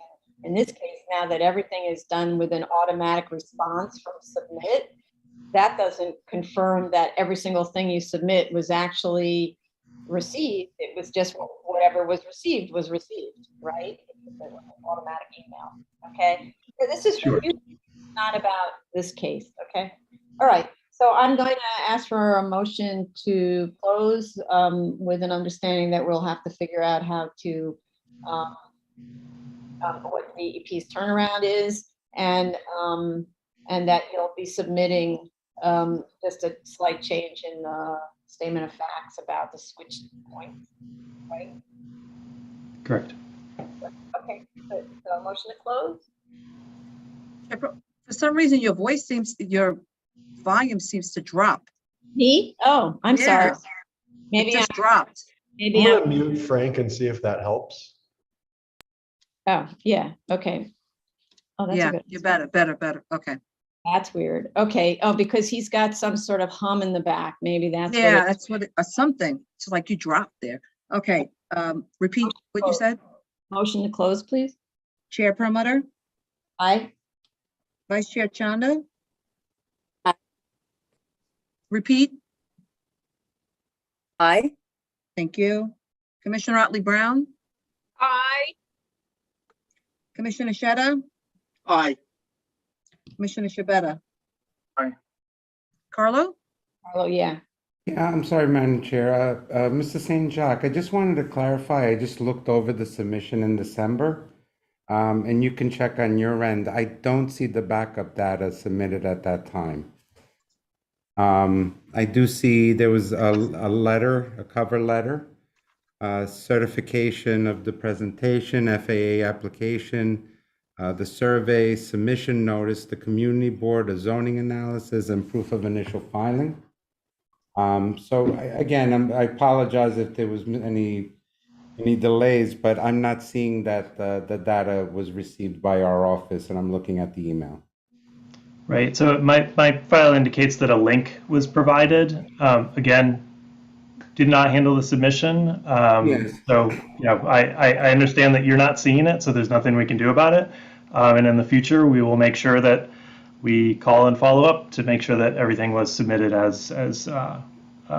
verify the submission. Thank you, Mrs. St. John. Thank you. Okay. Well, we closed this already, so we shouldn't really be having a conversation about substance. We're not. It's really about how submit works or something, I guess. Okay, thank you very much. I would like to take a 10-minute break because the next case may be a little long. Don't know. But anyway, 10-minute break. Okay, so back at 3:20.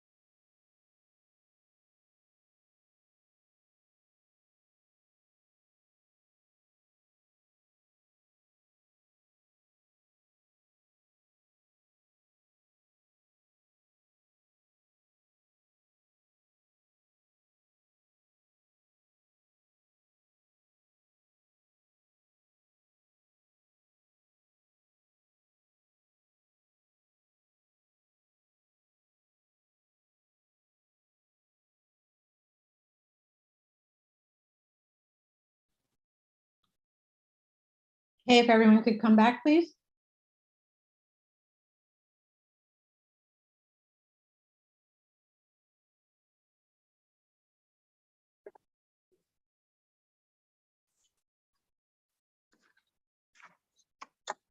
We're on both, we're live? Okay. Yeah. Yeah, okay, we're back on the, oh, let me take this mask off, I'm alone in the room. The case we're currently discussing is 2021-56 BZ, 341 39th Street, Brooklyn.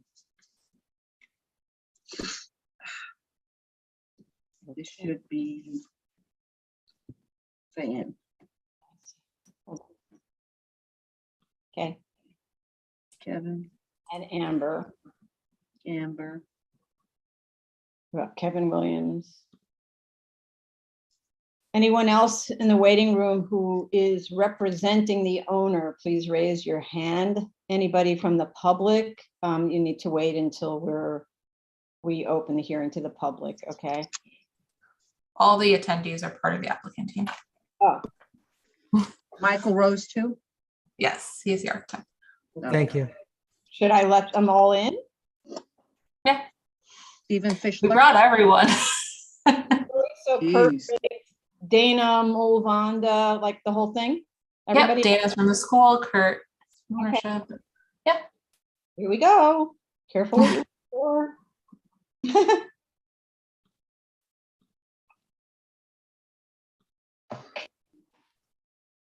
Esther is also part of the team. Okay. I just let everybody in. I don't think there's anybody left. We're prepared. Okay, we're ready. Everybody on mute. And if you can join the team, the panelists to see your picture, your video. If not, just unmute.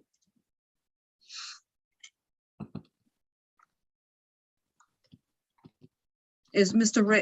Riggs, Miss Ehrlich, and Miss Prince going to speak?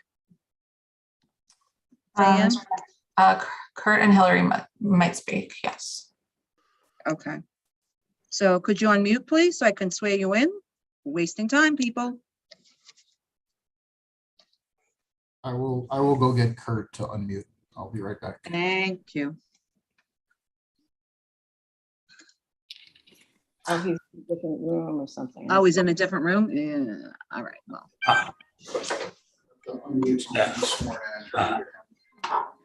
No, there we go. Sorry about that. It's okay. Miss Ehrlich. All right, we'll wait for her. Raise your right hand. You affirm to tell the truth, the whole truth, and nothing but the truth in your testimony before this board and to respond honestly to board member questions. Yeah, I do. I do. Proceed. Good afternoon, Fan Baton from Sheldon Lobel PC for the applicant. We attended the review session and we're happy to respond to questions and comments. First, we have a large applicant team here today, representatives from Brooklyn Prospect, Hill West, Equity Environmental, CBI project managers, and ownership. They could further introduce themselves throughout the presentation. It's been some time getting here, but we're glad that we're at a place where we could present to the board after various meetings with agencies. So before we get started, I'd like to introduce Dana Mawanda, the founding principal, to provide a brief background on the school, and then we'll answer some of the easier questions and then open up to discuss more of, the open DOT and DEP issues. So Dana? Hello, good afternoon, everyone. Thank you so much for your time. We really appreciate it. I just wanted to introduce myself and talk about how excited we are for the possibility of being able to be located in Sunset Park. I've been part of this organization since 2014, and I love this organization. We are a small network of schools. I've been part of the other 2 elementary schools in various ways as a teacher, and I'm excited to talk about the successes we've had as a school around health and safety for our students, as well as anything else you want to ask. Yeah. And before you go on, can you just say what your title is or your role? I'm so sorry. I'm so sorry. Fan said it. I didn't repeat it. I am the principal, the founding principal of Windsor Terrace Elementary School. And I also worked at our downtown location, which, as you know, or may or may not know, is a really busy location on J Street in the old St. Mary's building. Thank you. St. Joseph's. Yeah. Thank you. Okay. So I think we'll answer some of the questions regarding the as of right sites and then the program. So regarding the as of right site, so the 540 Atlantic Avenue, I think, right, Matt's not on. All right, so I'll answer for the school. We could also respond via writing. But regarding 540 Atlantic Avenue, 50% of the space was on the ground floor and 50% of the space was below grade. And there was some concern in the building was whether it was suitable for classrooms, and throughout the process, the owner seemed unable to provide a usable floor plan for the assessment by the school. So we could provide that additional information in a revised letter or the statement of facts.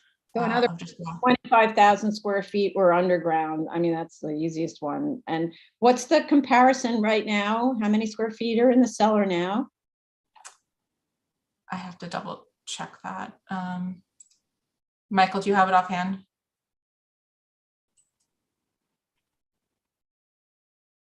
Michael. Architect. I apologize. Give me a minute and I'll get right back to this question. I found that it's 15,000 square feet in the basement and in the cellar, and then the balance, which is 17 plus 15,000. So let's say 1/3 of the space is in the cellar here versus 50% in the cellar in the other space, which would have been 25,000 square feet or something like that. Is that right? 27,000. So this is Stephen Fischler. I'm one of the managers of the ownership of the building. The other thing I'd point out is our basement has full large windows and a lot of light. It's not a traditional basement of a building. So it's a little different than 540 Atlantic. Oh, okay. Okay, so you've got windows actually. The cellar, it's really not a cellar, or it is a cellar, but it has windows. The rear yard, which faces north, is at the level of the basement. So it's the same windows on every floor facing north. I see. Okay, that's okay. That's why you can, like the cafeteria, therefore has light. Cool. Okay. Thank you. Next one. Regarding the comment on the site search demographics for District 15 and Sunset Park, the school definitely looked at Sunset Park and anticipates on bringing in families from the Sunset Park area. Commissioner Otley Brown, I think there was a little just confusion of where you were actually referring to. Was it in the letter or did that clear it up? They were definitely looking at. It was in the statement. It was in your statement. Because when I looked at the map actually encompasses Sunset Park, which you would figure because the address is in Sunset Park. So that's all. I was just wondering if it was just an omission, and that's all. It was probably a mission. The school anticipates on bringing in students from Sunset Park within the neighborhood. So I could correct that. We'll provide that. And then regarding the target amount for $30 to $40 per square foot for the rent, I know that the school was going to look back into the paperwork and we could provide that. They didn't have the numbers offhand of the asking prices. So we will follow up regarding that information. So the next issue that we could address is the program in general and how the school operates. And I think, Dana could talk a little bit about how the school operates at the other locations and how that will correspond to the new building. So Dana, do you want to discuss? Yeah, sure. And Matt, if you want to jump in. So in terms of the other two sites, so we have two other elementary schools, like I said, in downtown Brooklyn. And in those two elementary schools, we don't have any of our kids on the ground floor for safety reasons. So we have a lot of administrative building offices so that when you come in, you're not walking through classrooms. What we intend to do here is have administrative offices in the front by the lobby, and then have our smallest kids towards the back of the building on the ground floor. There are several classrooms slated for that floor. So having those on the ground floor so that the littlest ones can get out in case of emergency. And then because it's only 3 floors, you'd only have kids coming from one floor away at any given time to be able to exit the building. And that's the same at our other two locations. On the ground floor, there aren't even classrooms on the ground floor at other two elementary locations. Okay. Sorry. Before you go on with that, because I do have a lot of questions about the layout. So what do you mean by for safety reasons, you don't have kids on the ground floor at the other school? In case, so we always have a guard out front, right? We contract security guards, but in the event somebody comes into the building, we don't want our kids' classrooms to be the first thing that they're walking through or walking down that hallway. So like I said, it's similar at our other two schools. At the other two schools, the kids, there aren't even kids until you get to the second floor. And another, so like just in that same vein, clustering some of those administrative offices near the entrance, and so that visitors, like I said, who are coming for various purposes don't have to travel deep into the kids' space. Maybe I'm misunderstanding how you get into this building, but what you're describing is not what we see on the drawings. Can somebody share screen with drawings? Because what happens is the school entry is a lobby that passes by a very small room called operations, another very small room called office, another small room called counseling, and another small room also called counseling. But between those rooms is the access to the science room. Thank you. So if we just look at that, can you blow this up so we can see? Blow it up, yeah. We can read the writing in the rooms. Okay, that's good, thank you. So, so between those rooms, which maybe the person who's controlling the cursor could point to the lobby there. And then we have the two rooms just to the right of the lobby. Those are operations and office, and then there's that door, and that door takes you into a science room. So that room is right at the front. So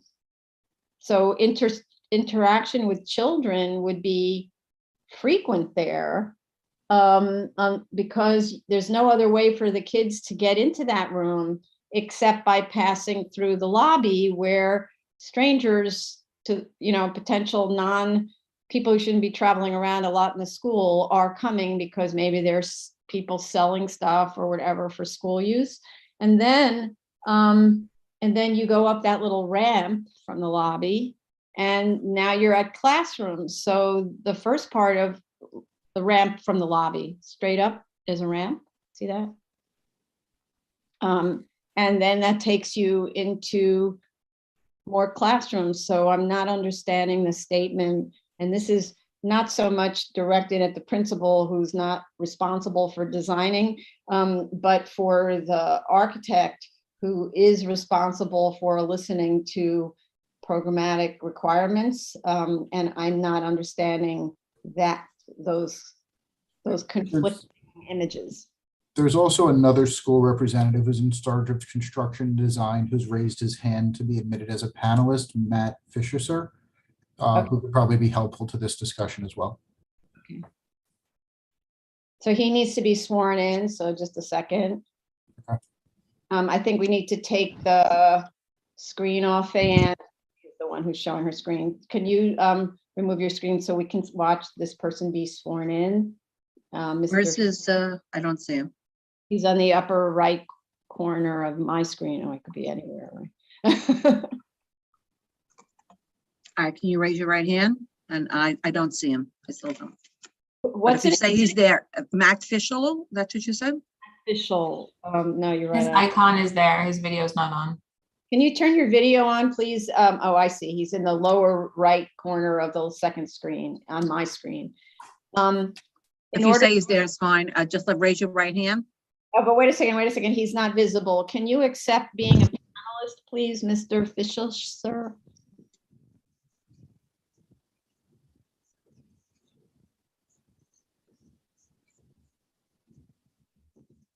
I did accept being a panelist, and it hasn't, and now it's. Now it is. There you go. That's the way it works. Okay. I'm assuming you're not driving, right? I am in the backseat. Okay, I just want to make sure. Okay, do you affirm to tell the truth, the whole truth, and nothing but the truth in your testimony before this board and to respond honestly to board member questions? I do. I proceed. Thank you. Okay, I think the first, the notation about not at any of our other schools having elementary school kids on the ground floor was primarily in response to the statement that you generally try to keep your kindergartners on the ground floor as close to the ground as possible. And that's not really the case in our schools. None of our schools do have, at this point, have any classrooms on the ground floor. In this case, we do, but we also have a security station at the front door, which is the first point of contact for any visitors from the outside that they would have to be checked in. In these days, they would have to, have proof of vaccination and all those things as well before they get past that point. So that's the sort of security provision to make sure that we're not letting anybody in. I mean, if this, and also the classroom that it is closest to the front door, that science room, as one of our quote unquote specials rooms. It's not used. It's not a core room where the kids are in there all day, every day. They go in there regularly for science class, but they don't. They're not in there all day. They're in their homerooms every day or all day. Excuse me. Before you keep talking, can you zero close up fan on that area? Just zoom in as much as you can so we can really see that area. Okay, good, thank you. So you're showing the front desk. So I walk in and I'm a stranger, right? And I go to the front desk and then I see a bunch of fourth graders going in right in front of me to the science room. How is this separating the kids from strangers? I'm a stranger. Well, the stranger is not allowed to be walking around there by themselves. There's a security guard there, and they're not allowed, any further into the building unless the security guard has cleared them. And there's also, so the labels are, somewhat operations. That basically is also our front desk, so to speak. So the front desk is labeled front desk. Is really a security station that we hire out for a security service to monitor access to the building. And then operations is a place where we actually have our sort of staff front desk, where parents would potentially check in to pick up a child early or something like that. And so there are multiple people at that front door, keeping an eye on the front door and making sure that nobody unauthorized is getting into the space. We look at a lot of schools. I'm not really buying any of this in particular because you don't even have any kind of security turnstile or anything that prevents people from coming right in. And the children are so close to the potential stranger. So my question is, you have administration room 107 up there. Why can't the kids access the special classroom from a hallway at the top that just eliminates that administration room 107? So they come into a corridor and they don't have to go back through the front door and be exposed to people who are potentially unsavory in the lobby. I mean, it's certainly physically possible, although that would require a vertical transition again, because that rear portion of the So you have a ramp. floor is elevated ramp at the rear of the entry hall. So those are actually on different by a couple of feet, probably a foot and a half. So that's something that is physically possible. I would again say that though this condition is not something that is unheard of in schools in general, certainly not in our schools, that when the kids are transitioning, they'll be going through a hall that is visible from the front door. Our Windsor Terrace building, kids come out of the stairwell and go into the gym right through that space. It's a fairly common condition. It is something else to manage. Mr. Fisher, it's really hard to understand you. There's a ton of wind. Is there a way that you could? The windows are closed. It's not, maybe closed, but we have wind. Chair, That's the bouncing probably of the can. Okay. Chair, this is Kevin Williams from Echo Environmental. So might I suggest, I mean, obviously we're going to have to look at this a little bit closer, but I did want to note that the shared lobby is to the left of the school entry, so that is where people would be directed. And then, so if you look at the school entry, to the left is the shared lobby. So that's for the entrance to the office portion, and the school entry is for entrance into school. No, I understand this, and we've been through many of these school applications together, and so I'm talking about people who have business with the school. For example, vendors, potential new parents, all the kinds of strangers who come to a school to meet with whatever the person, procurement person or whatever. Chair, here's what I might suggest as a remedy. That, so during the AM and the PM, you have, staff in front. That's when most folks go out. And, during hours of business, as you indicated, where guests may be coming and need to be oriented, or people might go into the wrong door. One of the possibilities here is having like a buzz, button that has to be entered from the front desk to buzz folks in. There's a visual line of sight to those folks coming in. So maybe there's a relatively simple solution where, of course, on egress, everybody can get out, but a lot of these schools do have like a daytime, ring button to get in. And maybe that's something where they could be buzzed in on the ground floor to assure that unwanted or unscheduled guests are not allowed into that area.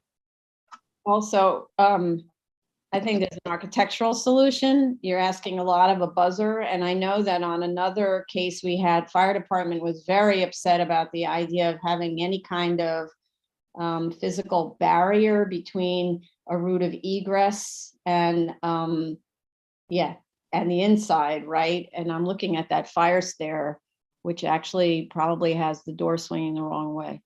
Not sure. So if I could speak to the fire stair real quickly. Actually, the egress is on the bottom right corner, which that fire stair you would go in and go down to get out that space. But we would actually direct anyone on the ground floor directly out of the building through those double doors. So that is, there is no exit sign on that door. It is not an egress door. Okay, but that's just a fire stair. So, in one school, we had suggested in the interest of security to have like turnstiles where, like in universities, the students have to use their cards to get in. And the fire department, in the case of the elementary school, was vehemently opposed to the idea of any kind of a turnstile situation. So I'm still at why isn't there an architectural solution to separate the children from business purposes? I mean, for example, all the administrative offices are over on the left side. That either those things should move to the right and you move the science room to the left so that students walk by where the principal's office is to get in or not. And then they're inside the building and that's that. And there's no reason for them to communicate with outsiders. Or you shift the entrance, which is another thing we did on that. Well, that was the Park Avenue School. You shift the entrance for the students or for the strangers, say, to the left side, and you close off access to those classrooms.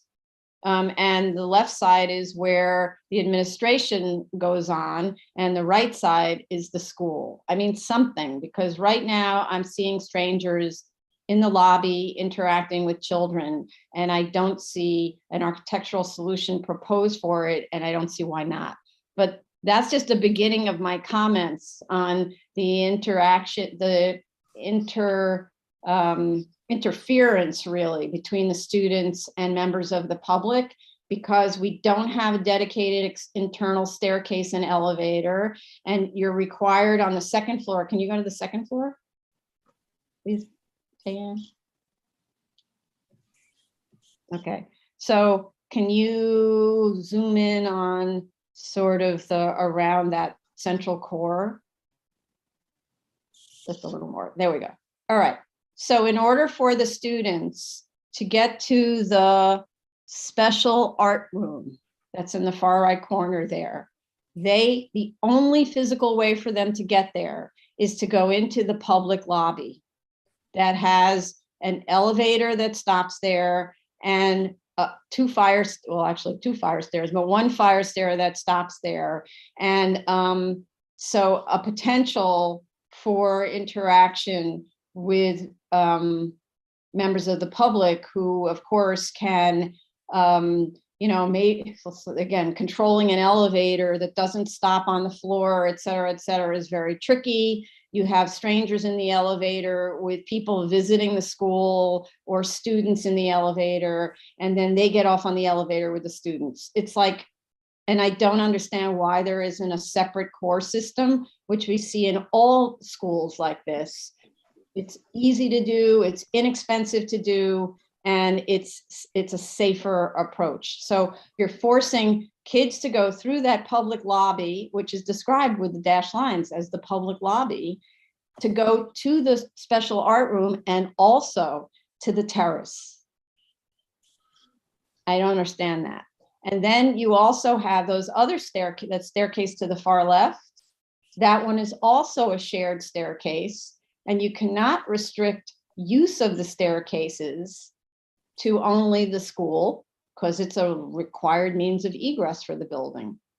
So again, I go back to this is a really strange layout for a school, and the architectural solutions are poor. Like, you could bypass the need to go into the lobby by changing the shape of the reading room that's right next to the lobby. So you have a corridor that wraps around the public corridor. Like, these are really easy architectural changes, and I'm surprised not to be seeing them. So that students would never have to be in that public lobby, except that you've also oddly got the access to the toilet rooms there. So you change the access to the toilet rooms so you don't need to go into the public lobby to use the toilet.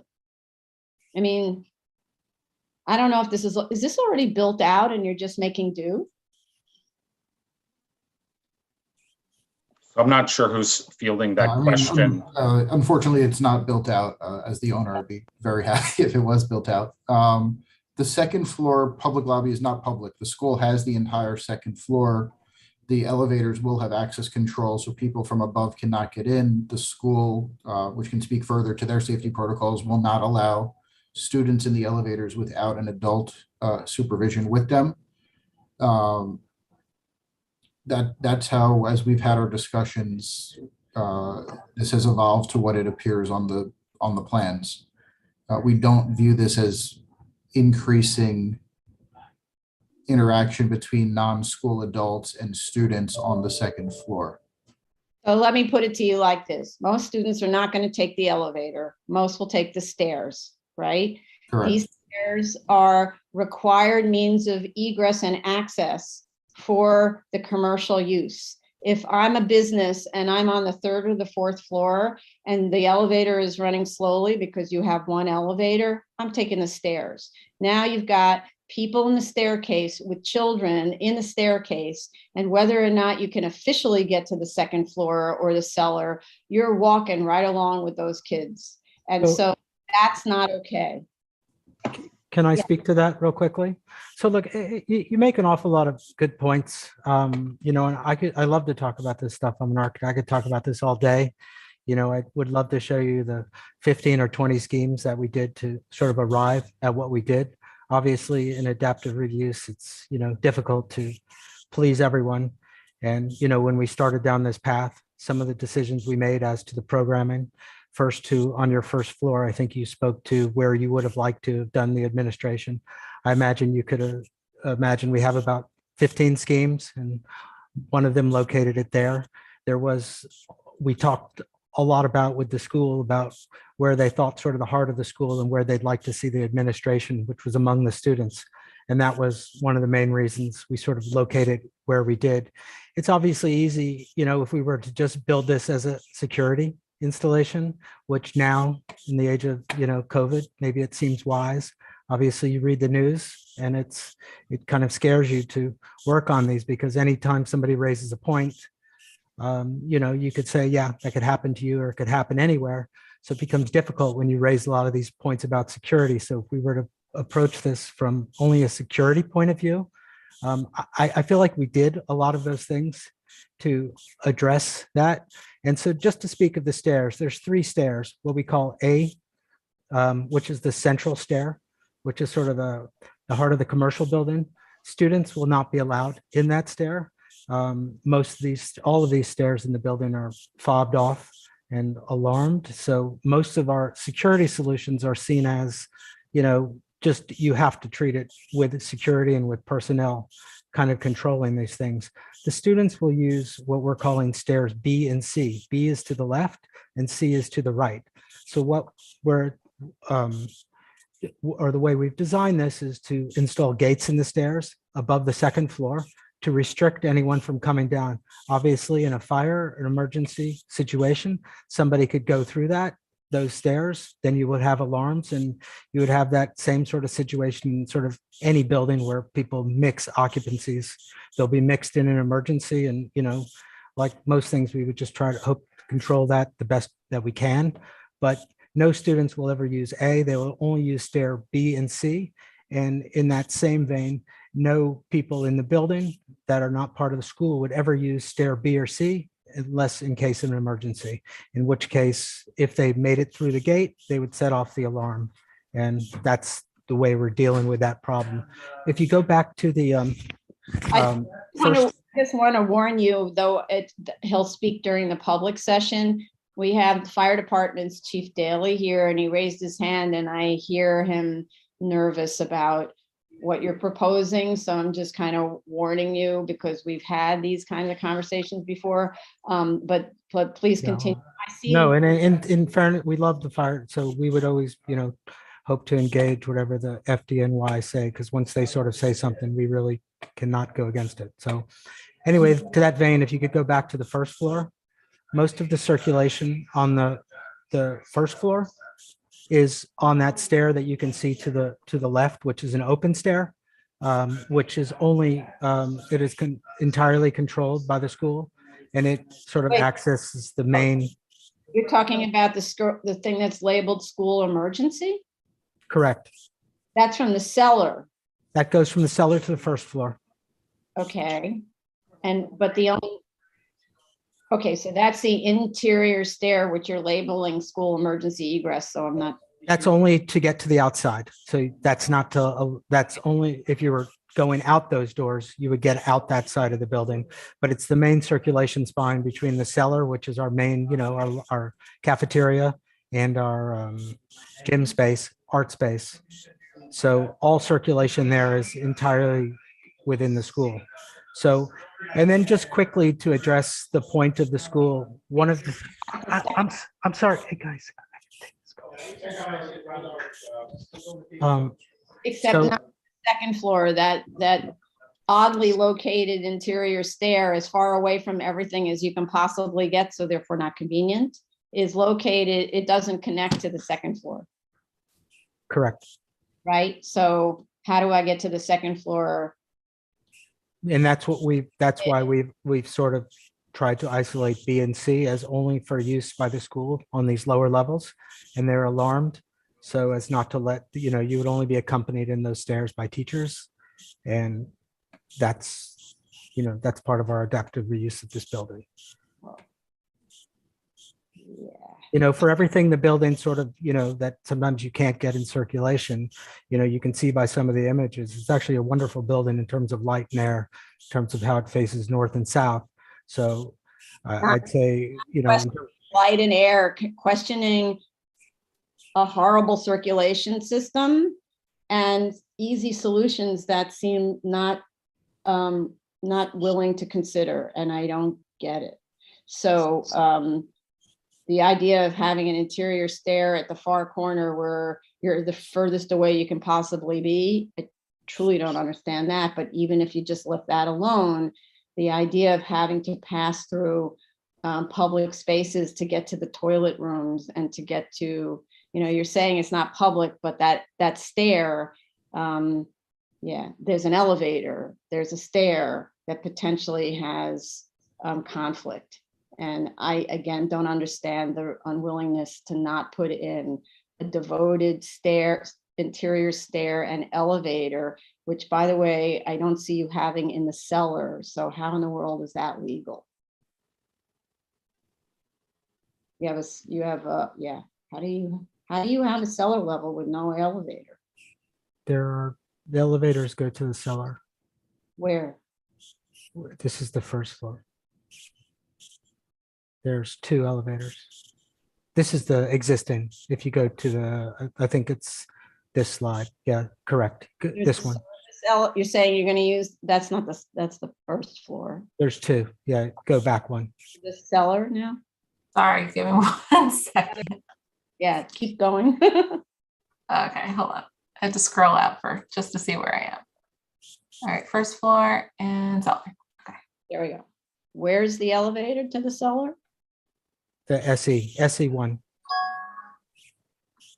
SE is a service elevator. So now you're saying the kids take the service elevator? There's only 2 elevators in the building, and we use SE1 to denote the elevator that would meet the FDNY requirements to fit a stretcher. Sorry, it's a service elevator for the building. It's one of 2 elevators, so perhaps I'll take the hit for that. I should have labeled it P1. Perhaps. Sorry, it's a service elevator for the building. And so the whole building uses that elevator to bring boxes up and down, furniture up and down. I don't know if this is a union building. We have lots of experience with how you're only allowed to use the service elevator during X and X during a union with union buildings, etc.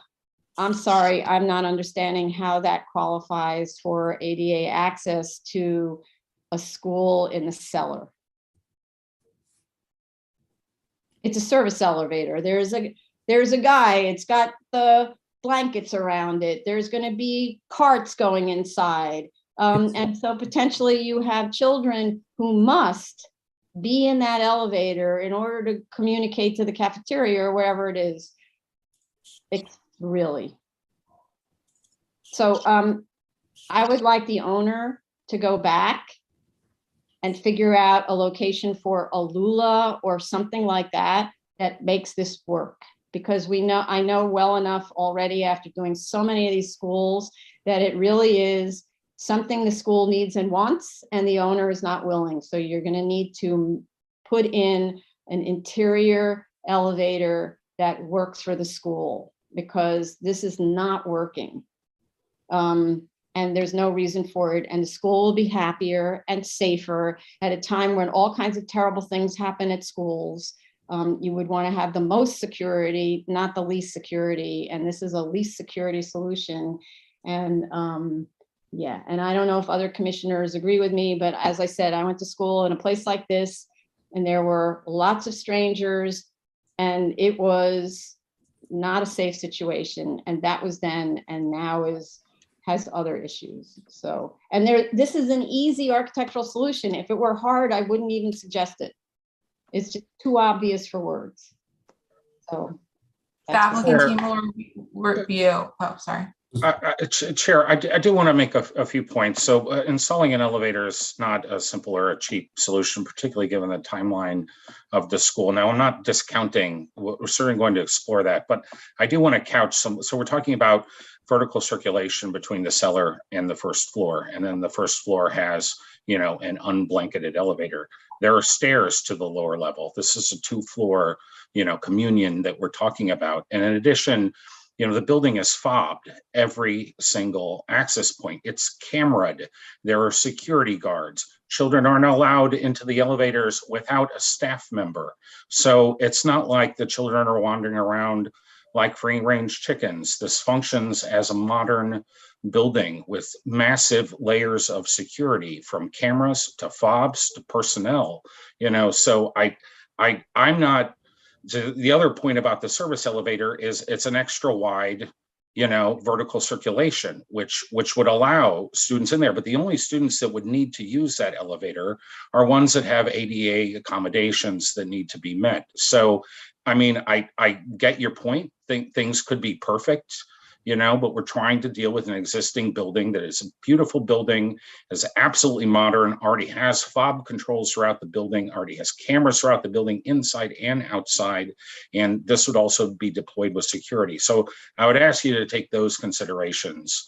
So I'm just looking at that open to below area around that connecting stair to the cellar. It's open to below. You don't even need to make a hole in the slab unless it's not done yet, in which case you're already making a hole in the slab. So you could install a Lula lift there, right there. And now you would have access by elevator directly to the cellar, assuming that corridor is wide enough for ADA access. And to say there's also 51 teachers. Some of them may be disabled, and people become disabled every once in a while when they, break something or worse, or terriblenesses, right? So to say it only has to be used by disabled, you also need, frankly, an elevator to, I don't know, strollers, kindergarten kids, I don't know. So you already have an opening in the slab. I don't understand. I'm very confused about the whole conversation. So, all the fobbing doesn't make me comfortable that there are strangers in here that interact with the children, because you need to use, in order to use the elevator, you need to be in the common lobby. So anyway, there are solutions. Why don't you just go back and look for the solutions? And instead of us having this debate, there are solutions for here, okay? Fair enough. And Mr. Williams, by the way, I know that you can come up with solutions, and I have worked with Hill and West. I know they can come up with solutions. So amongst all the solution makers, I know there's a way to the right answer, okay? Okay, let's move on to the next group of subjects.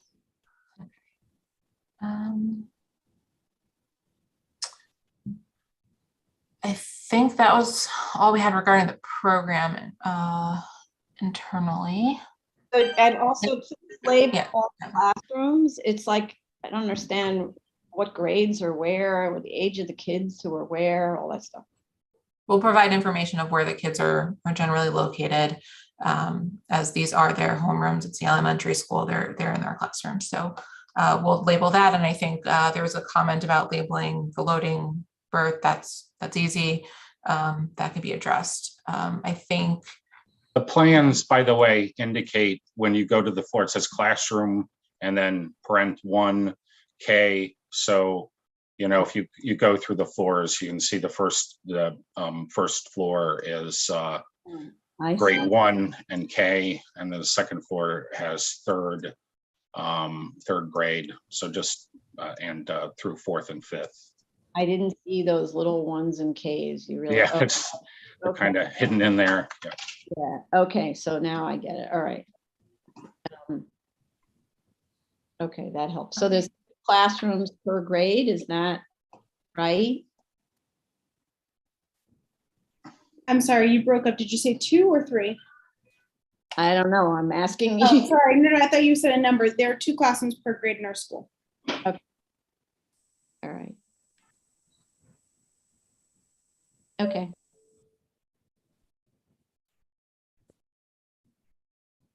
Okay, continue. all right. So Kevin, Amber, I think we'll go to some DOT and respond to some of the community board and community objections as well. Yeah, so Chair, what I'm going to do is kind of start from the top of your comments and just work through them. And then I'm going to call on Amber for the complicated stuff. So just to start with the CB recommendations, the 2 sort of similar about being involved with communications regarding 39th and 3rd Avenue. I will note our trip assignment and generation analysis based on the location of students does not indicate any student trips deriving from the the sort of industry city side of Third Avenue. Having said that, we provided a crossing guard at that location.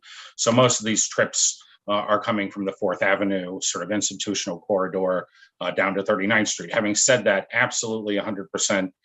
Dana is principal and Brooklyn Prospect intend to be, you know, an integrated member of the community, attend community board meetings, and to foster a relationship with DOT and the community board to help facilitate improvements that are needed and have been needed for a long time at that particular 39th and 3rd intersection, particularly as they continue to try to improve access to the Brooklyn waterfront. So, you know, I think I can speak for the school that they have every intent of keeping what is an excellent relationship with the CB at this time. There's a lot of work put into that, and we're committed to continuing that involvement and fostering discussions with DOT as they emerge on future improvements on that corridor.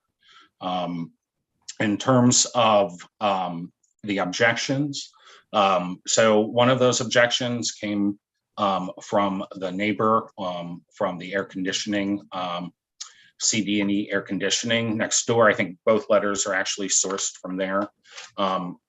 And so the question about no parking and you know, traffic on, I think it was traffic or narrowness of the corridor, which sort of mirrored some of the comments from DOT, which we'll get into a little bit more specificity. But first of all, regarding parking, you know, as DOT and with DOE schools, parking is neither required nor encouraged at school locations.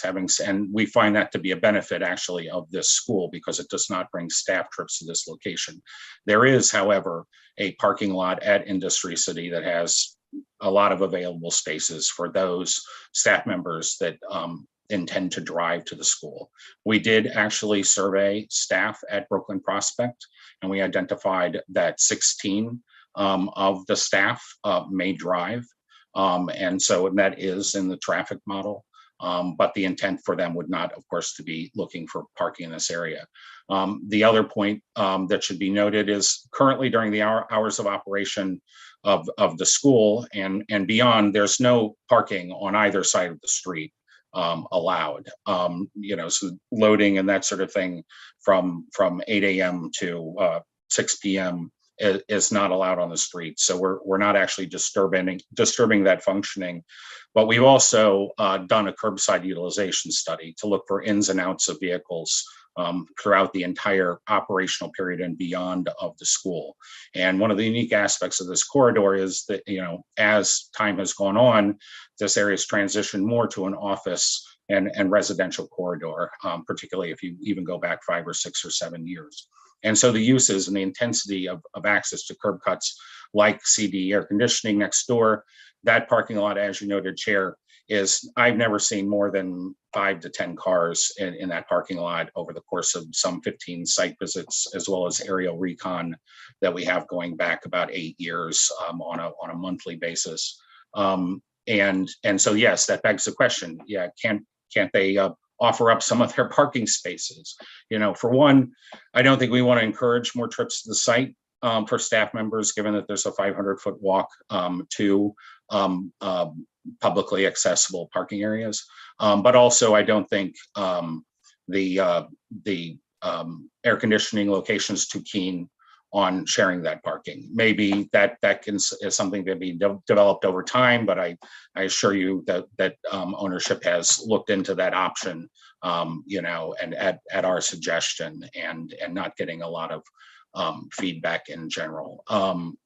So I mean, in general, their comments I think can be addressed as we move through sort of some of the DOT letter from school safety, but you know, overall, the geometric modification doesn't really change. It just changes sort of the orientation of the corridor rather than the actual practical ability to park or load or access curbs. So we're not disturbing any of that. We're not changing either of the geometries of the 3rd or the 4th Avenue intersections. We're not proposing that. We're only basically putting in this parking chicane, basically 2 turns that have been evaluated for vehicles that are not even allowed on this roadway. So the one thing I would note is this is a local truck route. It has a steep uphill climb when you head westbound. So it's actually not a particularly favored truck route. And that's actually borne out of the traffic data that we collected that I'll get into a little bit, where there's under 10% of the total traffic volume, which is incredibly modest actually for the designation as a truck route and a 2-lane road with turning lanes on opposite ends. We actually have about 250 cars. We often see about 400 to 450 to 500 on similar roadway segments. And a simple recon, which we provided to the community board, also indicates very interesting how this corridor operates, because 3rd and 4th Avenue have favored signals for through movements. So what happens is this corridor really, it sets empty for minutes at a time, which allows cars to sort of queue over periods. And the other sort of point to that, and the one way that we're taking advantage of it, is to do a simple stagger from the 2 grade levels and have an hour period and have buses arrive at an earlier window, and then have classes based on grade cohorts, sort of split the demand. And when you go and you look at the queuing analysis for that and the existing traffic that's on the network, it actually works very well. And we'll get into the questions about why there were 2 sets of trip generations, but that's,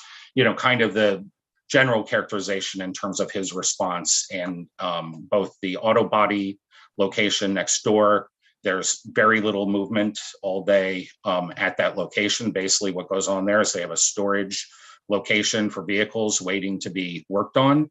The building actually only allows for 1 car entered at a time.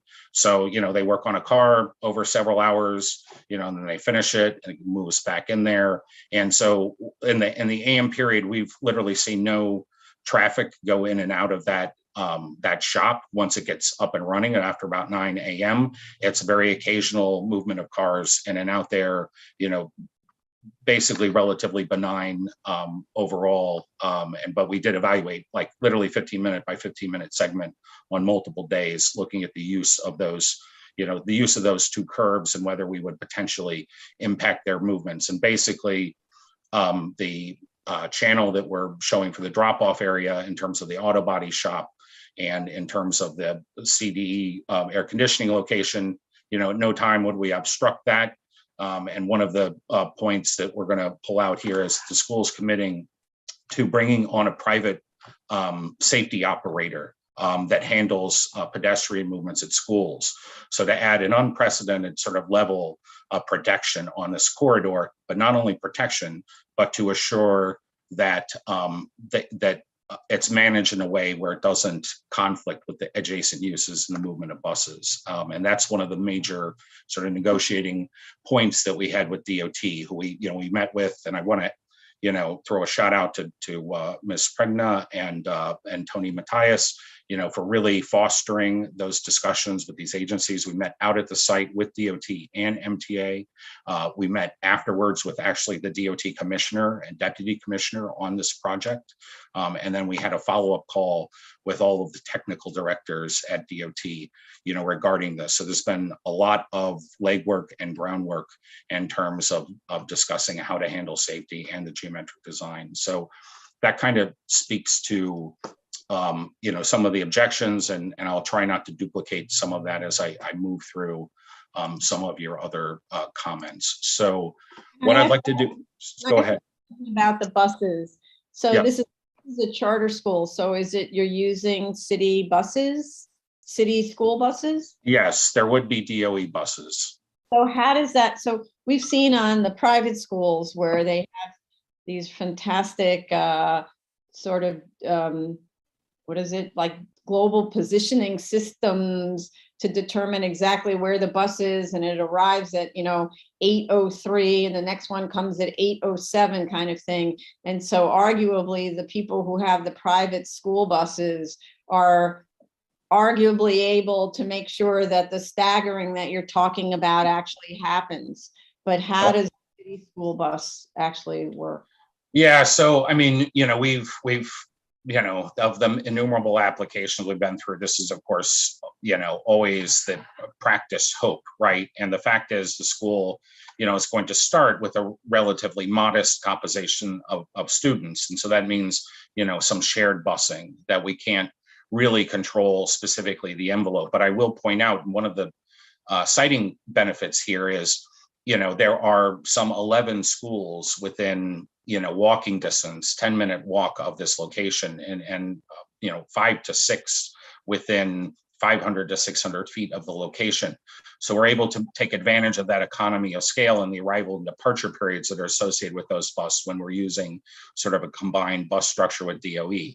But the fact is you can't count, right, on buses arriving on time. So when we did our analysis, queuing analysis, and the setup for the drop-off lane, we basically assumed permanent, during the entire drop-off period, like an hour window, if the buses come later, earlier, whatever. So it's not like we're counting on them to vacate that area designated in the 150-foot drop-off zone.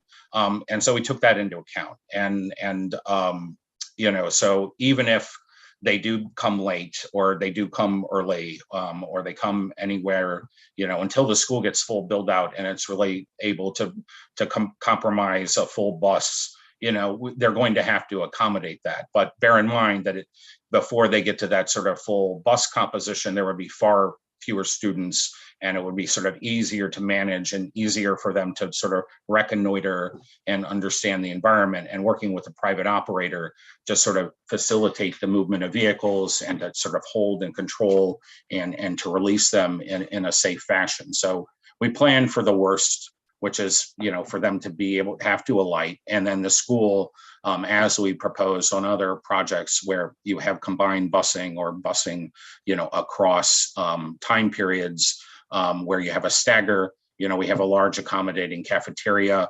And the idea is that children would be able to get breakfast, at that time before school starts, and they have to go to the classroom. So go ahead, Chair, sorry. Just a question. Did the buses pick up kids in the neighborhood and drop them at different schools, or is this a devoted bus to this school? So, and I'll let maybe Amber take care of this if you want to respond, Amber. Yeah, it's my understanding for DOE buses that it's based on the number of students, and as the school grows that they would have their devoted bus, but at initial startup, let's say they have 130 some kids, that the buses may initially be shared for, let's say, the first year. Right. Yeah, exactly. And that's kind of the point with the notion of making sure that we provided, enough dedicated bus locations until the school grew to a maturity and where it would be able to occupy its own. And also in that first year or so, we expect significantly less vehicles, and that staggering could be adjusted as needed to make sure that we accommodate that potential for late buses. Mm-hmm. Okay. Okay, so what I'd like to do is, kind of summarize, because the next point was about the DOT comment letter. And, as Jella and Tony know, going from the community board to working with DOT on the unique aspects of this site and their concerns that they addressed in this letter, I think this kind of sets the stage for sort of the rest of the summary discussion. So one of the notes is actually, and this might not make a huge quantitative difference to you, but the roadway width is 32 feet. And that allows for to a 12-foot, 11-foot, and a 9-foot, which is about a foot wider than normal on-street parking lanes, basically the section, of the roadway. And currently, the way that the site is positioned, and if I may share my screen, it might help to orient people a little bit better. So let me pull up this.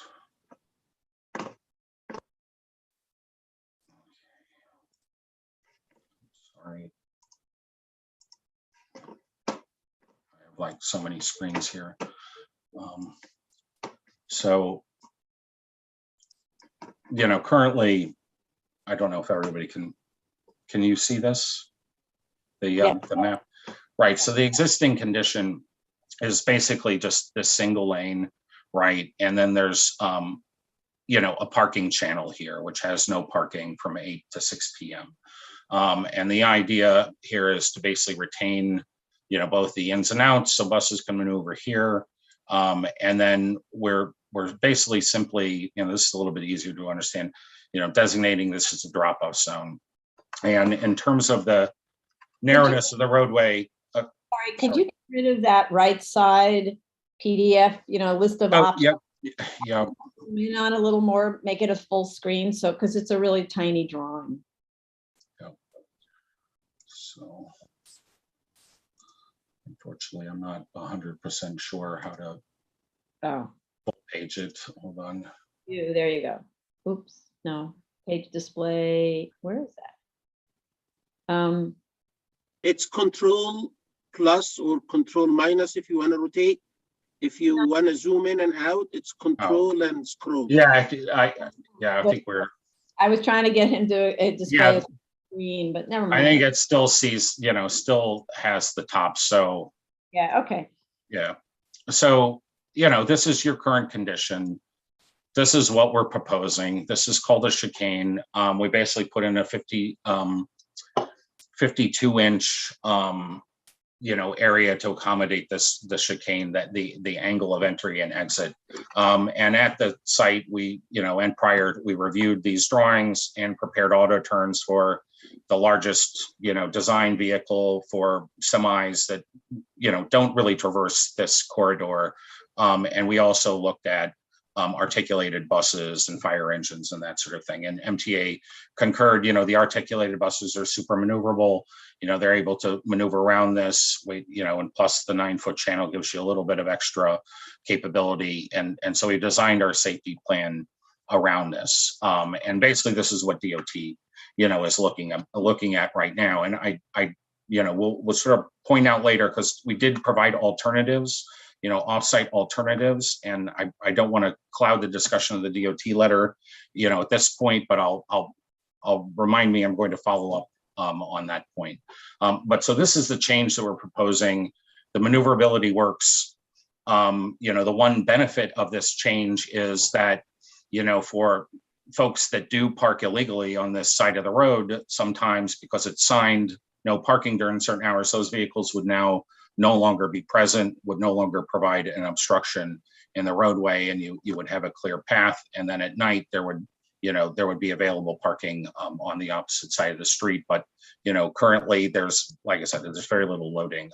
But this is the geometric plan is one of the things that DOT is looking at. So in terms of the other comments, and just to sort of work through these quickly. So one of the things I discussed, so we've captured the bus movements, we discussed it with MTA, they've had no objection to, and in fact, they're like, well, do you need us to move a bus stop? And quite frankly, I would love to move the bus stop on 3rd and 4th Avenue, because it's currently a single lane condition and there's many of those bus stops elsewhere, but we don't need anything to change in terms of their operation. In terms of the 40-foot curb cut in the middle of the site, Amber, if you would kind of discuss that, we basically have supplied language on a lease rider. And Amber, if you sort of capture the essence of that. Yeah, sure. So I was working with Stephen Fischler in terms of a draft language for a lease rider that could be distributed to the tenants using the commercial bays, basically indicating that they're aware of the safety operations, restrictions related to the hours that they can enter and exit the bays for that use, and just essentially language that protects students and makes those tenants aware. Yeah, and then so backing that, Chair and members of the board, is the presence of, the school is committed to having half of their staff trained and licensed as safety flaggers and pedestrian safety professionals. In addition, that the school has made the unprecedented step of hiring a private parking operator, a private pedestrian safety group to train, observe, provide staff and to be present. And so currently our plan for that is not only to have a lease rider where there are no arrivals and deliveries into basically what is a very small bayed area that allows for approximately 3 vehicles to pull in, doesn't have the overhead clearance for a semi. That wouldn't be necessary, but for vans doing deliveries and that sort of thing off hours. So the idea is we'd schedule that off hours, and then that entire channel is controlled during in the AM and the departure period with both staff and with vehicles present in that area. So we would certainly prevent somebody that's trying to access that zone. But this is one of the things that DOT wanted to see commitment to. We provided that information, and they're also aware of us negotiating with multiple private safety professional groups that handle such activities for schools. And so we feel like we've provided multiple ways of covering that. And you can certainly even control access to the gates as well, so that it's timed during certain periods. I've operated those gates myself and parked into the building, but it's not a large, heavy vehicle access point to the building.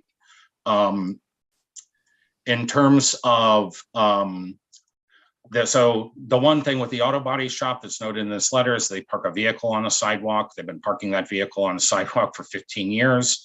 Then basically that's either the owner having his private parking space there, or a vehicle staged to pull into the auto body facility. And so that's an illegal action. And basically with building management, we don't want to be bad neighbors. We want to be happy, healthy, friendly neighbors.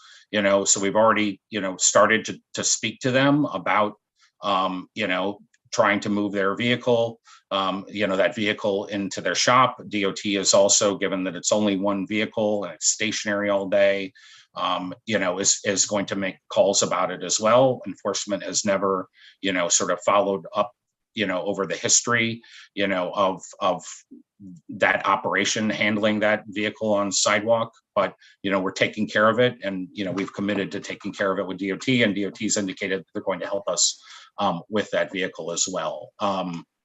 And so in terms of the final components, one of the major reasons, in working with school safety, working with the commissioner, and working with staff members of DOT is, Amber and I went out and observed a lot of schools. And as you know, of the many schools that we brought before this board, there is an absolute reticence to deploy, staff personnel, to manage safety, that people want design solutions, right? And so one of the things that we felt that would take this out of the direct day-to-day responsibility of the school in terms of providing this extra layer of oversight, and Ms. Heyman at School Safety's particular concerns about, parents on their, pulling up into the drop-off zone, chatting on their iPhone, taking a few minutes to hang out before their children, come out of the school. I mean, I've witnessed many, many schools in the city where it's almost like a street fair after school, and as well as parents parking across the street, blocking travel lanes. And the specific remedy that we had was to enlist a private operator that basically would sort of police the drop-off zone so staff can focus on stewarding children into the building, and trained safety personnel from the school, backed up by a professional operator, can make sure that school buses and families do not dwell at the curb any longer than it takes to drop off children, that double parking would not occur in front of the school or across the street, that vehicles would not make U-turns, that public buses would not be obstructed. So these types of things that are really, the entire 4th Avenue corridor has the same concerns and considerations. It shares, parking channels, bus drop-off locations, multiple schools going by, parents with, on bikes with their children. This corridor, if anything, is a lot less busy than the 4th Avenue corridor, where bus drop-offs and parent drop-offs and that sort of thing occur, with multiple overlapping commercial application, commercial uses present on that corridor. So one of the reasons here why we recommend keeping that zone in front of the building is because you got eyes on a limited area, right? So more staff, more trained staff, professionals in the area of pedestrian safety, and a manageable corridor of 150 feet in front of your building where you're controlling the ins and outs is much easier. Although, it could have been managed, and we proposed it on another school before where we had challenging drop off, even walking 500 feet in inclement weather, as Commissioner Shabeta indicated, that was one of my primary concerns, whether snow or rain, and then, sort of collecting students and walking from those locations, having everything right in front of you where you can surveil and understand your environment allows you to adapt to the circumstances present and to really control that situation more. And we believe that also bifurcating the arrivals and departures, really minimizes the amount of vehicles and drop-offs that would be occurring. So, that is the commitment and the encumbrance that Brooklyn Prospect has made, and above and beyond any other application is basically taking on a private operator to assure that these types of conditions that we hear on every application are managed in a professional way. It's subject to audits, where the school is constantly improving recommendations and that sort of thing. So that's, we took a lot of time to get to this sort of letter and to move forward with the traffic analysis. So that kind of summarizes their concerns. And so, Amber, what I'd like to do now is hand it off to you to talk about what the chair pointed out is the difference between the two trip gens that were provided. Sure. But wait a second, before you do that, so I understand, I think it's great that you're engaging professional site safety managers or whatever the official title is. I'm just curious about, how contracts are with consultants, right? You're a consultant, so you replaced another consultant, that kind of thing, right? I'm one of them, yeah. Yeah. Right, so I'm curious, how does that kind of arrangement work with DOT? If DOT is relying on the site safety structure, is there going to be sort of a restrictive declaration? Is there going to be something that commits the school to maintaining this kind of system? So we proposed that, and Jella was around the table when we sort of broached these various, sort of gates, if you will, including, the limited ability of BSA to bring applicants back in, to have, the ability to sort of review compliance. And also, we actually started out with DOT with trying to hatch out sort of a long-term framework, right, with a private operator. And when we sat down with the new commissioner and the deputy commissioner, we continued to offer to work out, such a termed framework. At the end of the day, I think everybody in that room was very aware of the conditions of school safety. And they did not require us to supply a restrictive deck or a termed agreement with DOT as a, sort of a reviewing party. So they decided at the end of the day to not encumber us specifically with that. But if it's, Chair, if as a part of approval of the board, I'm sure we can work out a term agreement that is timed with reference to, the special permit coming up for review or other measures. The school is committed to doing what they need to do to assure for student safety. And there's just been a lot of effort spent on kind of negotiating out that at the end of the day. And basically, DOT kind of acquiesced and like, okay, this is too complicated for us to get into a three-party agreement. But we are in earnest developing basically a sort of rollout period where, there would be pre-training where staff will get trained and where there would be sort of test runs at the site. And as, the school grew with capacity. That's the unique thing about this, is a 5-year growth plan, that they would be able to transfer a lot of those, staffing duties based on the conditions that are observed, but would always be available on call. And if there are specific times of the period where you need surges and that sort of thing, but we would be happy to sort of, codify like kind of what our intent is in terms of the startup.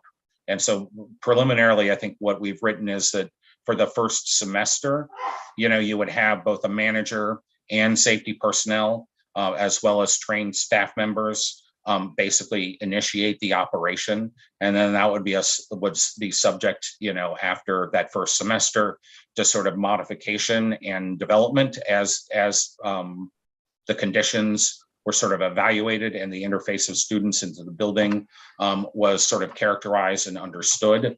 And so, obviously it's very hard for, because it is quite a cost to sort of commit to, like, say, a 10-year agreement, where you don't know whether or not you're actually going to need all those staff members. So the idea was to surge it at first, learn the environment, and then taper that down to like a manager. And so I think by the next hearing, what we would want to do is get you something that the board feels is sufficient and necessary to sort of meet, this sort of supplementation with the private operator. But yeah, DOT, they at the end of the day, I think they're just like, all right, we trust you. We brought in an attorney that works with DOT all the time. And, basically between Dana and myself and Matthew Doss, who's on the line, who's a transportation attorney, I think gained the trust and support, but that comes out, over time. And I think with the board, maybe it's a little bit easier to codify something like a restrictive declaration or an MOU or something of that effect that indicates how this would work and to what period. The one thing I do want to say is, obviously an outside contractor can train the school to have an inside a staff member. Yep. Employee who knows how to do this. It seems like first you're hiring them to teach you what to do, and then eventually it'd be probably much cheaper to have a staff person. Precisely, the idea is to do that. And so, we've interviewed and discussed with several operators, ones that I know and I trust, and that's exactly the idea. And that's the other thing, is the school's made a commitment to have literally 50% of their staff go through the certification training for pedestrian safety. So it's literally like, backup to backup to backup. And yes, you would have like an arrival and drop off coordinator, which is described in our safety plan, and additional safety staff that are trained. And all of these folks would, coordinate with the private operator to basically learn the nuance, right, of that profession. And to establish best practices, and to be able to be brought in over time for like unique circumstances and that sort of thing that are encountered. So that's absolutely the idea, is like, charters, they're on a stipend for each student, right? It doesn't go up and down. So, it basically that goes into the programming capabilities, the quality of staff and that sort of thing. And so that was absolutely the idea, is to, kind of the first semester, really do that and get a system set up in the long run to transfer to management of the school and personnel. Okay, thanks. Okay, so let's see. All right, so the Amber, to the trip gen. Yes. So originally, when we had made our initial submission, we had been referencing Brownsville Ascend, which is a previously approved charter school EAS for the modal split data. When we looked at the number of vehicles specifically and presented it to the school, they said, this really doesn't comport with what we see in our existing locations and what we anticipate at this location. And we had surveyed another Brooklyn Prospect charter school, 80 Willoughby, which has kindergarten through 4th grade, or did at the time that we surveyed them. And that is basically the change in the data set. So the new data is based on original surveys from an existing Brooklyn Prospect Charter School location, which is actually about 3 miles from the proposed location versus over 6 for Brownsville Ascend in a more similar area. And to vet that data, what we did was we looked at journey to work census data, basically how are people commuting within the 80 Willoughby catchment area and then the proposed catchment area. And those numbers were almost exactly the same, plus or minus 1% for certain modes.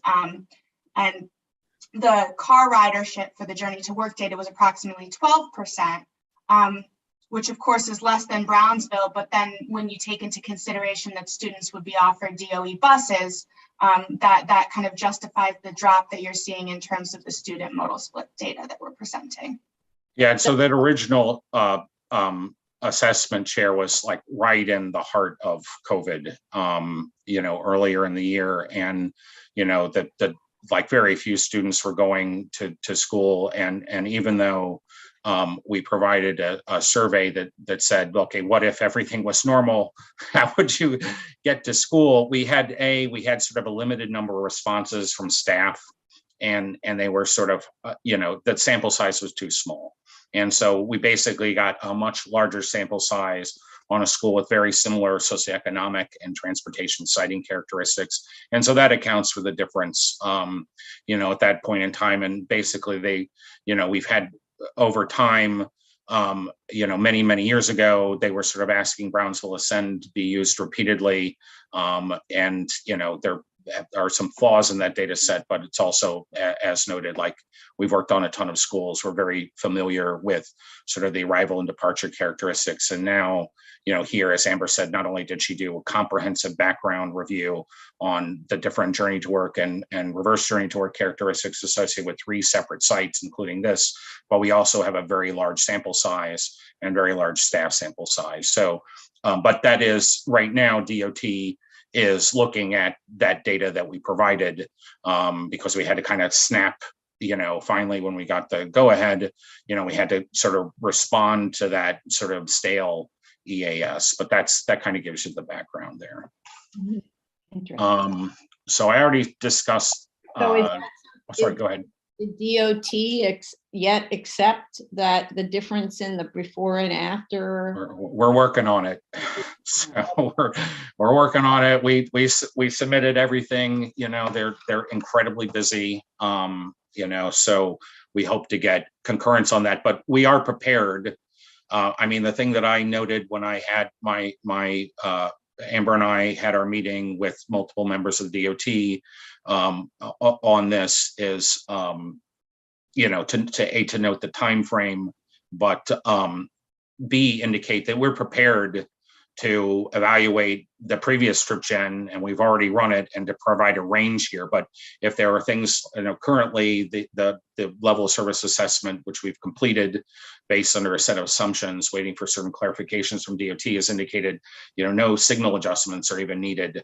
We're not degrading any level of service, even with a growth rate factor applied from COVID, which we actually don't think is relevant here, given when we did collect traffic data. But regardless, even if we bump it up, and I think even if we evaluated, we're below all the thresholds for doing a level service analysis, but we are doing it because they want to be extra sure that the additional volumes and the geometry doesn't affect, those signals. But I think that the main point is we're prepared to provide a flexed analysis. We just don't want to recommend more car generation through the area that may result in an artificial change to the signal timing, right? So we want to get it as tight as possible, but conservative, and we're working to get there. But regardless of how the trip generation is considered, it still doesn't result in a level of service impact, but we want to get the numbers right. So we're working on it, and we've provided them that communication. So the next comment, we discussed the open parking lots, which I, indicated that, we don't have an intent, and we haven't really been given a favorable opportunity to park at the AC office. And, I parked multiple times at Industry City, and it's a very sort of, comfortable short walk for staff to get to that point. So the one question I kind of have addressed this, obliquely or directly earlier, was about the 39th Street access to the waterfront and Industry City, and the loading unloading may be blocked. So we've not noted any like sort of on street. So say, a panel truck or something dropping off parcels, because parking is not allowed, it's no standing any time, and we're just basically switching that language and basically making our channel school no standing time during the hours of operation. There was actually no way to effectuate such curbside drop-offs presently. There are 2 businesses that have curb cuts across the street, which I've observed. They pull into them, they have driveways, and they're able to enter there. And on our side, it's also the same thing. There's the business that's on the corner of 3rd and 39th. It has bay doors. It's currently vacant. It has bay doors on 3rd Avenue.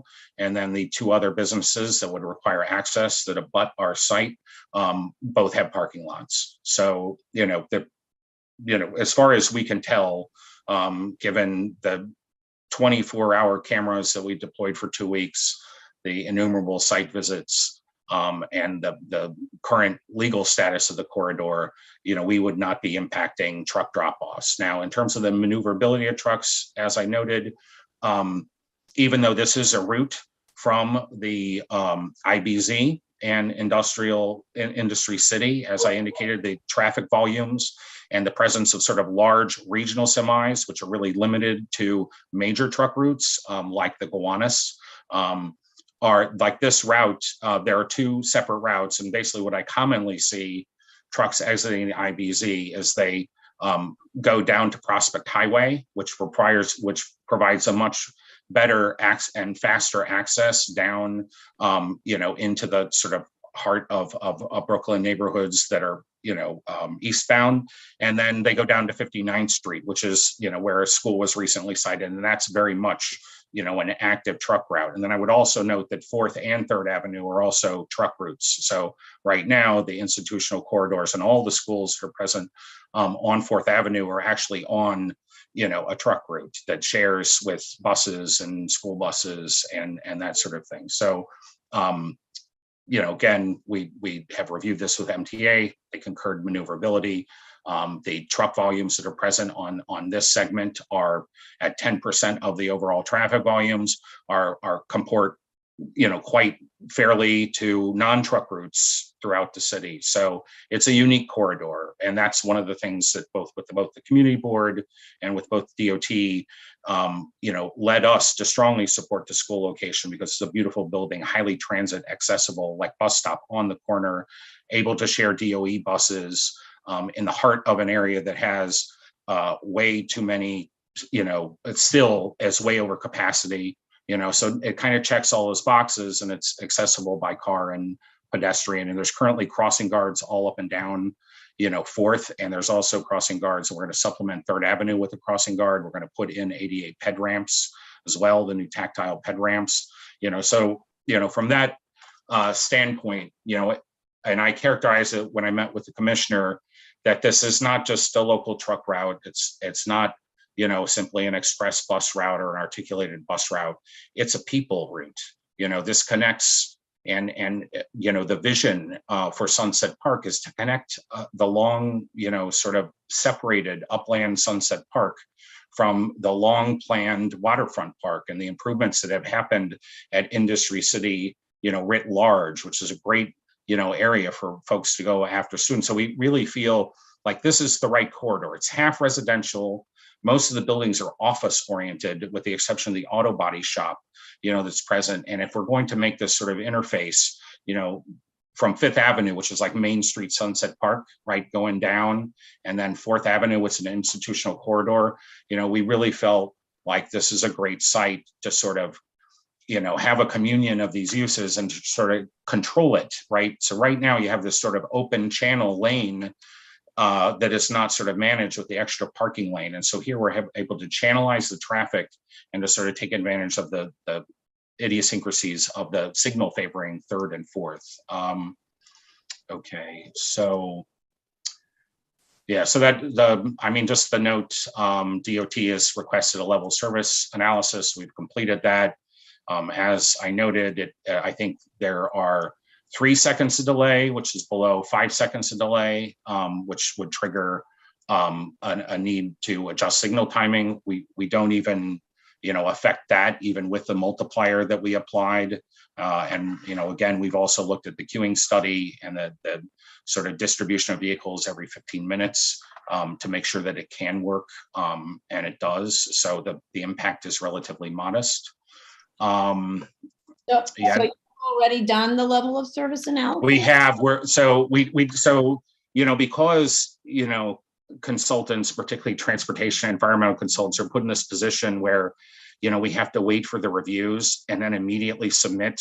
We basically completed the analysis with our best, worst case assumption, set up all of the models, got all the signal timings for the existing, the no build and the build, and literally have it waiting for DOT to get back to us on the approval of the trip gen, which is either going to be at the high end from Brownsville Ascend or at the surveyed end that Amber has, and we're prepared for that. So yeah, we fully prepared it and are literally just waiting for DOT to get back on those things to submit. Okay. To just expedite what is a desperate attempt by Brooklyn Prospect to foresee the location of the school as quickly as possible. I've already discussed the maneuvering of large trucks to clear this zone, and the combination of both staffing members with flags and a road lane, which is now would be wider, and with, of course, the channelization than what's currently offered. We believe, and our analysis has shown, and we provided to DOT, that the maneuverability is not an issue. Right now, DOT is kind of looking at 2 options, however, minor changes to what I proposed, which is to retain both the geometric configuration of both 3rd and 4th. They are looking at an option where they convert basically they make two lanes at 3rd and 4th Avenue. I don't think that will work because it will block the bus turning, the bus stop from 3rd, buses coming from 3rd and stopping at the bus stop that's proximate to that intersection. So we want that retained so vehicles can continue to move around as they currently do. So just a very modest change, but doesn't really affect the operations of the school. That's being looked at, and is being subject to review by both the borough engineer and the head of seeker review and traffic ops. There are a lot of eyes on it right now. And then I discussed earlier the yellow bus option on 4th Avenue that, we prefer to have, and I think it's, a better situation to have the operation right in front of you, in terms of controlling those operations and assuring that students get to the site safe. If DOT determined that they would prefer to have one of those alternatives, which they haven't, school safety prefers to have these locations in front of the school, they will entertain them at alternative locations. But for the reasons that have been previously stated and given our traffic analysis, we believe very strongly that the operations in front of the school can be both managed and afford safer arrival and departure for students entering the school. Amber, do you want to discuss the air quality comments and the relation? And I can talk about the relationship of the potential, whatever they're doing with the yard behind the site. Sure. So Amber, the noise and the air. The chair had the question about whether we did noise. Yeah. And spray booths and potential unpermitted. Can't hear you. Start again. There was a question, Chair, related to whether we considered any potential unpermitted sources, specifically the auto body shop that's located on the corridor. So we do initially a desktop search and we pull permits to identify any uses that have active permits. And then we do a field reconnaissance where we actually walk that 400-foot air toxic study area, confirm the uses that are present there, and identify any potential unpermitted sources. So while that auto body shop is a commercial use. They don't have a spray booth, so there's no air toxics issues associated with that use. Yeah, we confirmed that, and it was subject to DEP concurrence. Right. In terms of noise, so we did noise monitoring. One of the locations was the second floor level at the roof facing that rear. And the highest that was a continuous 10-hour noise monitoring session during the school hours of operation. The highest recorded noise was 66 decibels, which is below, it's a relatively low noise level and wouldn't require any additional attenuation related to students playing outside.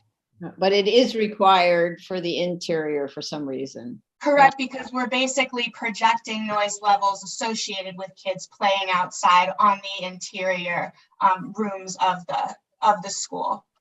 Okay, so 66 on the exterior doesn't require, independent of the students on the roof, it would require attenuation to get to 45 or not? It would not. 70 would be the threshold, anything above 70. Okay, all right.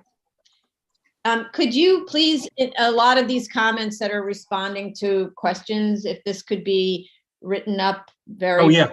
Have it written. Yeah. We've actually written it up. I'm actually reading from our notes. So yes, Chair, absolutely. We will provide you, sort of a tidy but directed response, more tidy than we're doing now. So absolutely.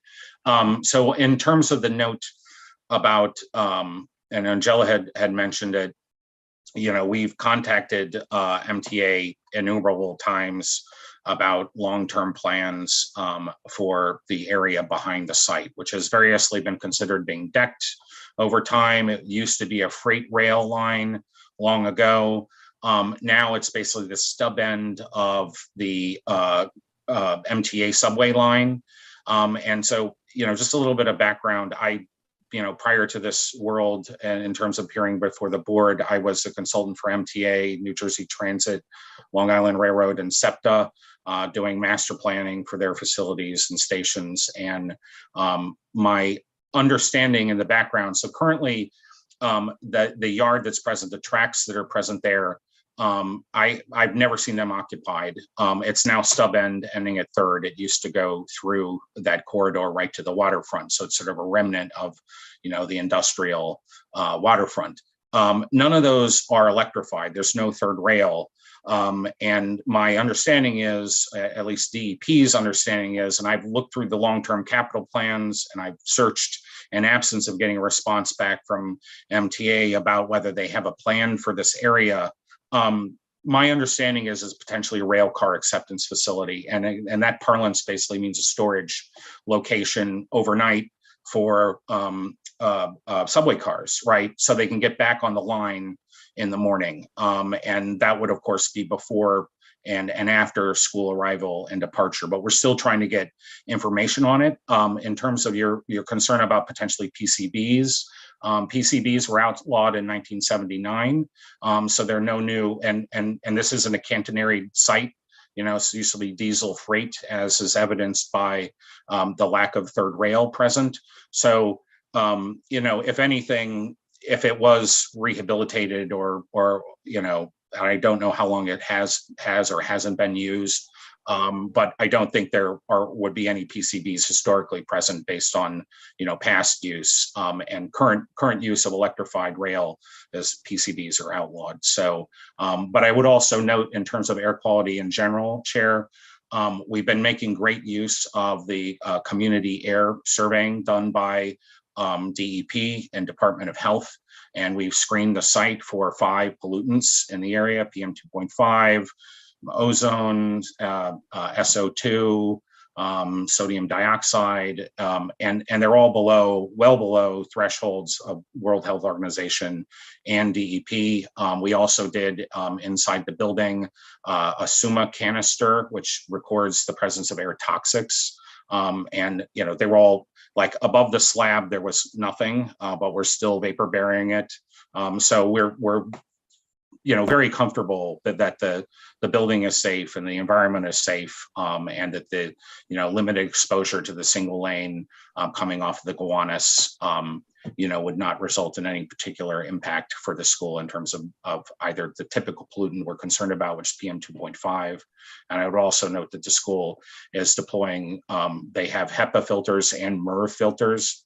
So each classroom has a HEPA filter, and that was deployed for the purposes of COVID, but it also is an incredible benefit that it removes like 90% of both ultrafine particulate and like 95% of PM 2.5.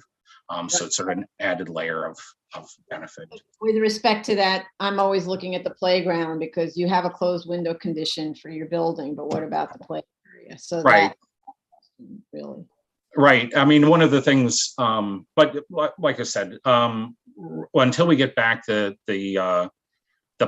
if there is any plan, there's certainly no plan within the next 8 years because I reviewed their capital plan. There's no money allocated, but in terms of the long-term nature of that site, if we can find anything else, back on that use, we will, that may, affect the nature of the air or we will certainly find that out. And what I mean is, and I just want to just say Commissioner Otley Brown's going to have to leave in a couple of minutes. So council should note that she stepped out at this time period. But, and thank you for attending the hearing today. The question though, you did the air quality analysis from the setback on the second floor, right? So in terms of the HEPA filters, obviously that's not applicable on the setback. I just want to make sure that the levels are suitable for the children on the setback level. Yeah, I mean, so the data from we didn't actually do outdoor like dust track modeling for PM 2.5. It's done as a part of the phase 2 work. But in terms of the back area, we're basically using the monitoring station that's located, there's 2 of them in Sunset Park that are basically running constantly, that have long-term exposure and short-term exposure requirements. And there's reports put out every year. All of the particulate and other pollutants of interest, that it's, this site in Sunset Park has dramatically, and New York City has remarkably improved from literally being non-compliant, and in an air quality attainment area for decades, from 2000 to literally dropping from an average of 18 parts per billion down to 0.8 throughout the city. And this site is actually like right at around the ambient level for PM 2.5. But, if it would please the board, we would be happy to go out and, put a canister outside and see if there's anything nasty there, Yeah. So. I'm just concerned about the kids playing on the roof. I don't want, I don't know if you worked on the case where we had really high NO2 levels. It was terrifying. So we, that was a case that got delayed by several years because the culprit, the producer of the NO2 had to install scrubbers, et cetera, and the school ended up paying for it. Horrible, right? So I just want to make sure that being close to the Gowanus off-ramp or whatever is presenting a problem for the kids playing outside. We've had several situations where it's determined that maybe an outside play area is not a good idea at that particular site, right? Yeah. So I want to make sure that this one's covered all of those stories for the outside play area. Yeah, you got it. It's an easy thing to do, and we're happy to do it. Okay. So so as I think we sort of mentioned briefly, we will be installing a vapor barrier. We're preparing a remedial action plan. It's basically above surface epoxy, all void closures in the area, and then post deployment testing. Just like I said, we didn't have any exceedances above the slab, but below the slab where we drilled into the floor, you have that space, and there were some minor exceedances there, but we're going to the step to vapor barrier the interior floors. I don't know if Amber, or if I've missed anything. I kind of collected Commissioner Shetta's comments and Commissioner Shabetta's and Commissioner Otley Brown's comments as best as I could into those responses, but we're happy to take questions rather than me, going on. And of course, we will submit a full response in writing. Okay. Do any commissioners have questions? We're extremely thorough, as was Ms. Kartalian. So I kind of can't imagine more questions. And maybe questions will come up in reading your responses, but so far I think you were very thorough. So I would actually like to go to the public. We've been at this for quite a while. So let's go to the public, and then that way fire department can give testimony. Okay, so the case we're currently discussing is 2021-56BZ, 341 39th Street, Brooklyn. This is a special permit for a school. The dial-in number is 646-558-8656. You'll enter the webinar ID number, which is 940-8627-8914. Press pound. You will then be asked to enter participant ID number. You can ignore that request and just press pound. Once you are in the Zoom room, press *9 to raise your hand and *6 to unmute to speak. If you are already in the Zoom room, please raise your Zoom hand to speak. Okay, thank you. So I'll recognize Chief Daly, who's had his hand up since the beginning. Go ahead. My Zoom hand is never tired. Thank you, Madam Chair. We've heard the testimony, and one of the testimonies we do object to is using the egress stairs as an access stair for the students. We do object to the use of the egress stairs as an access stair due to maintenance issues, and of course the fire department, we do use the stairs as a staging area, and it has been my experience that when people start using it as an exit stair, the doors will break, and it's always a headache. So we do object to the use of egress stairs as access stairs. Two, I had the deputy chief for our public buildings unit. They're responsible for inspecting schools. I had shown this plan. Stair C, they're directing the students down to the cellar level and then back up to the street. I understand in stair B, when they exit out, they're at grade. That's fine. We have no object. We're a little concerned about that. But for the student to exit down to the cellar, past an electrical switch room, a fuel storage room, mechanical storage room, an electrical room, we have a major concern, because there are fires do occur in those areas, and they direct children down to the cellar to pass these hazardous areas to exit out to the street. We have major concern. They show a dashed line representing the front desk. Because this dashed line is very close to stair B, stair C, there's not much room. And looking at the door swing for stair C, I have a concern about this, and I will have to review it with staff chiefs.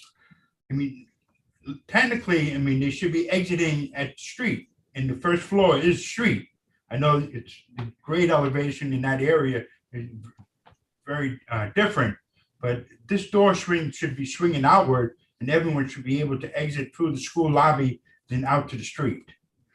Now, another question, I have a question in that the office lobby area, there is a door by the administrative 1-14. Why can't they utilize that door as an egress door? They can put a magnetic lock on that door, connected to the fire alarm system. And in the event the alarm is activated, the lock will demagnetize, and they can exit through that lobby as well. Sorry, say again, where is that one? Okay, on the first floor by administrative 1-14, there's a door that goes into the public lobby. Okay, it's right by WC 1-13. Oh, the water club. Come down. Okay. Oh, it's right. No, pull it down. 1-14, yeah. 1-14. Top of the page. Yeah, right here. Oops. No, you're there, right? 1-14 is that odd shape. Right. Okay, and then opposite that door, is it a door that leads into the office lobby? Yes. They could use that door as a means of egress. They can Mhm. put a magnetic lock on it, connected to the fire alarm system. In the event the system is activated, it will release the door and people can exit through that door. While the general public cannot access the school space. Mhm. So that's a suggestion there. Yep. Again, we'll have to talk to the staff chiefs about stair C, that you're directing children down to the cellar to come back through hazardous rooms to exit out to the street. That is a concern that we do have. There was one more, please bear with me.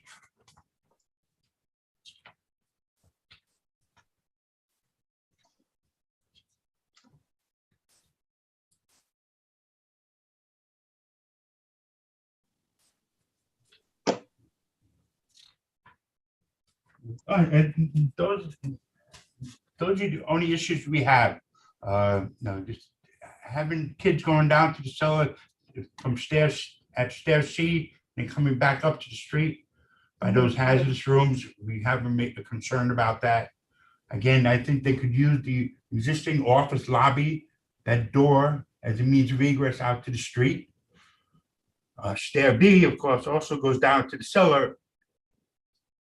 But they do provide access straight to the street, so I don't have too much of a concern about that.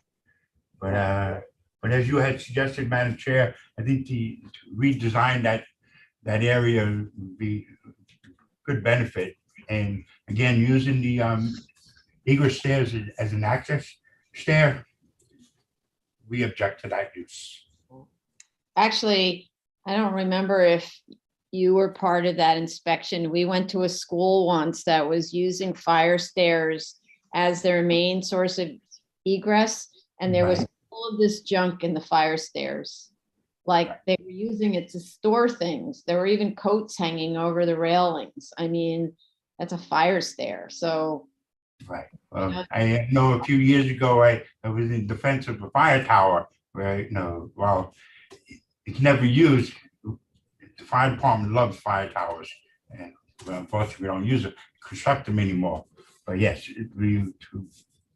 if the stairs never used, that's a great thing. But to use it every day for access, we do object to that use. Thank you very much. Appreciate it. All right. So I didn't see anybody call in. The question is then, how much time do you need to respond to all of those various questions, which we're not going to articulate because that'll take another hour.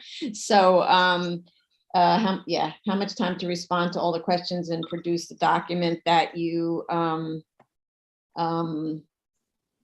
said that you were writing as you spoke, and also modifications to the drawings, and respond to DOT and all those other agencies, et cetera. Right, so I think there are a few moving pieces, and I know that DOT and DEP might take a little longer, but the commission raised some concerns regarding the design, and I think now we have some comments from FDNY. So DCI Daily, can you send us those comments as well? But we'd at least like to respond to those first. The school really needs to open in September. We've had this on an expedited request for a while, so we want to do everything that we can to get, clear some of the objections, and we don't want to wait just for DOT and DEP. So if we could schedule a hearing as soon as possible, at least to address the board's concerns. Right, but regarding design. I need to know when you're going to submit in order to schedule it as soon as possible. So we can have a response to comments letter by Friday.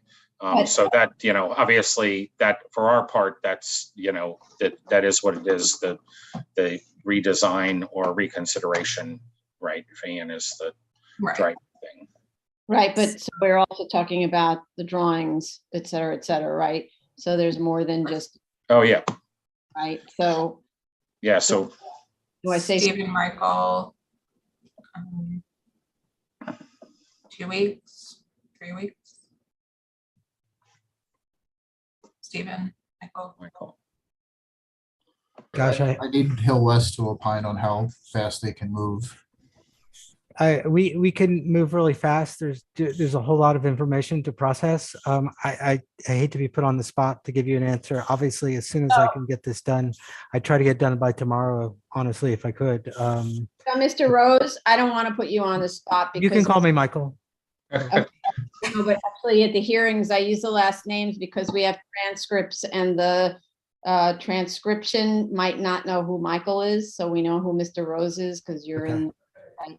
So thank you though for the offer. So what I so what I wanted to say is you don't have to decide right now because I know I'm sure you're working with a team in your office. So why don't you speak with your team and then get back to Jella and we'll find out how all this puts together and then we'll make a decision about when you can be put back on for the hearing, for the continued hearing, okay?